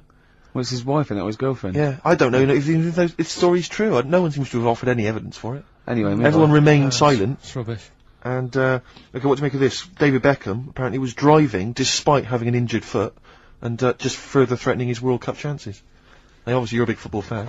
Well, I'm not that big. I like the odd game. Sure. Would that hurt him? Would that hurt his foot? It can be good. Is it in a plaster? It's not in a big cast, Sure, is it's it? better to drive than it is to walk on it. Good point. Fair enough, yeah. Go on. Can't argue with Can't that. get the bus, can he? Okay, and what do you make of this, fascist leader who's having a lot of success in the French presidential elections? What's he doing? Have you not come across this story? No. Right, this is one of the big political So stories. he's got far right that got nearly 20%. He's a far-right fascist leader and he's, having, considerable success in the French elections. I don't think we should be asking Carl questions like this. Not a something lot- you've got an opinion on? I'm getting scared. There's all sorts of bad stuff going on in the world that we don't know about. You know Yeah. what I mean? But we know about this. Yeah, but you're better off not knowing because there's nothing I can do about it. You're absolutely right, Karl. Fair enough. I can't argue with that. Oh, God, man alive. fantastic. That is brilliant. What do you make of Olympic ski hero Alan Baxter testing positive for drugs? What did he do? Well, he won a gold medal in the Olympics, and For what? he was a skier, Right. and he won gold medal, and they've just tested him positive for some kind of illegal drug. But what, I mean, if he did, why take drugs to ski? Why? Because all you do is balance. But imagine, it'd be amazing if you were stoned, like going down a hill. Yeah, it's not like you have But to... it's not going to help you, is No, it? it's not just like- gravity that's doing all the work, isn't it, with skiing? Yeah, but it's often to do with your athleticism, isn't it? It's No, to but it'd help be you- like saying, and we've just found out the people on the toboggan were on crack. It's not going to help them. You sit there and you go with the flow. Yeah, And you hold could on. I say, the drugs he was Apparently taking... that's his defence, Probably, Karl. he probably wasn't jacking up H or, you know, dropping a few E's or getting stoned. He was probably taking more sort of, Steroids. performance-enhancing drugs, as opposed to him just, like, scoring some shit around the corner from someone, but that getting doesn't- off his tits and jumping in a toboggan. Doesn't mean that, does it?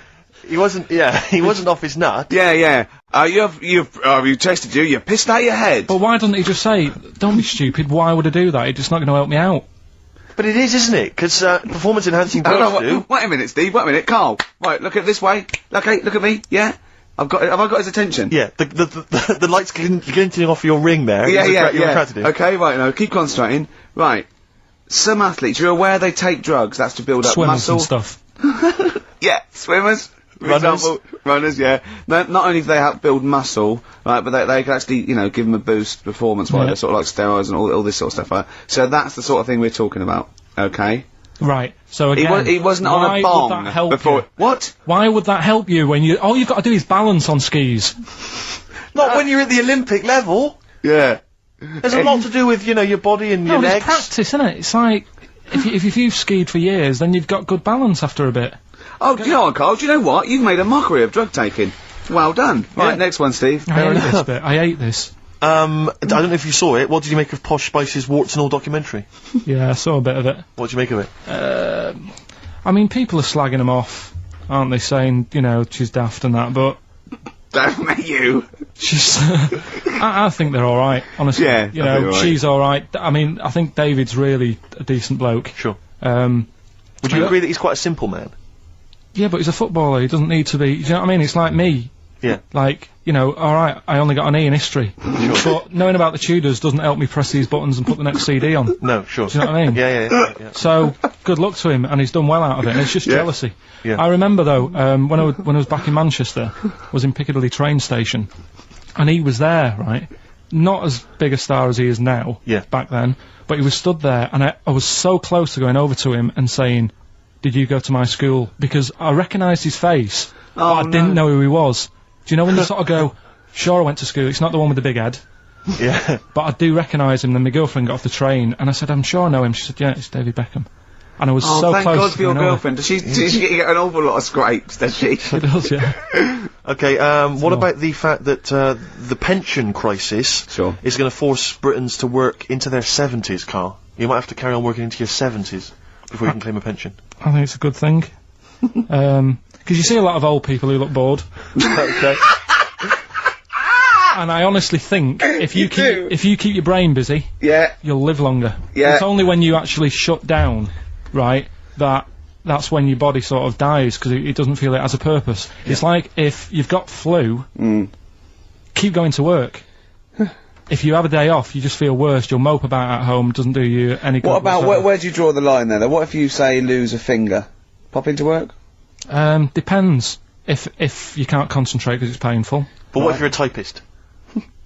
Or You're not going to pianist? type as many words, but you'll do more at work than you would having a day off at home. Sure. Okay. Tony Blair turning trendy with his Paul Smith designed naked lady shirt. I don't know if you've seen this. It's the one with the pictures of naked ladies on the cuffs. And, you know, I mean... Okay. And finally... how's that, see, this is what annoys me about this feature. It's just, what's that? So what? Yeah, but it's the Prime Minister of this country wearing a trendy shirt with naked ladies on the cuffs. Alright. Okay. And finally, what do you make of the fact that Top of the Pops have banned Will Young singing both tracks on the #1 slot, and consequently he wasn't on there at all? They had to show the video. It's the first time anyone's ever made this demand. He wants to sing both the A and B side. Well, he can't. It's double A, yeah. Double A side. That's what they wanted to... That isn't how it works, is it? Yeah, I agree, yeah. And the thing is, which one... I mean, at the end of the day, loads of people have bought it, haven't they? And it's Yes, like one of the yes. best... So it doesn't really matter what it does, because people have got it, they can listen to what song they want at home. Doesn't matter about what Top of the Pops do. Yes. And it's just annoyed me now. It's... Who's annoyed you? Just what goes on in the world. I'll tell you, you're better off not knowing. It's better being in my little world. If that's what people are talking about on the streets, and asking the white van man, do you know what I mean? I think you're right, Carl. I think you're Jeez. right. Shall I play a lovely song for you? Because you're getting all stressed now, aren't you? I've not had a good day. No, I know. We tell you about it later. It's not a good day. Well, I'm going to play a Neil Young track here of Harvest. It's Alabama. It's beautiful, and this is for Karl.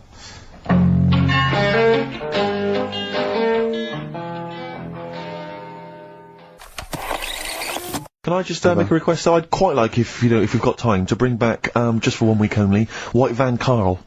Sure. Because there's some quite interesting topics this week. Oh, is there things happening in the world? There's some Carl things doesn't happening. think there is. For those that don't remember this particular hot feature, we basically ask Karl some of the questions that are asked of a white van driver in the Sun. They always have this on Saturday afternoons. Anyway, here's the first one. They're not fascinating, Karl, but I'm just interested on your take, really. Yeah.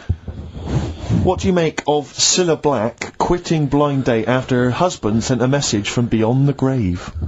You familiar with this story? I didn't know that. What's that? She went to see a medium, and supposedly her husband passed on information through the medium, which was incredibly vague, but persuaded her to quit live on air. Well, it's about time, isn't it? If even dead people are saying... enough's enough. But I'll tell you what, though, talking about ghosts and that, do you know how I'm into them? Yeah. Right? How weird do you think this is, right? Well, it's not true. Before you say it, play a record. No, go on. Go on. Right, it's this woman. I don't even know if it's ghost, really, it's just a bit weird. Yeah, sure. There's this woman, and she's not a woman, she's a kid. Sure. Okay. Sure. She's walking down, like, a street in her area, it's a nice day and everything, everything's normal. She's walking down, and a woman comes up, cycling past, right? The woman on the bike looks at the kid, absolutely terrified, right? Got a really scary face on her. Yeah. The kid's thinking, why is she doing that? Yeah. Right? So anyway, she thinks nothing of it, goes, I think she was playing in the park or whatever, goes and has a nice day. About 15 years later... Oh, right, yeah. She's, I don't know, I think she was going to work, right, on a bike. She was riding her own bike. Riding her own bike. Cycling down the road. Oh, yeah. Looks at the kid. That's the thing that happened, like, 15, 20 years ago. Right. It's her on the bike looking at her as a kid. Right. What do you Not another child. No. So Right. it's her, she's seen herself. Carl? I mean, I don't know where to start. Firstly, where's this information come from? But, I mean, why do you ever... I mean, I don't know what part of that you think can be true. I mean, honest, I'm speechless. I don't know what to say. What are you talking about? Bit weird, though, isn't it? But it's not true. It didn't happen. Nothing happened like that. She said it did. Well, she's wrong. She said she saw herself. She saw herself as a kid, didn't she? Did she carry on And riding as her? an adult when she was a kid. Did she stop and talk to herself, or did she ride on by and think, that's a bit weird, there's me as an 8-year-old. I won't stop, I'll be late for work. Yeah, if I'm late again, the boss said he'd be in trouble. Yeah. Oh. Well, And where is this information? Did it happen to someone you know? No, You overheard it on the bus? no, it was in the 14 Times. Ah, right. Well, Ah, that's okay. the answer. Good, We've okay. got to the bottom of that. Right, good. Brilliant. Now, what do you make of David Blunkett accusing gangster rappers of making kids believe guns are cool? It's a hot topic there, Karl, and I imagine you've got some strong opinions. He's saying what? He is saying, basically, that all this rap music is advocating gun use and violence against people, and he's very worried about it. Nah.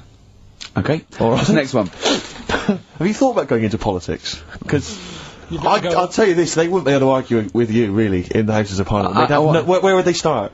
Yeah. My fellow is an idiot. No, but violence has always been about, isn't it? Like cowboys and Indians, they didn't have PlayStations and Tupac then, and there was still violence.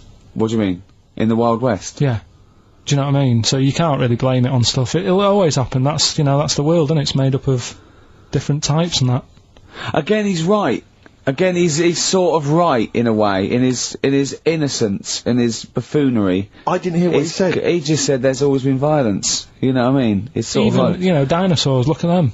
They cause a lot and of then he trouble. went too far and made himself sound like a fool again. But I'm just saying, it's always happened, it always will. Yeah. Don't try and change it. Yeah, just chill out is what you're saying. Do you know what we should do? We should all get on our bike, go and find ourselves when we're little and go, be careful what you do in life.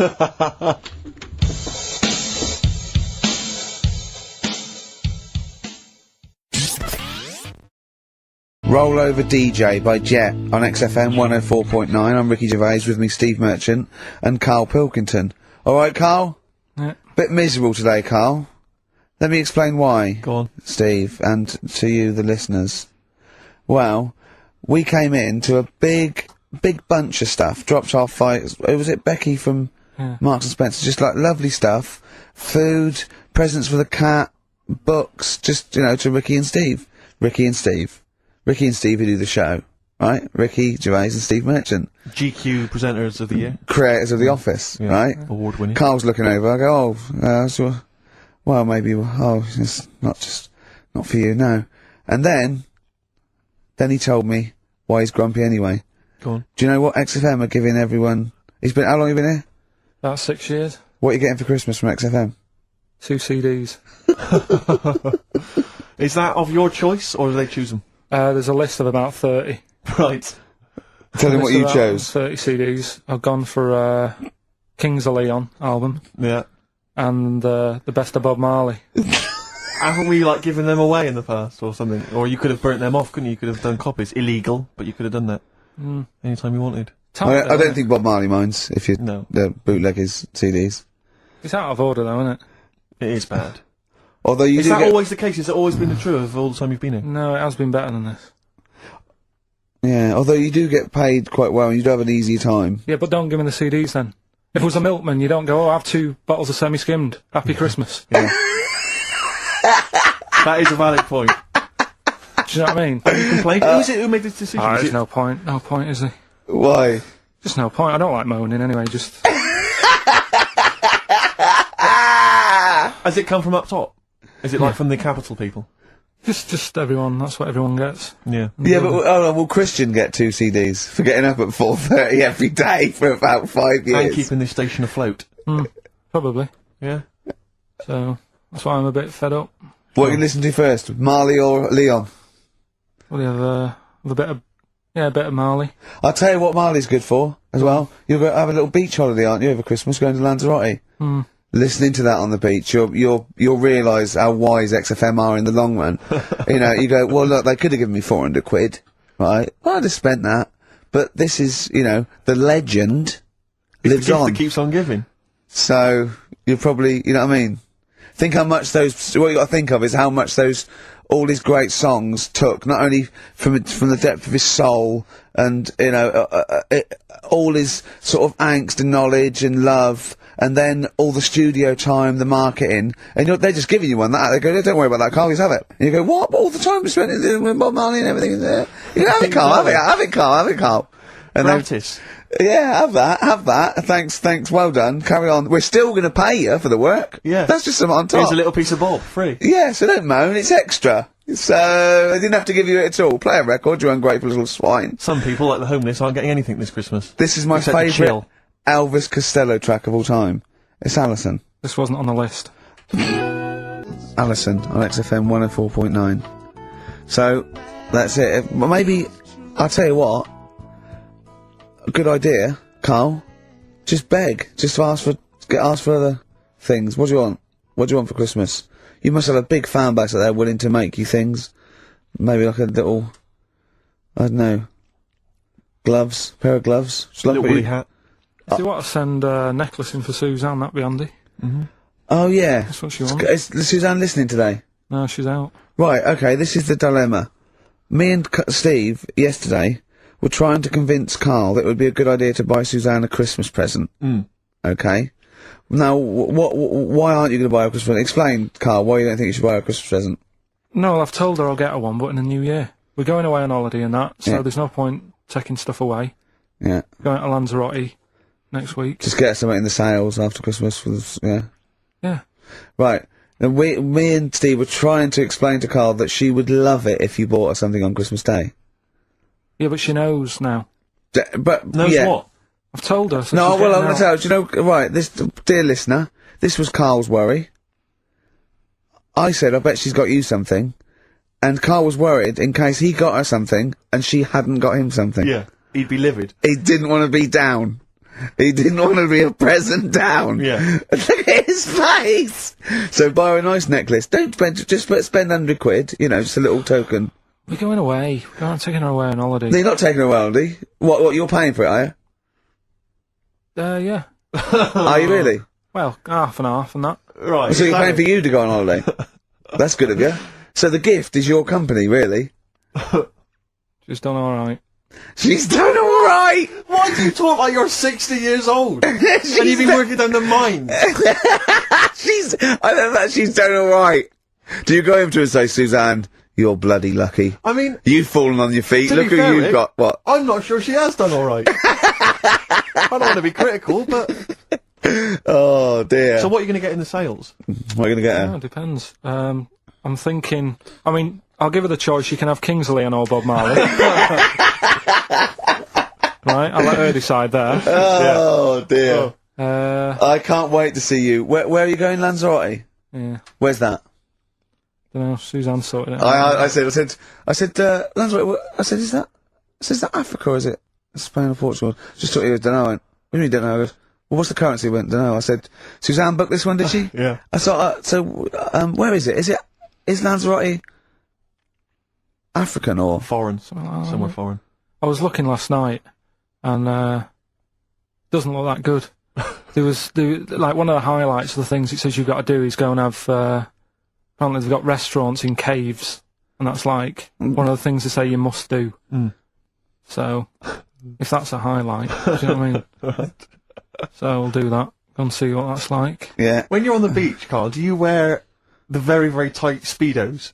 No, Do you walk What do around you with wear? them? sort of longish shorts, Yeah. t-shirt on, probably with a sort of a light shirt on top of that. Right, sure. So quite wrapped up then. Covered up. Do you wear a hat? Because obviously the bald head, there's risk of sunburn. No, I just put a bit of lotion on it. Lotion on there. Yeah. Just have a bit of a wander down the beach, have a look. Yeah. See if there's any old blokes with their tackle out and a backpack. I'll have to look forward to. So Yeah. there you go. Yeah. Well, we're looking forward to finding out how you get on. Yeah, I'll let you And know. interested to know what she gives you on Christmas Day. Probably get More anything. scintillating chat after this next song. Right, bit of placebo. Yeah, love it. Special needs. Special needs on XFM 104.9. Email in where Lanzarote is. I don't know if it's Italy or Spain or Europe or maybe Africa. You know, these are the sort of things. These are the reasons I come into it to at least learn something, innit, Karl? We've stopped educating Ricky, so I've stopped learning. You know, about things like the woman who ate mud all her life. I taught you And something before when we were in the office. what did you? Go on. What was that? What did you teach me? They've just counted how many fish are in the sea. No, they They've haven't. just done a census. A census. What, a fish? Yeah, some fellas have gone in the sea and they've got to work out. There's about... Mrs. Spratt, is this your son? No, he's a lodger. Okay, well, let's mark him down. That's 2. Oh, I've lost count. 6,000,400. Oh, darn. So how many are there? About... There's a lot. There's... Oh. Well, there are more species of fish bird, mammal, and reptile put together. Can I ask a question? That's on my DVD of animals. That's still available in the shops. Probably find it online. You'll get that slightly cheaper. $15.99. What? Go on, ask me a question. Ask me a question. Includes Karl's Pilkington sauce on the DVD. Yeah. That's a perfect Christmas gift. Yeah. Yeah, this is a question. I was discussing this yesterday. This is not a bit of shit. This is not a joke. I genuinely have always been slightly perplexed, and we were discussing it last night. The notion of the birds and the bees. Yeah. Now, I don't mean, the birds and the bees. I understand how, Why they use the birds and the bees? Yeah, because, you see, I always, as a child, I assumed the bees were having some kind of relations with the birds. No. So is there anything to do with the birds and the bees, or is it literally, just like a euphemism? It's just, the birds and the bees. No, but they... Do the birds do anything with the bees? No, not at all. It was where parents... just take them out? It was where parents used to sidestep the issue by saying things like, when a lady blackbird and a man blackbird, they meet, right? They make a little nest. And then because they're in love, they have an egg. Yeah. And that was it. I understand that. That makes sense. But why the bees? Why the birds and the bees? Well, probably... I don't know.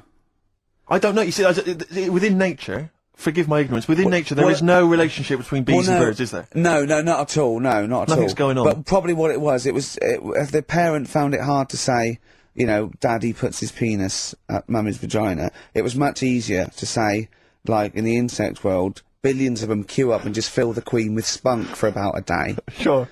Thus avoiding the embarrassing intercourse. Exactly. That's what I think, Karl. What do you think? Were you talking about the birds and the bees? Did anyone bring that up with you? No, it was just in that class, wasn't it? When put a video on. That's what we had. No, we had a film. And they just said, I watched that, and then what film though? Basic Instinct. It was just like two people, and all sat round the telly and watched it. One girl fainted. And they said, right, that's that. Next week, prisms or whatever. And did it teach you everything you needed to know? Well, how much do you need to know? Yeah, true. No, true. Except one kid in my class still thought a baby came out of an arse. Afterwards he didn't understand.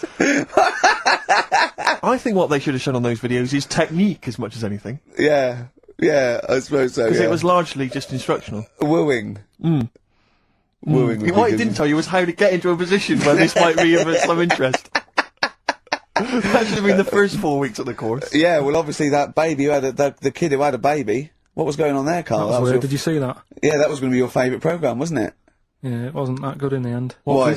You told us about this story ages ago, didn't you? Ages ago. I told you about a year ago about a baby that had a baby. Yeah, it's a bit different, the baby that had a baby, isn't it? Whereas a Siamese twin with a breach, actually just, developed inside him for, it wasn't even developing. It was a twin stillborn that just was enveloped in the other one's body. So it's a little bit different to a baby what had a baby, isn't it? Yeah. Actually disappointed he was. Do you know what he said to me? He went, well, I thought it was going to come out. And go, oh, bloody hell, I'm 7. What a waste of my life. Like he'd been in there going, oh, hello? Hello? 7? Idiot. Yeah. Yeah, a bit disappointing, but there was a programme on after that, right? At 10 o'clock on Discovery, and I haven't got Discovery. Oh, it was about... good?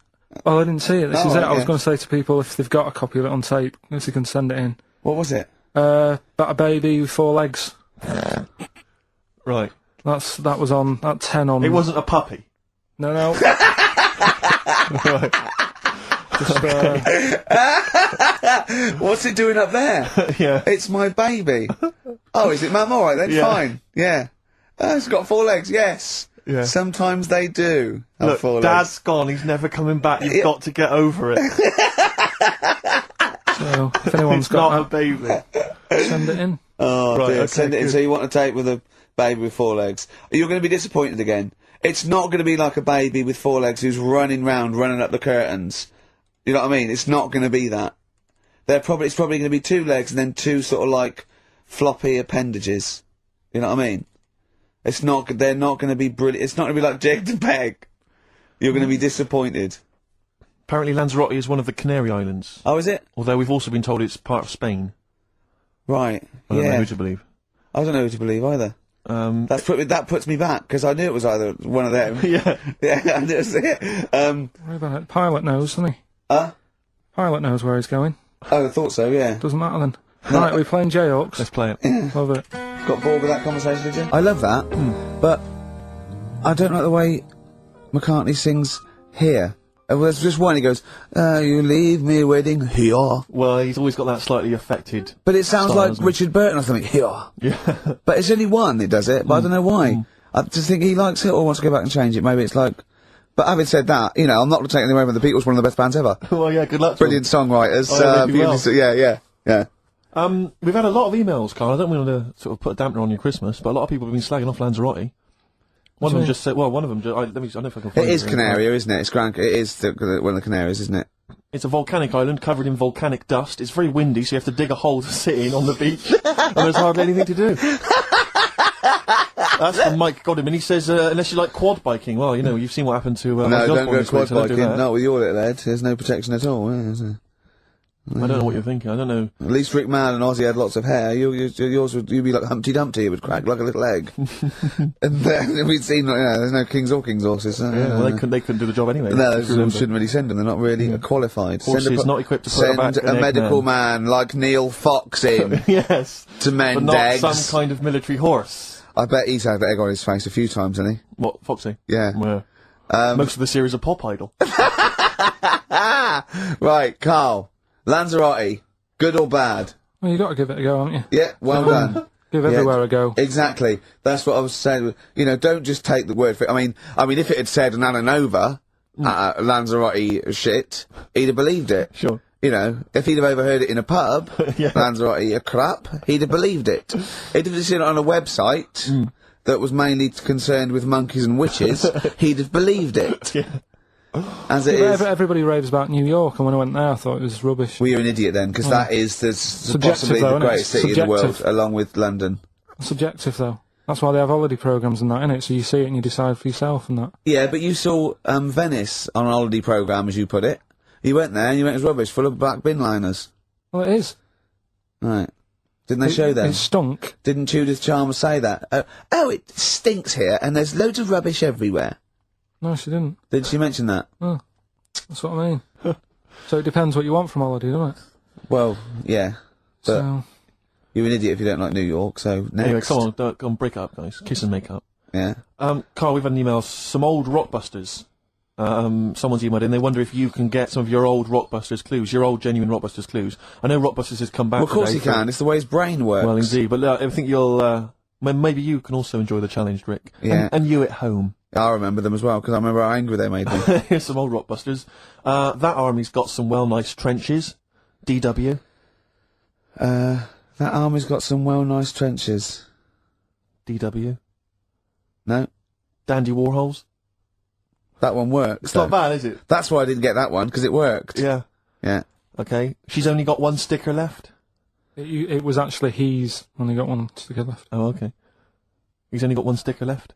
The band His Last Sticker. Exactly. With Justine Fishman, yeah, His Last Sticker. They Yeah. were brilliant, weren't they? What happened to His Last Sticker? Are they still going? He'll strap some chocolate to your feet. That's A. A band or artist. A. He'll strap some chocolate to your feet. Go on. Aerosmith. I don't know really what that means, but... And finally, you'll have to... Aero Cobbler. Yeah. The well-known Aero Cobbler. And you'll have to stick her in the oven. A-B. You'll have to stick her in the oven. See, he thinks blacksmith means, like, just shoes. Like, it's not the smith, it's the smith part. A smith is just a right, isn't it? So it doesn't, I don't know, Aerosmith. What does that mean, Karl? What does that come mean? on, you'll have to stick her in the oven. A-B. Yeah, I know that one. Yeah? Yeah. What is it? But it doesn't work. Apparently it does. You'll have to stick her in the oven. A-B. Single or artist. What, Anita Baker? Anita Baker. Why you have to stick her in the oven? I need to bake her. Oh, I need to. But why didn't you say, like, you'll have to, get his hair cut and put a nice white, chef's hat on? That's Anita Baker. See, that works. That works, Karl. I need to bake her. Doesn't work. It is shite. Okay, well, listen. Before you judge, listen to today's Rockbusters. Okay. They're here with us now. Here's Karl Pilkington. Brought He's it got back them. just for Christmas. Brilliant. I've only got 2 really because what? I was trying to work one out before, right, in my little room. Yeah. I was looking at different band names, thinking, what can I do? Yeah. Couldn't concentrate because Ricky was in there trying to spray deodorant all over the place. Right? Well, you should have done them yesterday. You should have shut me out. Right. So there's just 2. Brilliant. Well, Okay. I've kind of got an idea for the third one. fine, I'll yeah. have a go. Yeah. Right, so anyway, the first one. Should we play a record and come back to this? 'Cause We'll it's do been it a- quickly, yeah. we'll do it No, quickly. No, Yeah. play a Okay, record. This is record then. rubbish. Yeah. Rubbish. Libertines. Useless. The general public are getting involved with Karl's holiday, and I mean, this has been a damning report on Lanzarote. There's not been a positive word written about Lanzarote so far. Wow. It's volcanic, there's no natural water supply. Apparently there's no natural water supply. It's You have all to sit in a imported. hole. What do you think of this, Karl? What do you think of the people that want you to know that you're going to a rubbish place when you can't change it? What do you think of that? Rubbish show, will it? What do you mean? Be alright. What do you mean it'll be right? Because I'm going to go there thinking, oh, there's no water and that, and there will be water. No, they didn't say there's no water. What did they say then? There's no natural water supply. Whatever. I'm not bothered. Doesn't bother me. Alright. I'm going to have a good time and that. What are you going to do? What do you plan to do? Got a book. What book you got? Rich Hall book. I'm just going to read that. Brilliant. And the weather's better than here, isn't it? Yeah. So, gonna have a good time. Someone emailed just now. They said they're listening online and there's a problem with their computer and everything's sped up. The music's sped up. Our voices, Rick, are sped up, except Karl's. That's how slow he speaks.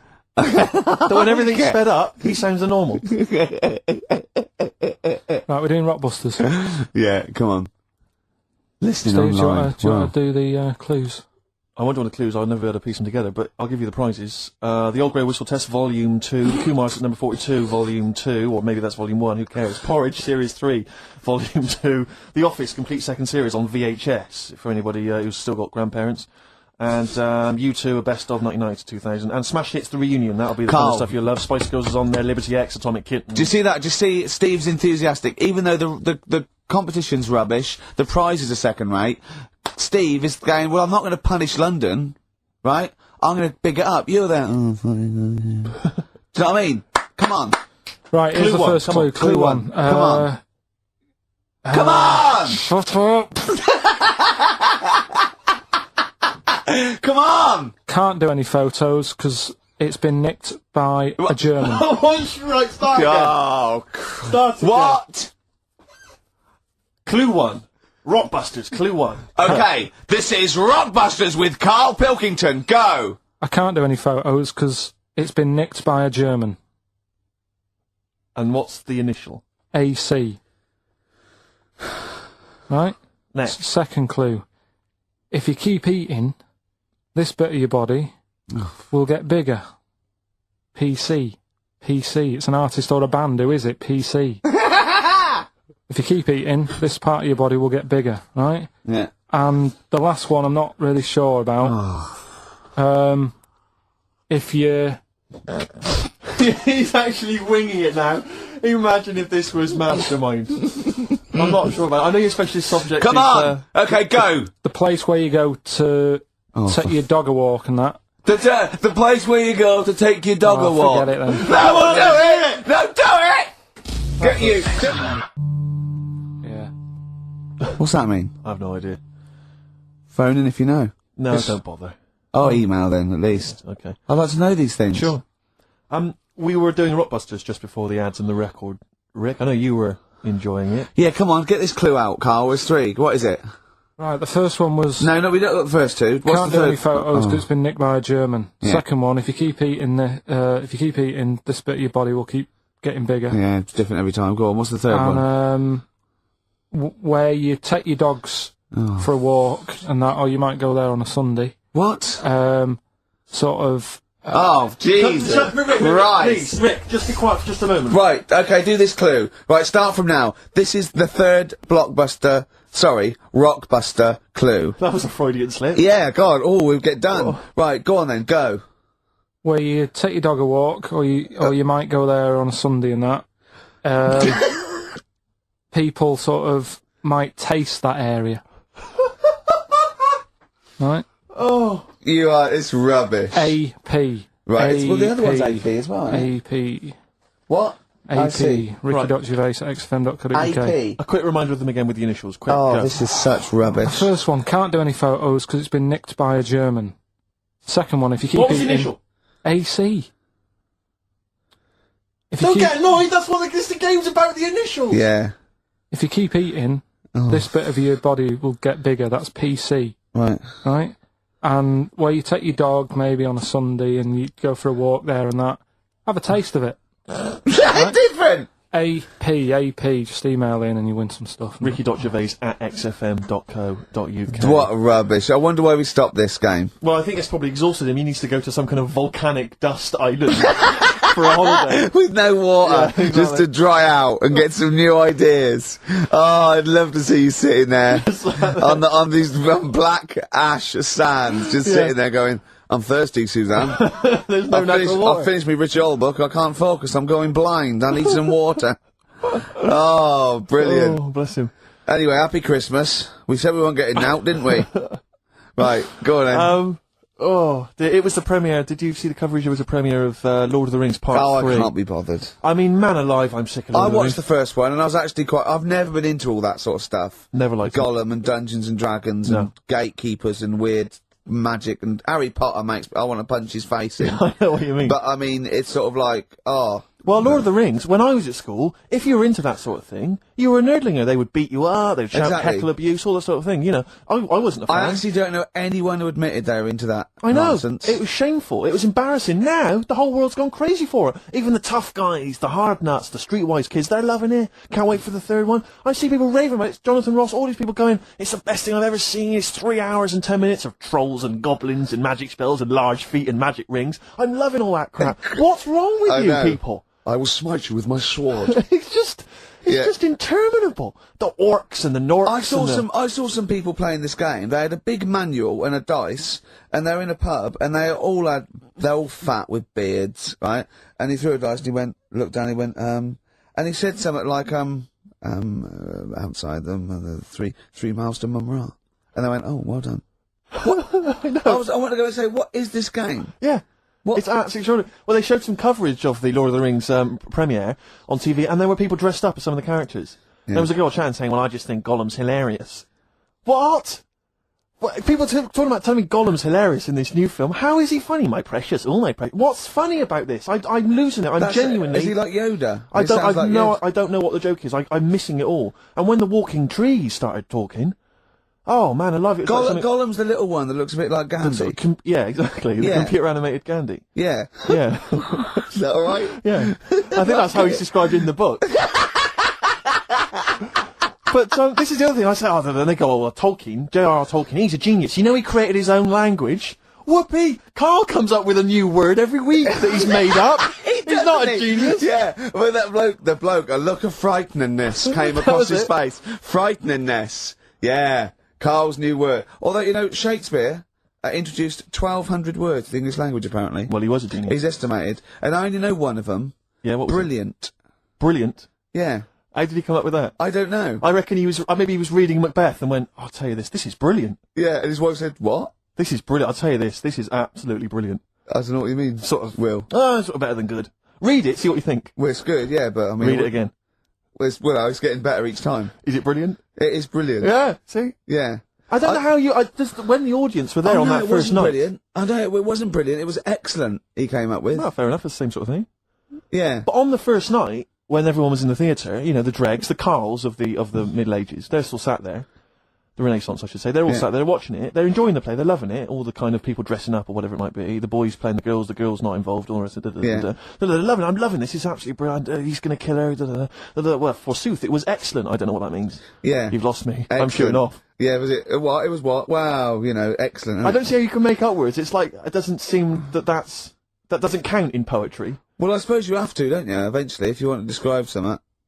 Why? Just use the words that exist, isn't that the rule? No, but that's why we borrow from other languages. There are certain phrases that can't be translated, because it's that there are no words in other languages for them. I mean, I think we beat the second language by about double.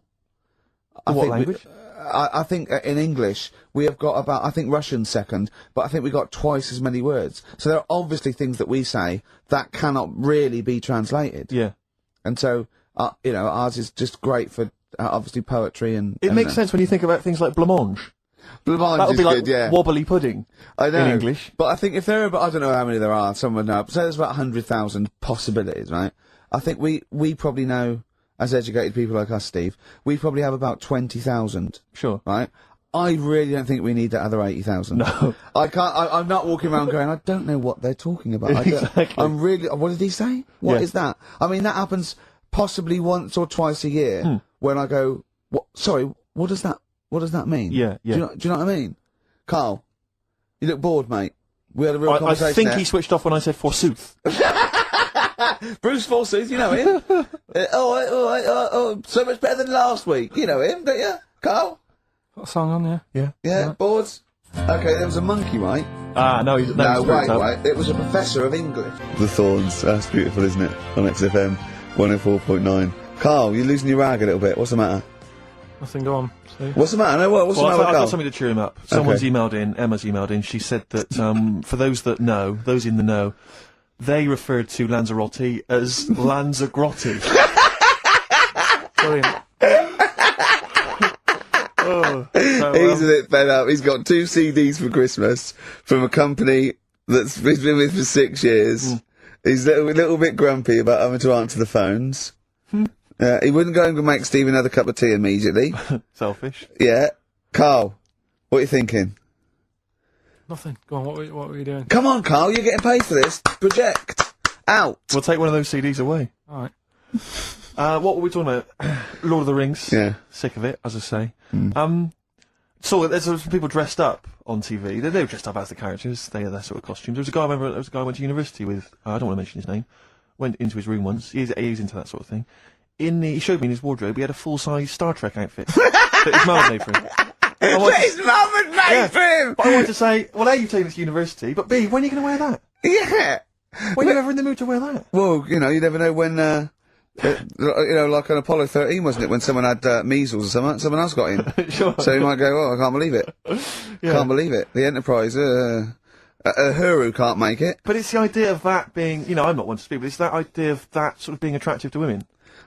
Because that's presumably generally when you're at university, when you're 18, 19, that's the reason you wear those kind of clothes, is to try and make a bond with someone, isn't it? Try and establish some kind of connection. Yeah. Saw a guy walking down the street the other day, must have been 18, 19, wearing on his t-shirt, it just had a picture, and the words, Star Wars Phantom Menace. He's probably like... But it's just the idea of a girl going, yeah, well, I love that film as well. Yeah, yeah. It's supposed to be kind of kooky and eclectic t-shirts, aren't they, normally? They're supposed to be a bit sort of radical and a bit offbeat. My favourite, though, are, I love fat goths. Yes. I really love Who fat are still goths. persevering with it, even into their 30s? Yeah, I like your fat young ones. I love fat 18-year-old goths. I really like them. They're one of my favourites. And I like 42-year-old goths. Yeah. Who, they've losing all their hair. They're just growing at the back. But, you know, I don't know what jobs they do. But their main hobby is looking like Nosferatu and wearing lots of silverware. Yeah. That's one of my favourites. I think I mentioned to you before, I saw a girl on the tube, she had a bag, and she was quite gothy. She had a bag, and it sort of had like a Barbie's head, kind of sort of defaced hanging from there, and loads of badges and tassels and little motifs and odd things, and she decorated the bag. And then had sort of things like, you know, legalise cannabis, and ban the bomb, you know, and stop the war. Yeah. And I just wanted to grab her and say, you doing much about the war, or are you working mainly on the bag? Yeah, you spent most of the year you're filling in the petitions, are you doing the marches, collecting or is it largely badges. the bag you're focused on? Oh dear. I'll tell you another thing, that a fashion mistake that always offends me whenever I see it, is an Englishman of any age wearing cowboy boots. I had cowboy boots. I can't believe it. When I was 18, right, I went out and got a pair of cowboy boots. The cheapest, I mean, they were the only ones I could afford. Awful. Why? I mean, was that 'cause they were like clogs that came up to the knee. They were so uncomfortable. And why did you get them? Who was wearing them at the time that you thought they were cool? Clint Eastwood. Right. Okay. And I had cowboy boots. I put segs in them. What's that? Which the little things you nail into the bottom. So right? they sort of clip-clop as Clip like that. So I'm 18, right? Those tight jeans, so tight in fact, I thought I had to went to the doctor and I said my balls are aching, and I went off. I said I've got a pain in my epididymis and all this, which I was doing biology, and he went, your jeans are too tight, they're squashing your balls. right? So I had cowboy boots, right? And pale ones, not even sort of like finished properly, sort of like just the raw sort of leather, cheap wooden bits, the bottom segs, really tight Levi's, and a red sweatshirt with bullshit on it. That was a present. Just embroidered on. I looked pretty hot, baby. Oh yeah. Yeah. And I remember once as well, this was really embarrassing. I had leather jacket, and, How old were you? oh, this is embarrassing, 26, I think. And I just had a nice leather jacket, right? But I was bored one day, and so it's about, 1986, 87. Yeah. 87, must have been. And, I just painted on the lapel a little acid. And that didn't last. And were you going to acid house raves at the time? No, of course not. No. But I remember that one didn't last long. That was in the bottom of the wardrobe immediately. Yeah. I knew at the time. I just thought, what Yeah. is that? Yeah. But I forgive anyone sort of anything up to about the age of 25, right? I don't know. But I mean, it's getting close there, yeah. But certainly up to the age of 20. But it's the 40-year-olds. It is the 40-year-olds that just still have a little go. Goths are the best. Goths are the best. Or the cowboy stuff, because there's never been a culture of cowboys in this country. I know, so yeah. you see the 40-year-old guy with the kind of cowboy jacket with the tassels, Yeah. or the bootlegs tie. Had that, yeah. Went to that, yeah. Did all that, Because you've been through most phases. This is what's interesting to me about you, is now you're quite self-aware. But the most committed one was probably the New Romantic when I first went to university. So, 18, red bullshit t-shirt and tight jeans. Within a couple of months, David Sylvian, just full makeup and that. Can I ask, because having never really subscribed to one of those fashions, one of those styles, with something like New Romantic, which you've got to be quite committed, do you ease into that slowly, start wearing a bit of nail polish, maybe an earring, and then you work your way in, or you went whole hog? No, I remember the first time I did it, was the sort of like the first disco in my first year. Borrowed someone's makeup, put it on, stopped at the chin, hadn't quite got the... So I looked like a mannequin. Right. And then I sort of got better at it, I suppose. Right. Wanted to look like David Sylvian. That was the idea, and then it sort of And so you had to literally go out and sort of start again with your wardrobe, presumably. The cowboy boots went out, the tight jeans. You had to literally go to a shop and buy an outfit, a New Romantic outfit. No, it was okay, because in those days it was a suit. So there was a New Romantic, you wore the suit. I didn't wear all the sort of like, pirate gear and pixie boots. I sort of wore the suit and luckily, before I went away, I bought a suit from my mum's catalogue, which was one of those woolen ones that went bobbly. So not quite David Sylvian. Yeah. But, at least I was having a go. Yeah. Yeah. Well, respect. Have you ever subscribed to any of those fashions, Karl? Nah, just going for the gay look now, he wears Ben Sherman's and he shaves his head. remember wanting some Dr. Martens. Yeah. And my mum worked at a college in a canteen, and she knew I wanted some, but she got some. There was an old woman who worked in the canteen who said she had some, and it turned out to be like little granny boots. And I ended up having them for a bit. With a little zip up the front. Yeah. Nice. Oh, brilliant. Did you wear them? For a bit. Yeah. Well, you might as well. Want not, waste not, want not. Play a record. Have some ads. All right. Steve, I've got to find out the answer. It's been driving me mad. How many words are there in the English language? Does anyone know?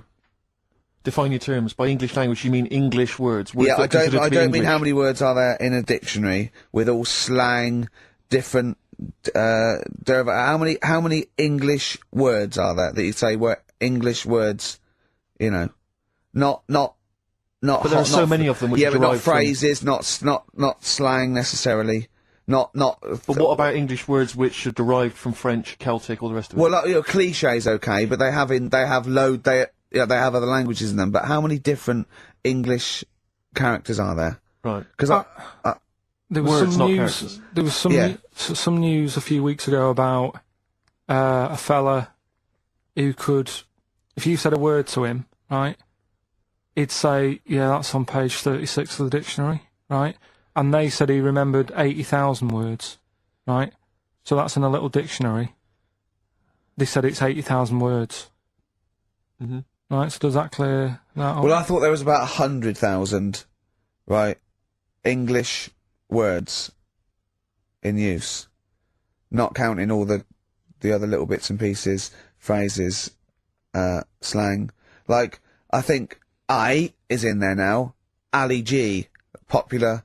No, I don't know whether I should count that or not. Well, if you're one of our listeners, perhaps if you know somebody who finished school, you could maybe pop next door, get them, ask them, and then email in the answer, ricky.gervais@xfm.co.uk if you've got an answer for that. Talking of email correspondence, Rockbusters, Rick, is underway. Have we got monkey news? Absolutely loving that. Let's see if we can cram it in. Have we got a film? Yeah. We should do that then. Well, let's finish do one thing and move Rockbusters. on, 'cause Jesus, calm down. All right, Rockbusters. Let's get this third one out of the way because it's tricky. When you say tricky, it's tricky to say. The initials were AP. It was, when you take your dog out on that, or maybe on a Sunday, you know. Come on, let him finish. Rick! Let him finish. You take your dog there. You might go there on a Sunday. Have a taste of it when you're there. Right? That was AP. The answer? Alex Parks. Right? Alex Parks. Yeah. It kind of doesn't work, that one. But that one doesn't work, I know. It's you know that one doesn't work. Yeah. Okay, good. Okay, well that's fine. That's fine. what I was trying to work out when you were messing around. That's why it's not good. Okay, come on. No, the other ones. The first one was the German fella brilliant. can't do any photos because it's been nicked. The German fella can't do any photos because it's been nicked. That was the initials were AC. I've got it. Right, it's Aztec camera. Yeah. But what's that got to do with the German fella nicking it? Because the way he'd say it, he'd be like, you know, Aztec camera. So why aren't you taking any pictures? Can't. Why? Aztec camera. Why is that German? Just sounds a bit. Right, do you know that's rubbish then as well? You know that one doesn't work, do you? And the second one was, if you keep eating, this bit of your body will get bigger. PC. Yeah. Phil colons. Phil. It's honestly right, Karl. Honestly, right, okay. I don't know what the PC term is for this, but I honestly think. I think you're quite bright, and I think you're quite streetwise and all that things, but I actually think. Oh, I've got to be so careful here not to offend people, but I think you might be. Could you maybe describe it through a sound? You might be educationally subnormal. Does that worry you? No. I've got by all right. I'm not going to worry about it now. You know what I mean? I'm 30. You know what I mean? Why start worrying about it now? But you've got the mind of a 12-year-old. So what? Sure. Do you know what I mean?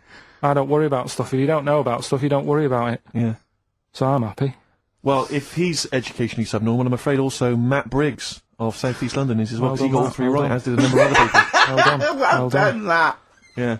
So he's won that stuff. He has indeed. Player Echo, we've also got your film quiz coming up, and Monkey News. We're all looking forward to that. Right. Monkey News. Bit of Bowie? Yeah, one of my favourite Bowie songs of all time, Letter to Hermione, from Hermione. David Bowie. Well, we've had the most convincing answer, that it's about 290,000 actual words, but possibly 3 million in our vocabulary, using all jargon and scientific stuff and all that. Sure. 290,000. Still a lot, isn't it? It is a lot. We know so little, don't we? Apparently the average person has about 20,000 words in their vocabulary, right, and uses maybe 2,000 a week. Really? Yeah. Karl, obviously, slightly bringing that average down. Karl, what do you think of that? Single figures. What's the matter? Get by. Why have you got to use longer words messing about and that? Told you. That word about old. Anti-dipuian or something. Just say old. That's a bit old, isn't it? That's a bit anti-dipuian and that. What's the point? Yeah. Get to the point. Sure. Busy.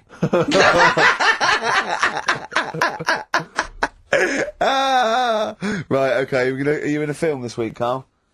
We're doing that now? Yeah, go on. Get it over with. Hang on a minute then. Get it over with. Let's get this show over with. We can go home. You can go off to Lanzarote and sit on some ash. Some charcoal. He's not happy about that. That's annoyed him. The listeners have all ganged up on him. Yeah. XFM giving him 2 CDs. We've had more calls for his resignation this week than ever before. What do you think of that, Karl? What do you mean? There's another reason. Do you know what I mean, though? Because he's grumpy. He's not just giving it. He goes, well, I can't have it, can I? I don't want it. You're being paid well to do a job. People have tuned in to be entertained, to have good songs. Me and Steve are working. I'm pressing the buttons. I'm paid to press the buttons. That's what I'm doing. Has every CD started on time? Then why would they give you Monday off if you just paid to press the buttons? Don't get every other Monday off, do I? So have you stopped doing that now, have you? Well, yeah. Why? Because there's work to do and that. But I'm not moaning about it. Let's get on with it. Right, Scrooge, right, is the film that I'm in. Thought I'd do a Christmassy one. Okay. Right? Yeah. Get people in the Christmas mood and that. Yeah, you have got people in the Christmas mood. You're like Santa visiting them. Right. So... It's you in the film Scrooge. Yeah. Which version of Scrooge? The old one. Is it if it's just you moaning with bells, I'll be annoyed. Right, go That on is then. essentially Scrooge. yeah. Right, Scrooge, listen to this, and then there's some question at the end. All right. And you can win some stuff and that. Yeah. All right. Yeah.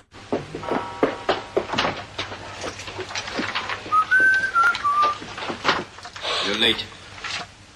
Only 20 minutes. What do you mean by coming in here this time of day? I've just been doing some Christmas shopping, haven't I? Probably do some more shopping on Monday, because it's my day off, isn't it? Yes, I know it is. You don't have to tell me. Got to see what I've bought Suzanne? No, thank you. I don't mind showing you. It's only a Christmas present, isn't it? Just bought some more condoms. Why? Well, I bought some last year. Got 2 boxes. They all got used, so... I'm very glad to hear it. How much do I pay you? Why are you asking? The presents I buy has got nothing to do with what I earn. Like I say, if I won the lottery, I wouldn't go mental on her. Do you know what I mean? I probably wouldn't even tell her, because I think she'd want to travel around the world and all that, and I'm not into that, to be honest, so I'll probably keep it quiet. Why? Well, once you've been around the world, where do you go next year? Each to their own, though, innit? You know what I mean? Well, what do you want? What for Christmas? Not that fussed, really. And you, it's just as well I'm not that fussed, because do you know I do some work at XFM? Do you know what they're giving me for Christmas present? Nothing? No, might as well have been nothing. 2 CDs. That's it. I was well fed up. I'm sure you will. They give you a list of about 30 albums and you get to pick 2 off the list. So I've gone for Kings of Leon album and the best of Bob Marley. Mr. Marley has been dead these 7 years. In fact, he died 7 years ago this very day. Did he? Do you know what sort of donuts Bob Marley likes? It's not my business. No, it's not a proper question. It's an old Peter Kay joke. He likes the ones with jam in. Did you get it? Garlic bread. It's good, isn't it? Excellent. Oh! Carl, well done. Karl in Scrooge there. The only man more mean and depressed generally than Ebenezer Scrooge. Oh, dear. Oh. What's the question, Karl? Well, if people have been listening from the start, right, what albums am I getting? Yeah. Is that good? Mm-hmm. Good, yeah. What albums am I getting from for working for this place for 6 years? All right. Patrol and Run on XFM. Wow. Nearly your last show, Carl, for about 3 weeks. Yeah. Carl's off to Lanzarote. Next week. We're doing it with Ian Canfield next Saturday. Then we're off, because it's day after Boxing Day, isn't it? Or 20, yeah. And then, we're back on the 3rd, I think, aren't we, all together? Yeah. Yeah? Yeah. Yeah, what have you got? I think we should have done something like some roundups, like Cheeky Freak of the Week. We could have done Cheeky Freak of the Year. What's your Freak of the Year, Carl, if I put it to you? What, out of all the ones that I found out about? Yeah, all the ones that have ever been, yeah. Well, no, you have the Elephant Man in there that you found out about at the end of the 19th century. Go on. Watched The Elephant Man again last week. Good. Yeah, loved it. Probably that one, the kid who was like 7, but aged to about 38. That was pretty weird. That amazed me. That sort of blew my mind. No, it was worse than that. She was about 90 or something, wasn't she? She is now. But back then... Oh, a couple of months ago she was 38, Yeah. but because of the aging... She's sort of aged fast and that. Yeah. And it's really... This is the one that you think should be allowed to get fags and beer and off licence because she's got the body of a 90-year-old. Well, yeah, it's only fair, isn't it? Let her have a decent life. Even though she's 6. If she wants a packet of fags, the doctor said, you know, you're older than that. Even though you're 6, you are sort of 72. If she wants a packet of fags, let her have. She was 72 September, wasn't she? Yeah. So, yeah. but it was that. That's. Do you probably the actually weirdest think that would thing. be a good idea to give a 6-year-old with an aging disease a packet of fags If that's what they want. If that's what they want. and a pint of Tennants? All the stress and that she goes through. It was saying something about how she has to have a passport picture done every 3 months or something. Do you know what I mean? Wow. That's what she's dealing with. So that was probably the weirdest. Can we just say that Karl doesn't take the mickey out of these freaks, No. these people? I just, you know, it's things that fascinate me at the end of the day. Yeah. Things like that are weird. And things that, I mean, there's certain things that people get excited about that I think, well, what are you getting excited for? Like what? News, just news. Do you know how I normally do the headlines and that? Yeah. Have we got any headlines? Not really, because there isn't that much going on. Isn't there? This is what annoyed me, though. There was something about a woman who's going up Everest on a bike. Do you know what I mean? And they were like, oh, brilliant. But I don't think that's that good. When someone's done it walking... Where doing it would, on a bike's easy, isn't it? where would the woman who complained about you come in the years chart? That's do you mean? Yeah, that's the woman with the enormous head. Lest we forget. She took offence to some of the comments you made on the show, and rightly so. I can Yeah, understand. quite rightly so, I was out of order, and, you know, so I'm sorry about that. Yeah, well, I'll just explain again that Karl, I mean, it's the freak of the week is sort of like more of a punchy catchphrase than a derogatory term, and Karl's fascination and childlike, I mean, I think we'd have to include Karl in the roundup. Yeah. I mean, it'd certainly be in the top 10. I think the fact that she didn't sort of pursue any official complaints means that, you know, she's a bigger person than you, Karl. Yeah, really, because, you know... Certainly, you know... Well, you know, so... headwise. She is. Karl, you're going to do some news stories, I think. Well, like I said, there hasn't been that much going on. There's a story about a fella who hasn't eaten for 70 years. Right. He hasn't eaten. Is that all? That's all the information you're going to give us? Yeah, hasn't eaten for 70 years. Hasn't had a drink, but he's all right. That's rubbish then. Next. It's not rubbish. Yeah, it is, yeah. Next. Well, what is it? How is that? How is a man not eaten or drunk for 70 years? It's that thing, isn't it? Your belly gets used to it or something. Steve, has he misinterpreted it, or is it rubbish? Well, it does, to be honest with you, it doesn't actually offer any explanation. It just says that that's what happened. Right, so that's rubbish. It doesn't go on to Next. anything else. A woman's had 6 organs transplanted. Woman needed a new kidney, a new heart, a new stomach, a new liver, new kidney, intestine. Does that mean that she's the same woman? I know. You'd just say forget it, wouldn't you? Yeah. Wouldn't you, though? Well, not really. You know, the organ is just a lump of tissue. If you're that knackered, call it a day. I reckon don't waste time with that. Yeah. And good advice. there's a woman who hasn't slept for 8 years as well. Well, that's impossible. Again, you want to see that, Steve? Yeah. That's the news for the week. Yeah, all rubbish. Turn off Next. Do you want to apologise once more for anyone you might have offended over the year? Yeah, like I say, I never want to upset anyone. We're No, just chatting about stuff it's just chatting. It's from the heart. You see something, you say, "Oh, it looks a bit like so and so," or "Isn't it a bit?" You're not really, you know, you don't really try and hurt anyone's feelings, do you? But I think most people know that. And I mean, I've got to apologise for laughing at anything you say. I actually can't help it. Again, it's not vindictive, but when Karl comes out with some of the things he says, it's impossible for me not to laugh or react. So, have a Merry Christmas, everyone. Well, before that, Rick, is there some final, for the year, Monkey News? Tell you what, let's play a good song. Okay. Right, we'll have a bit of Monkey News, and then that's it. A bit of Amy Mann, then. Perfect. Brilliant, this one. By Amy Mann, on XFM 104.9.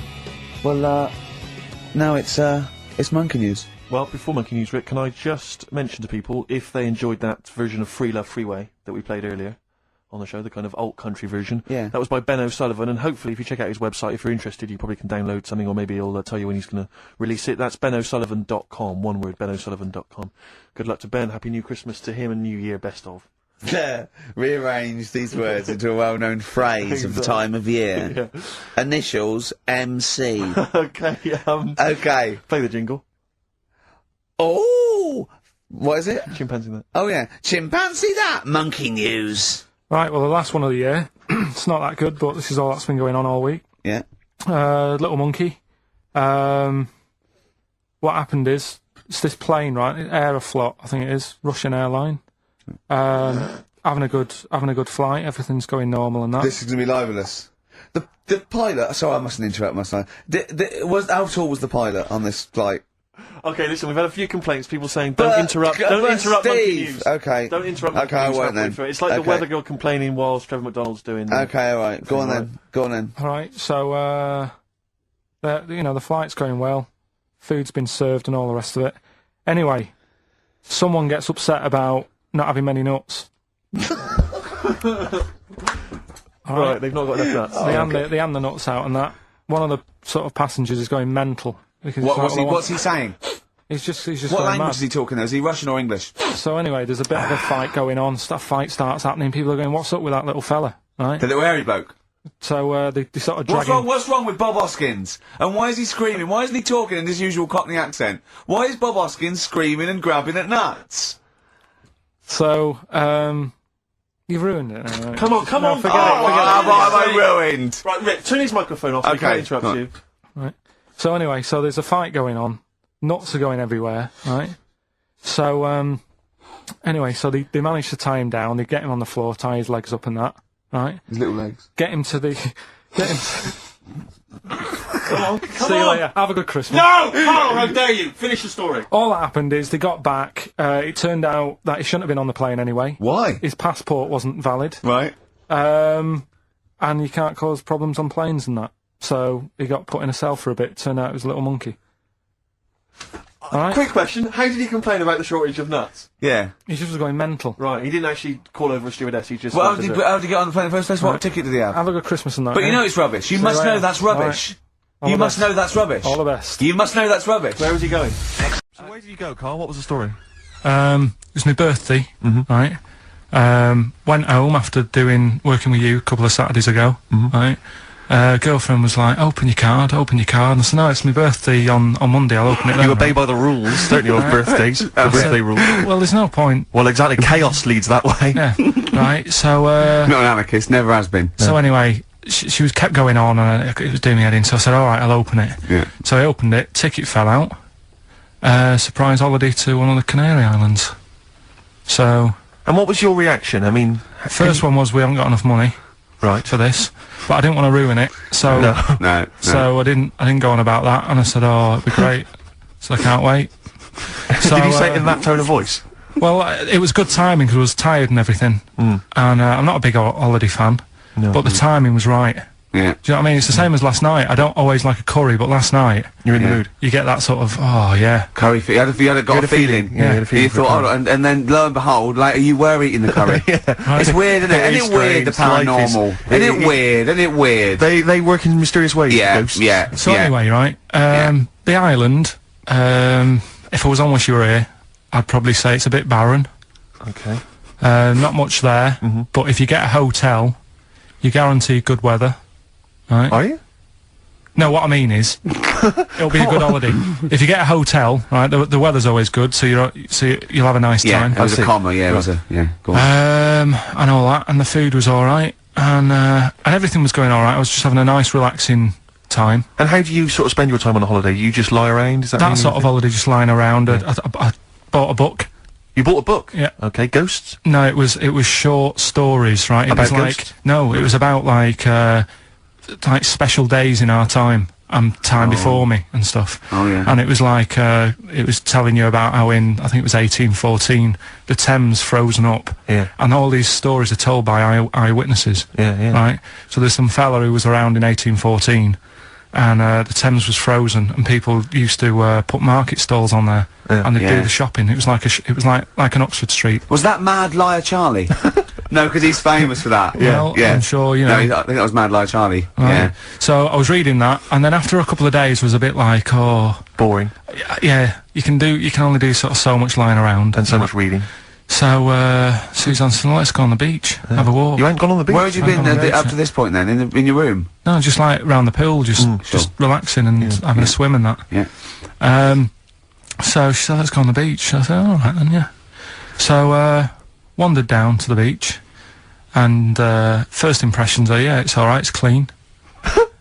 Your criteria is so basic, it's brilliant. Right. Hotel, yes. Roof, good. Food, adequate. Beach, clean. Next. So I'm walking along, and everything's good, and, you know, there's a woman feeding fish bread, which I thought that's different.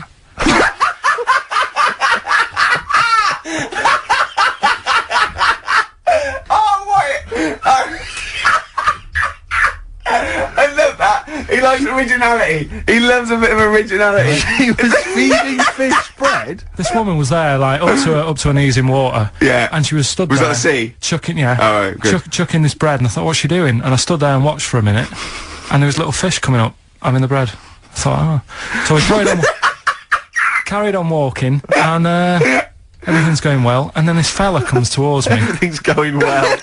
Yeah, that's I original. haven't fallen over. Clean feeding bread. 2 points for originality. Yeah, good, yeah. Fella comes walking towards me. Oi, oi. He's only got no pants on. Oh. So I said, Suzanne, what's going on? Why did he turn to her? Like she knows more than him. So she said, oh, yeah, it's, she said, yeah, it's a nudity. Is this going to be a long story? Could you pour that coffee? Can you give me that coffee over? Sorry, this is really bad. Yeah, because he's poured... Thank you. Just amuse yourselves while we talk the coffee. Thank you very much. Do you want I'll have a cup of coffee, Karl. Right. Thanks, yeah, cheers. Cold. Right, good. Yeah. Okay. So... Great. Thank you. So she said, yeah, it's a nudist beach. So I said, well, what? I said, we're all it's all mixed up. Normally on a nudist beach, it's a nudist beach, and you don't go wandering on there when you get your clothes on and that. So it annoyed me a bit, because there wasn't any signs. So this fella's getting closer. Well, the knob out was a sign. Yeah. Right, so he's getting closer. And he walked past me, it was an old fella. And he walked past and he had a hat on and a little pipe. And a big rucksack on his back. Right, so he got me thinking... Not strictly naked. I'm walking along and I'm thinking... Right, why do people want to do this? So straight away, I wasn't on holiday anymore, because most of the time when I'm on holiday I don't think about anything. Right? Your mind's a blank. I just switch off. Right? But all of a sudden, this has got in my head now, and I turn around to look at him, and... Check out his arse. And this bag, right, I swear, it was massive, right? What? You had a massive bag? The bag. His rucksack? His rucksack. Oh, right, okay. When he said there was an old couple coming towards me, I said, what was lower, the bloke's bollocks or the woman's tits? And he said, well, that was another point, she might as well have worn knickers. Because so now you can see it, that's what he said to me. So you saw the bag? So it annoyed me, yeah, because the whole idea in it, this is what I think, I mean, I might be wrong, right? Might be wrong. Chances are you never have been before. Being nudist, right? What's it all about? Well, no, I wanted you to tell Steve about your holiday. Because you told me in the week. Go on. Steve, I mean, bad idea. I had a feeling anyway about going away with, like, Suzanne's mum and dad. Because I've never been into sort of family holidays anyway, right? Even when you see it, whenever I've been on holiday and you see, like, families on planes and that, and they're all having a laugh and a joke, loving it, and then on the plane going back, you can see that they've gone off into groups, and, like, you know, the dad isn't talking to the daughter and all that business. So I thought, asking for trouble, but, you know, I do everything once. Do you know what I mean? Boxing, dancing, going on holiday with parents and that. Give it a go, see how it goes, right?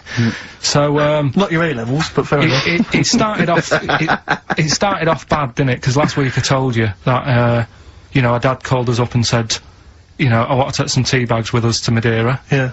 What's the best way of packing them? Yeah.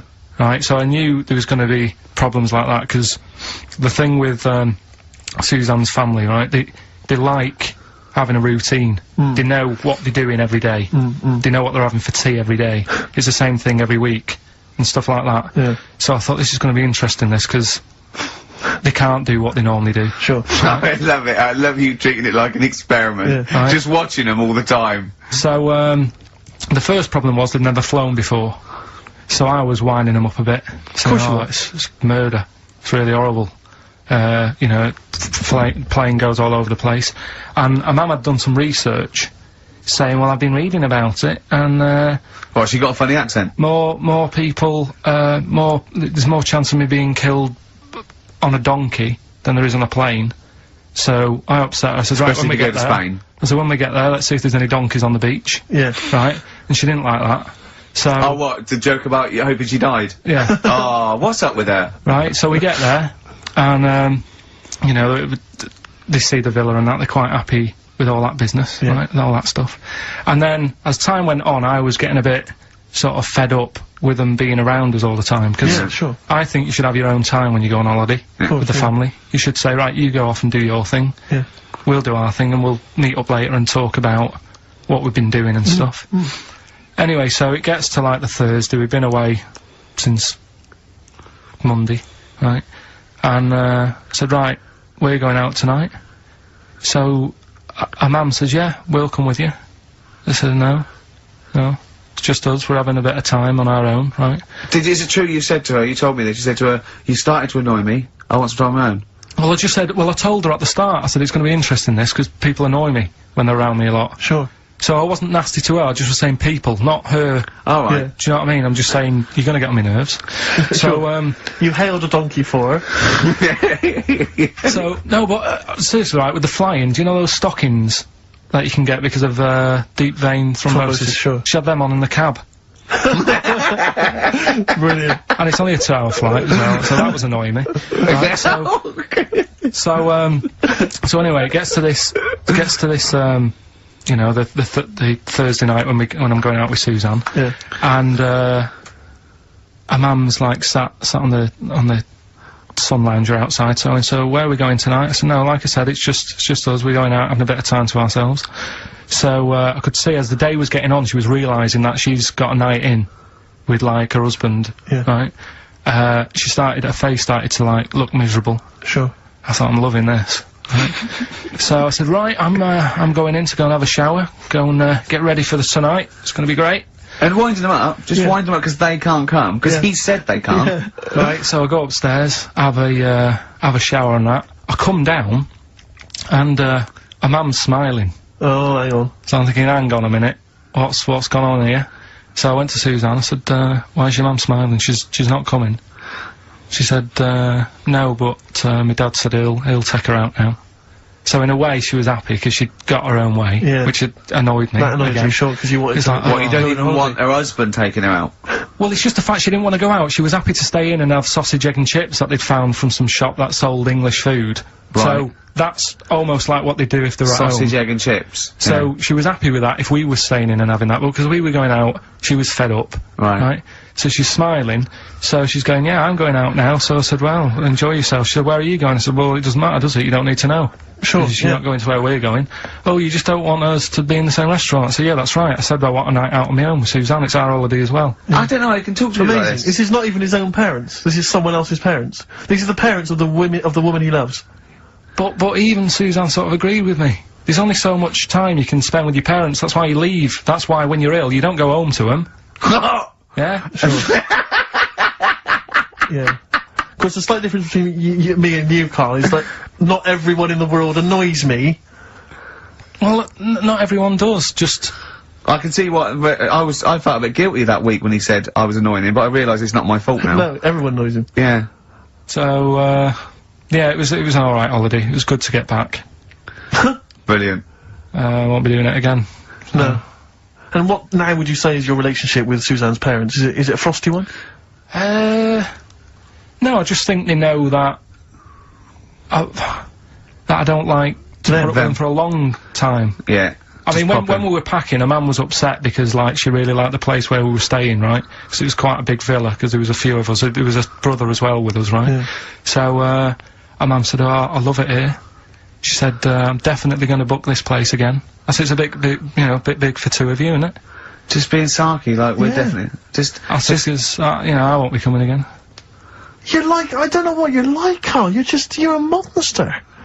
You're an absolute You're one of those people that monster. goes, I say as that speakers are fine, I say as that, and jibbered whap the wibble. Yeah. And never the wear will slap. You're like a middle-aged man. You're like an old man. You're like an old man, and you're what, 30? And just imagine you scraping along in clogs and a flat cap going, oh, that tree's got to come down. Yeah. Yeah. Puncturing a kid's ball if he kicks it into your garden by mistake. Yeah. Refusing to give it back. Yeah, gather round. Yeah, there were once Chinese kid as hairy as that cow, which is weird, because there's not many Chinese people that are hairy, but this one, I tell you. Karl, you went to Lanzarote. Yeah. People said don't go to Lanzarote. They told you it was Lanzarote. They told you, were they right or wrong? They were right, yeah. Really? Yeah, it's a bit ropey, yeah. Is it? Why? Just, out there. If it wasn't for the volcano they had, they'd be knackered.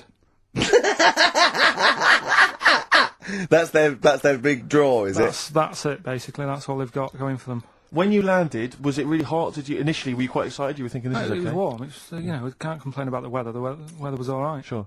You know what I mean? That's what I went for. But it'd be nice if there just was something else. Yeah. What did you do all day then? Did you read your ritual book? No, I didn't read that. I read that book. Do you know the book that I bought? And all the chapters were messed up. Oh yeah. I bought a better version of that. All right. And I read that. Excellent. And then Did it make more sense in order? yeah, a lot easier to follow. Yeah. And then we went and had a look at the volcanoes and that. They've got 36 of them to look at. How many did you look at before you realised that you know, pretty much, you've seen one volcano, you've seen them all? Probably about 6 or 7. Really? Yeah. And then when you got to the 8th, you thought, now I know what this is going to be, Suzanne. This is going to be like a mountain with a hole in the top. Yeah. Really? But it happened years ago as well. It's like, just keep a couple, fill the rest in, tidy it up. Fill the rest in! Yeah, no, Well, yeah. getting some builders. No, seriously though. Okay, 4 million tons of concrete, please. They're an absolute death trap. Yeah, what? Yeah. What do you mean, fill them in? Do you know what a volcano is? Just a hole, innit? That's happened. Well, it's more than the happened back hole. It's in- more a portal to the magma in the centre of the earth. Back in 1730 it happened, and they still haven't sorted it out. Well, when you say it happened, volcanoes were made a lot longer ago than No, 1730. but the one that did Lanzarote in. Right. Sort it out. What would you suggest? How tidy can they up. fill it in? It's joined. It's all joined. No, but what I'm and saying is, it was the a- big it was- plates of the earth are all joined. It All was the a disaster, magma's wasn't it? joined. With the Trade Centre thing, that happened. They cleaned it up, sorted it out, they've moved on. That's what I'm saying. Whereas Lanzarote have just gone, leave it. It happened back in 1730. You misunderstand me. How, in the name of God, can you fill in a volcano? You ignorant twit. No, but it's not just the holes. They've actually left the lava everywhere. That's what I mean. It's not just the big holes. There's lava everywhere. But it's molten rock. They can't just pick it up like they're like a carpet. Put it in the holes. The holes are there ready. Just push it all in. That's what I'm saying.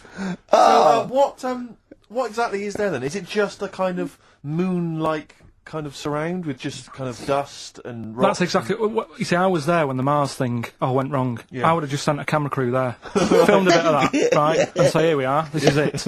Ignore the little coffee shop in the background. Right? This is Mars, because that's where it's like just loads of dust, holes everywhere. Tidy it up. Little round-headed aliens complaining. Yeah. It's Whinging. just like Mars. Yeah. So, is there any? What's the best bit about the holiday? Come on, pretend you're Judith Chalmers. I have been doing. I would have done all that. I would have said that. Don't bother. Right. I mean, the hotel was good. Yeah. That was all right. What was that like? It's all right. Just clean. That's all you want, isn't it? See, that's not quite what Judith Chalmers does. She doesn't go, "What's the hotel like?" All right, yeah, clean, isn't it? All right. But what was it like? Was it what was it? 3-star, 4-star? Did it have a swimming pool? What was the room like? I had a swimming pool and that. Yeah. Yeah, it's good. I think it was one of the better ones on the island. Okay. Nightlife? Wasn't really. Bars? Wasn't really. There was a bar. There was some bands playing. Yeah. Not very good. Food got a bit boring. Yeah. It was always the same food every night, but they sort of themed it and made out as if it was different. So, like, on Mexican night, it'd be chicken with a nacho on it. Right. And Chinese night, sort of chicken with a little prawn cracker on it and stuff. Sure. But that got a bit boring. That's me just turning on my phone, because I want to read to you a text Right. that I got from Karl. I think you sort of sum up the holiday in in this text, don't you? Do you remember I it? can't remember. Let's have a look. Let's have a little look. Let's go Instantly, through what did Suzanne, your girlfriend, make of it? Uh, Similar view to you, that they should fill in the holes? Yeah, it's just that thing, you see, I went on a coach trip, right? And you go and see the volcanoes. Like I say, there's 36 of them. Yeah. Which, you know, how many do you need? And when we're on the coach going round all these volcanoes, the fella on the front's going and look out your left window at the moment, and there's a volcano. And if you quickly look out at the right-hand side there, there's another one. Right. And on the left, it's just like, all right, we've seen it. Sure. Do you know what I mean? Yeah. And that trip, I mean, we'll talk about that trip in a bit. Right, this is the text I got from Karl, right? Alright. Been up to a volcano. Been in some dead artist's house who built his house in the lava. They said they would show me science with volcanoes, but all they did was chuck some water in a hole and it shot up in the air. No dwarves in the canteen, no scousers here, but there is a Swede woman with a big head. She looks effing gormless with a cap on. Alright? So a little reference there to... A Swede woman? What's that mean? Do you mean Swedish? Yeah. Or she looked like a vegetable? A Swedish woman.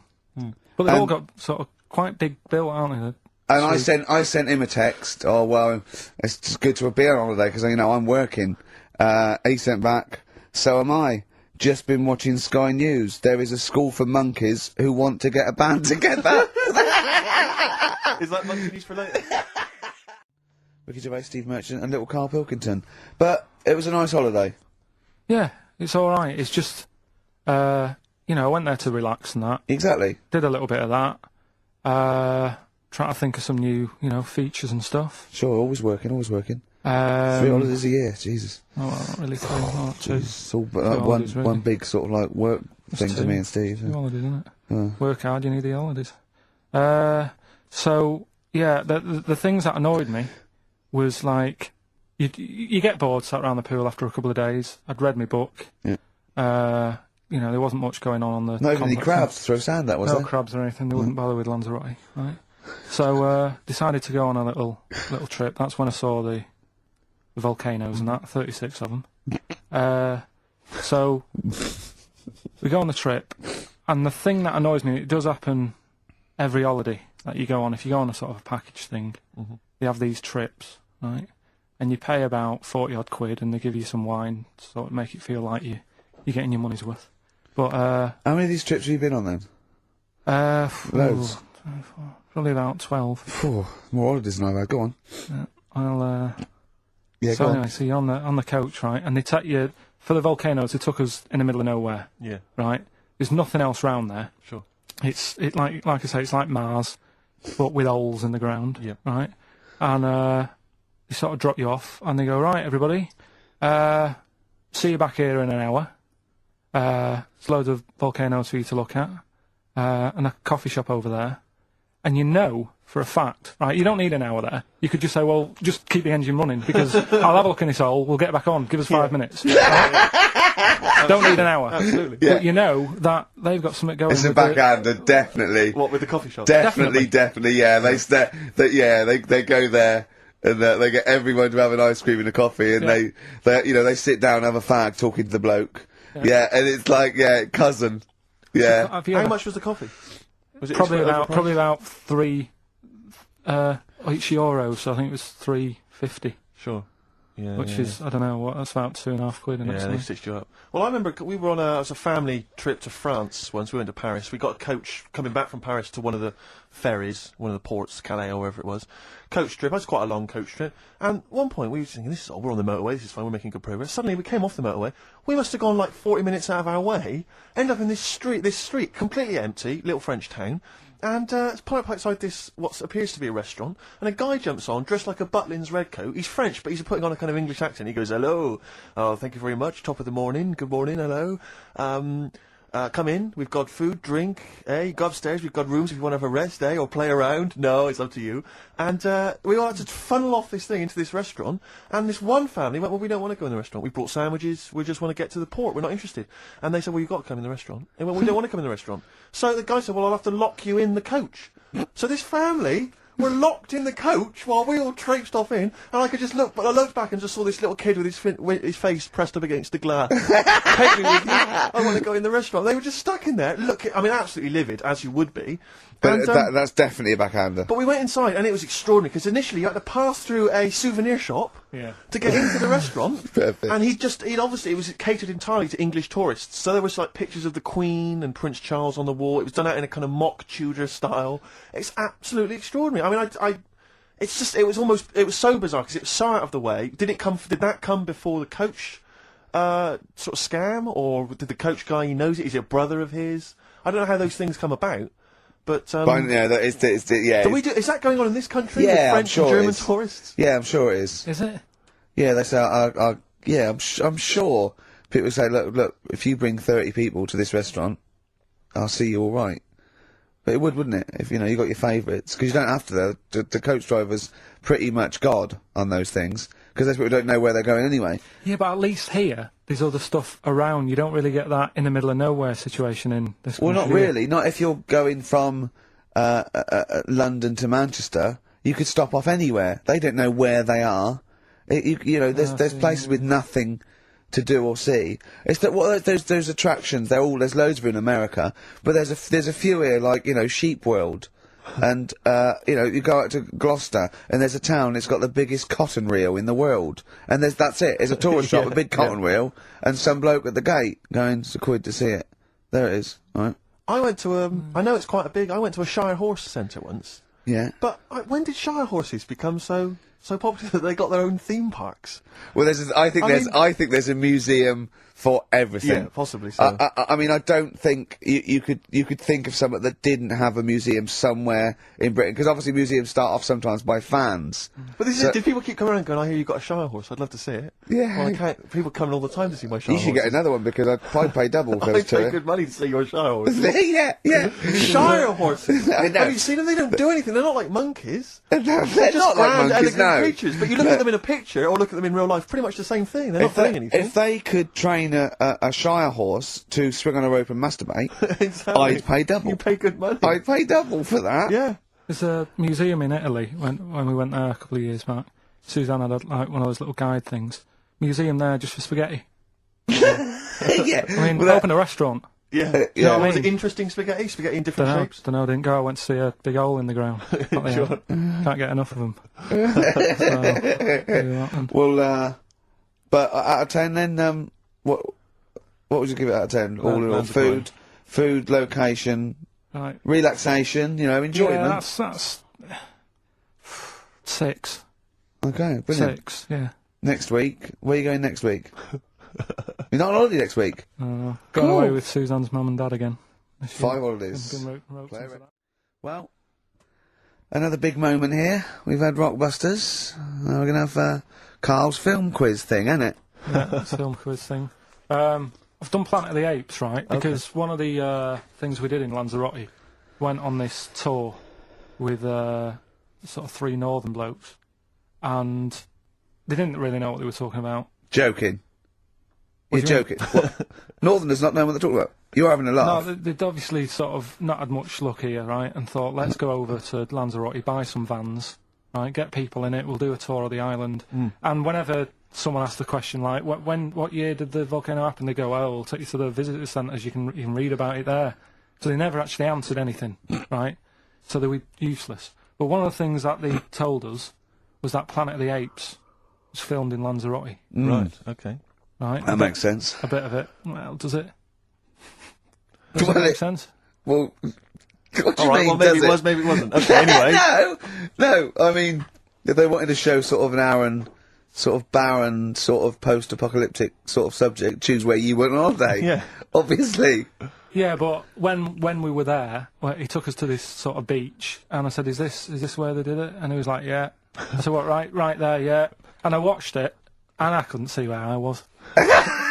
Yeah, you know that if you watch a film from 1968 and you've been to the same place, the you're new not one. going to feature. They're not going to see you in the back walking along the beach. It's a new one, new Planet of the Apes. Oh, the right? recent Planet of the Apes. Yeah, that's what they said. Yeah. Right. Right. So I thought I'd sort of. Now that sounds a little bit more far-fetched. I'd have thought that was probably a lot in Hollywood. Yeah. Did you have a good holiday, Karl? Yeah, it was alright. It's alright. Went down to Cornwall. Now, Tell you're you going what, to the monkey some odd sanctuary. people down there, Steve. Well, don't look at me, I'm not from Cornwall. Well, you're from that sort of area. Well, not really, but never Genetically, he means. mind. Right. They're weird. Well, you must have slotted right in.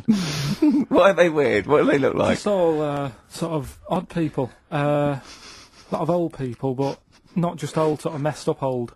What do you mean messed up old? You can't just say that. There's There's a woman with a funny neck. Okay, in what way was it funny? Why did she have a funny neck? If you were writing an essay, you wouldn't say there was this woman with a funny neck. How would you describe it? She sort of had her head, like, pointed down all the time. Like that. Don't do it, it's his radio. No, but just for you, I do like that. Yeah. Talking about that. Yeah, okay, right. So, brilliant. I don't know. I was saying to Suzanne, what happened, you know. What do you think? Because Suzanne knows everything. That's the good thing about her being with you. You just ask her, what happened to her? And Suzanne goes, Karl, I don't know. Yeah. I haven't been here before. Suzanne, your girlfriend, or mummy as you call her. Oh, sparks are flying. Yeah. I got a little bit of chocolate. Can you just lick a tissue and wipe it off? Oh, She said it might have been like, because back in the olden days, they carried stuff on the... the olden days. What do you mean the olden days? This woman was probably what, 50? No, she looked about 70. Yeah. But like I do on Cheeky Freak of the Week, right? I always turn it round and we get, like, something good out Something of it. positive, yeah. I said to Suzanne, I bet she finds a lot of money. Yeah! Always staring at the ground, yeah. Oh, dear. There's always good. So, you're Maybe back. she just had new shoes and she was admiring them. Yeah. Did you think of that? Before you point the finger and judge? Or a necklace was too heavy. Exactly. So, you're back refreshed. So, what have we got for this week? Have we sort of... Because we didn't meet last night, which we usually meet No, sort I of... called you and said it'd be good if we could, you know, I wasn't getting back into London Well, I was up until for it, I was up till for it, 7:30, yeah. but... Yeah. Yeah, but we all need to be there. It's no Yeah. good just me and you being there. Yeah, so... Yeah. No, you're right. I mean, you're absolutely right that I wasn't there yet because I wasn't willing to just be governed by your particular schedule. You want to jet back in from another of your holidays It wasn't a at holiday. 8 o'clock. It wasn't a holiday, though. Well, so what? You What were do you out mean? of town. Hold on, whoa. What do you mean it wasn't a holiday? What was it? It was a treat, wasn't it, for my mum and dad? So it wasn't a holiday. What, so you away. didn't enjoy the 5 days off? You'd rather have been here moaning 8 hours a day, 7 hours a day? You see, we said last week that you're always whinging. Here you are whinging now. I'm not And you're moaning. saying it's not even a holiday. You're saying it's not even a holiday. What was it then? Would like a nurse who takes sick children to Florida, would they say having a great holiday? Sorry, what particular ailment did your parents have for the week that they had to fly in Karl Pilkington, MD? Yeah. What are you talking about? Well, alright, it was a holiday. Well then, good. Now some honesty, now some truth. So you came back from your holiday, you wanted to start back to work straight away, Steve couldn't be bothered to meet. Is that what you're saying? That's what I'm saying. So we've got nothing prepared for this. Well, you can rely on Rockbusters. Right, that's coming We've got up. nothing. Monkey News. Even though you were away, you were still working. Still doing stuff. Did you go to the monkey sanctuary? I'll tell you about that. I've just had an email here. Monkey News Yeah. from a listener. Monkey spotted holidaying in Cornwall. A chimp was spotted holidaying in Cornwall last week after befriending a family of 3. One onlooker said, "It was incredible. He dressed and behaved exactly like a human being. He even settled the hotel bill at the end of their stay. The only telltale sign was his lack of table manners and the incoherent babble when he opened his mouth." There we are. So, Well, what do you think of that, Karl? that's the listeners, Karl. That's Joanne. Amusing, articulate, accurate. She remembered exactly who's there and everything, setting in the bill. It's all there. So, I mean, even though people think that you're slightly simian, you know, slightly less than human on the evolutionary ladder, they do listen to you.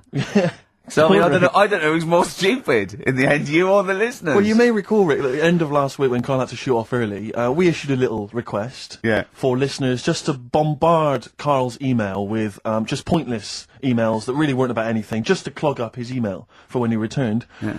Rick, they sent them all to us. Brilliant. I mean, that's the kind of listeners that we've got. We've got reams here on our email of just junk. I mean, it's like a Marx Brothers plot, isn't it? I mean, just ludicrous. listen. Listen to what we say. I got one about a shaved cat. Well, that's not pointless. I'll be reading that later. Oh, it's 11, yeah. I'm happy. That'll keep you going for a couple of weeks. I'll be reading that later. Did you get to the monkey sanctuary? Because this was the big thing. You were going into Cornwall, you were going to visit the monkey sanctuary. I've never seen someone more excited. You had 2 days put aside for the monkey sanctuary. I know. How did it go, Monkey World? We were on our way, right? I found like a little, in the little cottage that we had, right? It's like a little folder, you know, with little leaflets in saying if you're into mountains, you want to go here. Yeah. If you're into castles and that. Go to Little Castle monkey World. on the leaflet, right? So I thought I'll be needing that. Took that out, made sure that's safe and Yeah. that, right? We get in the car, getting ready to go. My dad says, "Where is it?" I look on the back. It's in a place called Low or something like that, right? Yeah. So we're on our way. Can't believe me luck. It's going to be a great day and all that. Yeah. And then start looking at the leaflet, right? And noticed didn't have any chimps there.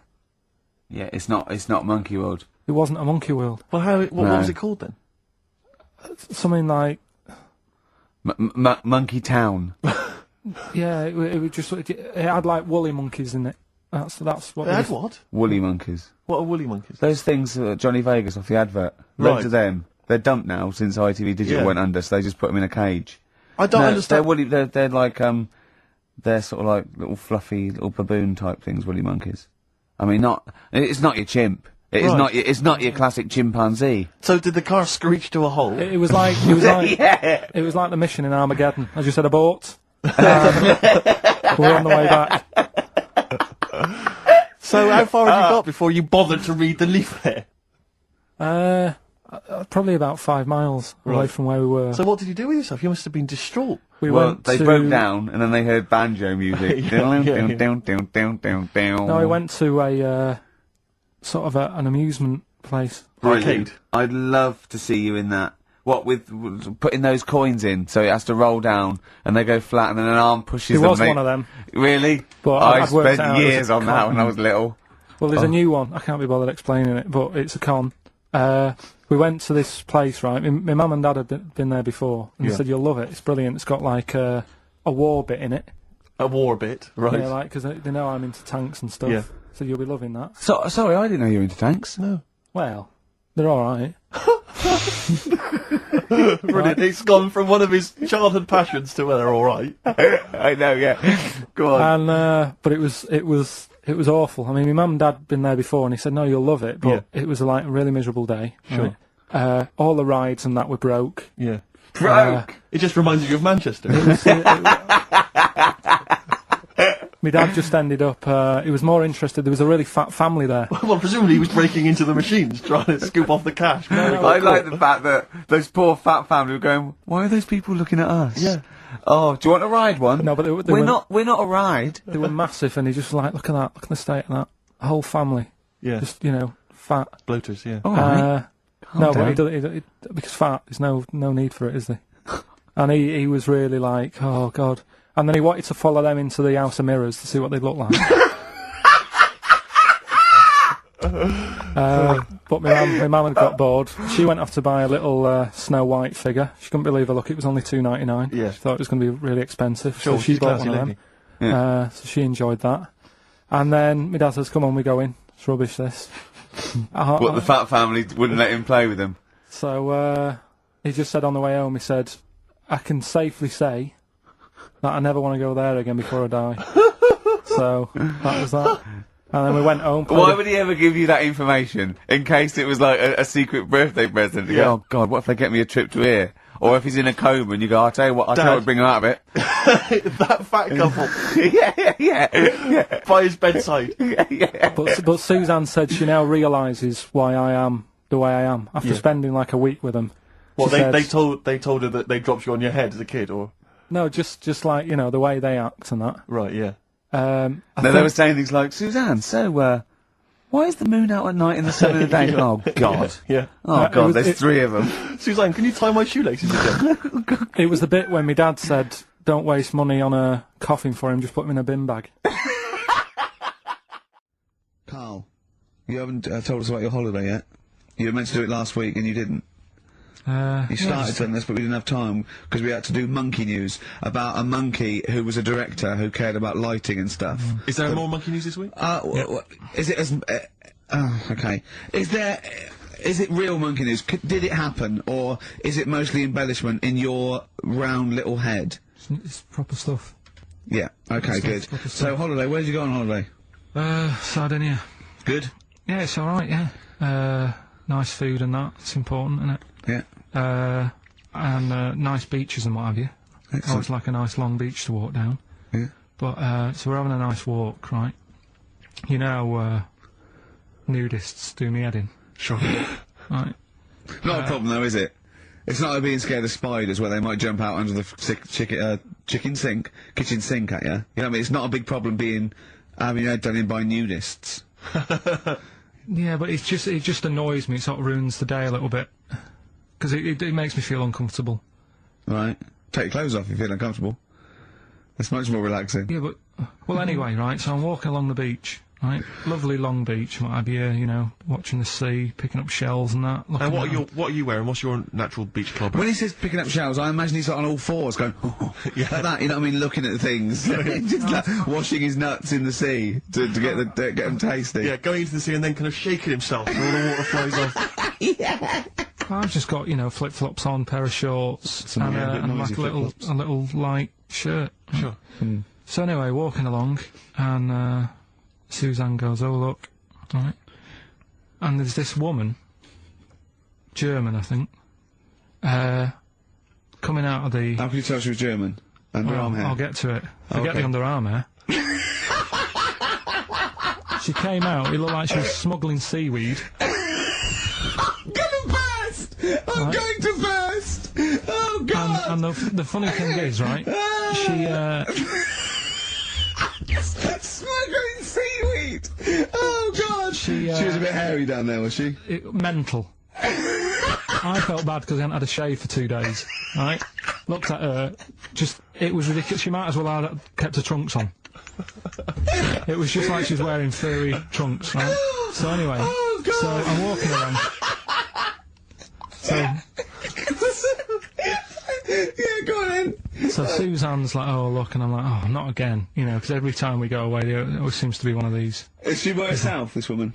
Well, the weird thing was, she was with her husband, right? Yeah. But he had shorts on. He was happy, right? But every time, like, because I walked past her, and he sort of ran off, because he's embarrassed. Do you know what I mean? There's nothing normal about it. What can he do? He can't go, "Alright, mate," because he knows it's odd, right? How old was he?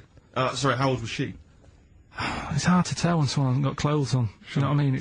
They always look older, don't they, when they haven't got clothes on anyway. But I'd say she was about 40, 41. Okay. Right. So I walked past, and the annoying thing is, she got there on a bike, right? No clothes on, little pair of boots next to the bike. So if you can wear boots, just pop some shorts on. Do you know what I mean? That takes more effort for me, putting boots on. So put the shorts on, right? So anyway, so the husband kept running off. I walked past, and I'm getting annoyed because I'm saying, "Well, we've got to walk past them again on the way back." I like the fact they're scuttling away when Karl walks past. Like when you lift up a bit of sort of iron sheeting in the woods and loads of mice run away. Yeah. It's like whenever Karl goes, that nudists run away. Yeah. Oh, right, okay. But no, so we sort of come walking back and what have you, and you know, I have another look and what have you, and he runs off again. Why another look if it offends you so much? Oh, you might as well just have a look. You know what I mean? It's just putting it on show and what have you. But the interesting thing was, I just wondered whether the husband... If the husband were nude, you'd looked at his tackle, because remember when you went to see those two strippers and it was a woman and man and they whipped their shorts off, you said you looked at his tackle first. I think any bloke would. Wow. You would. You just check it out, it's natural, isn't it? You just go, "Oh, right." So it is normal or whatever. Because you don't know if you know what I mean? You don't know if what you've got's right until you see someone else's. No, do you know what I mean? Yeah. But anyway, so, but he got us talking, because I was... Then, as soon as I saw her, sort of, today's been ruined a bit, so I'm walking up the beach... It's been ruined! Walking up the beach with Suzanne going, "How does it happen? Do you know what I mean? Why do people do this? What fun are they getting out of it, and what have you?" And, I just was thinking, is there any chance that fella, right, didn't even know that she was a nudist until they went away? Do you know what I mean? Because I said to Suzanne, say if I met Suzanne, it's like we're getting on, yeah, everything's fine. Yeah. And then you go off on holiday and you go, "You haven't got much luggage." And she's like, no, it's fine, this is plenty. And I'm thinking, that's weird. And then we go down the beach and she whips her knickers off. I'd be annoyed, but there's nothing I could do. Do you know what I mean? Sure. So I'm just wondering whether that's what happened to this fella. Every time someone came walking up, he was like, "Oh, God, this is embarrassing." And he kept nipping off. Yeah. Finding something else to do. Look at some shells.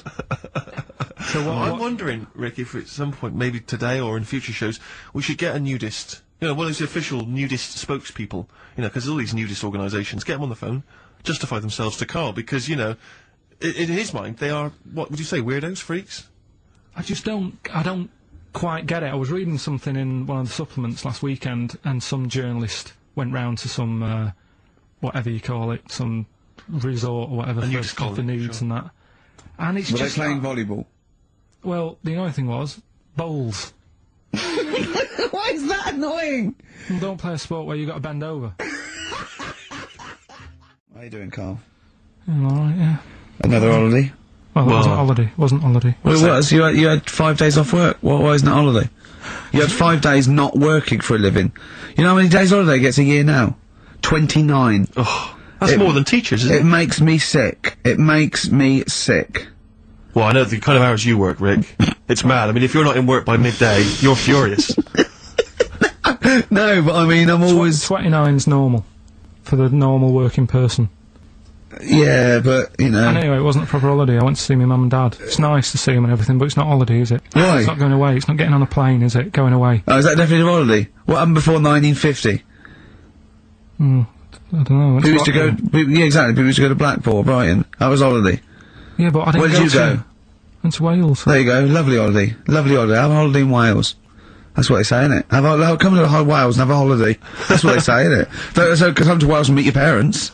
Come to Wales and have a lovely holiday. Right. Well, anyway, it was good and that. It's always good to see him. Right? Yeah. But week off work. Do you know, like my mum likes gnomes and stuff. Yeah. Right. Of course she does. She's lived with one for 30 years. She said, you know, get your dad to take us to this park where they've got like, you know, 6-foot gnomes and stuff, right? Have a walk about. Sounds like a nightmare. Yeah. Sounds like a living nightmare. Keep an eye on Karl. So anyway, he stood still for 2 minutes. Someone bought him. No. You can't buy them and that. It's like a little exhibition thing, yeah. Right? And it's part of a hall, right? This big hall that you have to pay to get in. But we didn't want to see the hall. I just wanted to see the gnomes. Of course you did, yeah. So anyway, my dad says, yeah, well, we can get in there for free. Of course he did. Clever. Right? So we parked up on this little country lane, right? No one about. We walked How much down. did it go in? Like £2? About £3 each. Yeah. But he said, well, yeah, but if you don't have to pay, do you know what I mean? You enjoy it even more, don't you, when you're walking about and you think, I've got this £3 in my pocket, no one's having it. Yeah. Right? No, looking over shoulder for a bloke with a peak hat saying, can I see your ticket, please? I wouldn't enjoy it more, no. Go on. Yeah, but you don't worry about it, do you? You got a bit of money now then, Rick. You know, you're changed. So anyway, so we had to walk across about 4 fields. For £3! Right, and what happened was, we're walking through all these fields and what have you, big grass and muddy bits and all that, 'cause it'd been raining, and climbing over fences and stuff. And we're in this field, right, and I look to my right, and there's about 30 cows all staring at us, right? And Suzanne started to panic a bit. She said, we shouldn't be here. Dad says, of course we can, we're allowed to go wherever we want, you know, all this land, it's ramblers' rights and all that stuff. Yeah. And so you can take a cow if you want, unattended. So Serves him right for leaving him in the field unattended. I'm having one. Yeah. So keep us fed for a week. Across. Anyway, these cows start surrounding us. Surrounding us. And, oh, brilliant. Oh, no. Face off. And Suzanne's panicking, going, this isn't right. We're not going to make it to the fence in time. They're moving faster than us, and they started sort of running a bit. Wow. And it's like some kind of bovine West Side Story. A gang of cows coming at you. Don't worry about it and stuff. But my dad had to sort of stand there and like wave a stick at him. Of course. And we got away, but Suzanne was like having a bit of a sweat on. Got away. Saying, you know, we could have got killed. Sure. And my dad saying, nah, it never happens. And I just wondered if it does, if there's a risk of... Yeah, it is rare, but there's been a couple of cases of being trampled by cows. They're not aggressive, they sort of run through you. Well, they're aggressive if they've got a calf. They did have kids. What? They had kids with them. Kids, yeah. That's goats you're thinking of. Yeah. Maybe they were trying to sneak into the gnome thing, and they were worried that, like, if too many people did it, like, they thought some cows, we can just sneak in where cows, no one's expecting cows. And the cows were going, walk upright like a human. Don't walk upright. They thought you'd blow their cover. Yeah. Yeah, people have been killed by cows before. Yeah, that was like the highlight, and then. So when you arrived there, you were presumably covered in mud, looking like something that had just come from Glastonbury, staggering around this exhibition. It wasn't that bad. It was just like a woods, and it had like a funny sort of funeral, like a graveyard thing. Right. With bodies sort of hanging out the ground and that, and we had these 6-foot gnomes. Right. And then we just set off again, walked back. But You sure this wasn't a dream? No, it was good. But then I got back, right, Steve, and called up Ricky. I said, right, are you about? Have a chat and that. So he said, oh, just come round. It's a nice day. Have a drink and what have you. So I got round there at about 6:30, right? Go up to his door, knock on his door, right? He stood there with his tackle out. Oh. Yeah, and what did you make of that? What was wrong with that? What do you mean, what's wrong with that? Why were you looking at it? Why were you looking at it? I tried not to look at it.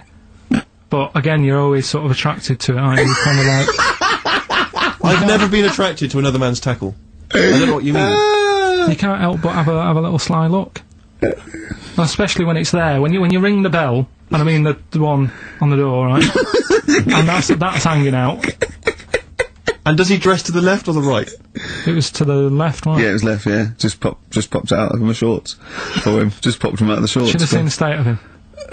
Shorts on, no top, cigar. Looked like someone out of The Sopranos. It was a mess. Yeah. And then, we sat on the balcony drinking wine, didn't we? Did you pop it back in, or was it still... Yeah, I popped it straight back in. I've got the laugh. Sure. I've got the laugh I wanted. Yeah. He walked in, he went, it's not that hot. Straight away, it's not that hot. Oh, brilliant. And then, was that knob news, or is there more? no, it's got more knob news. That's just a taster.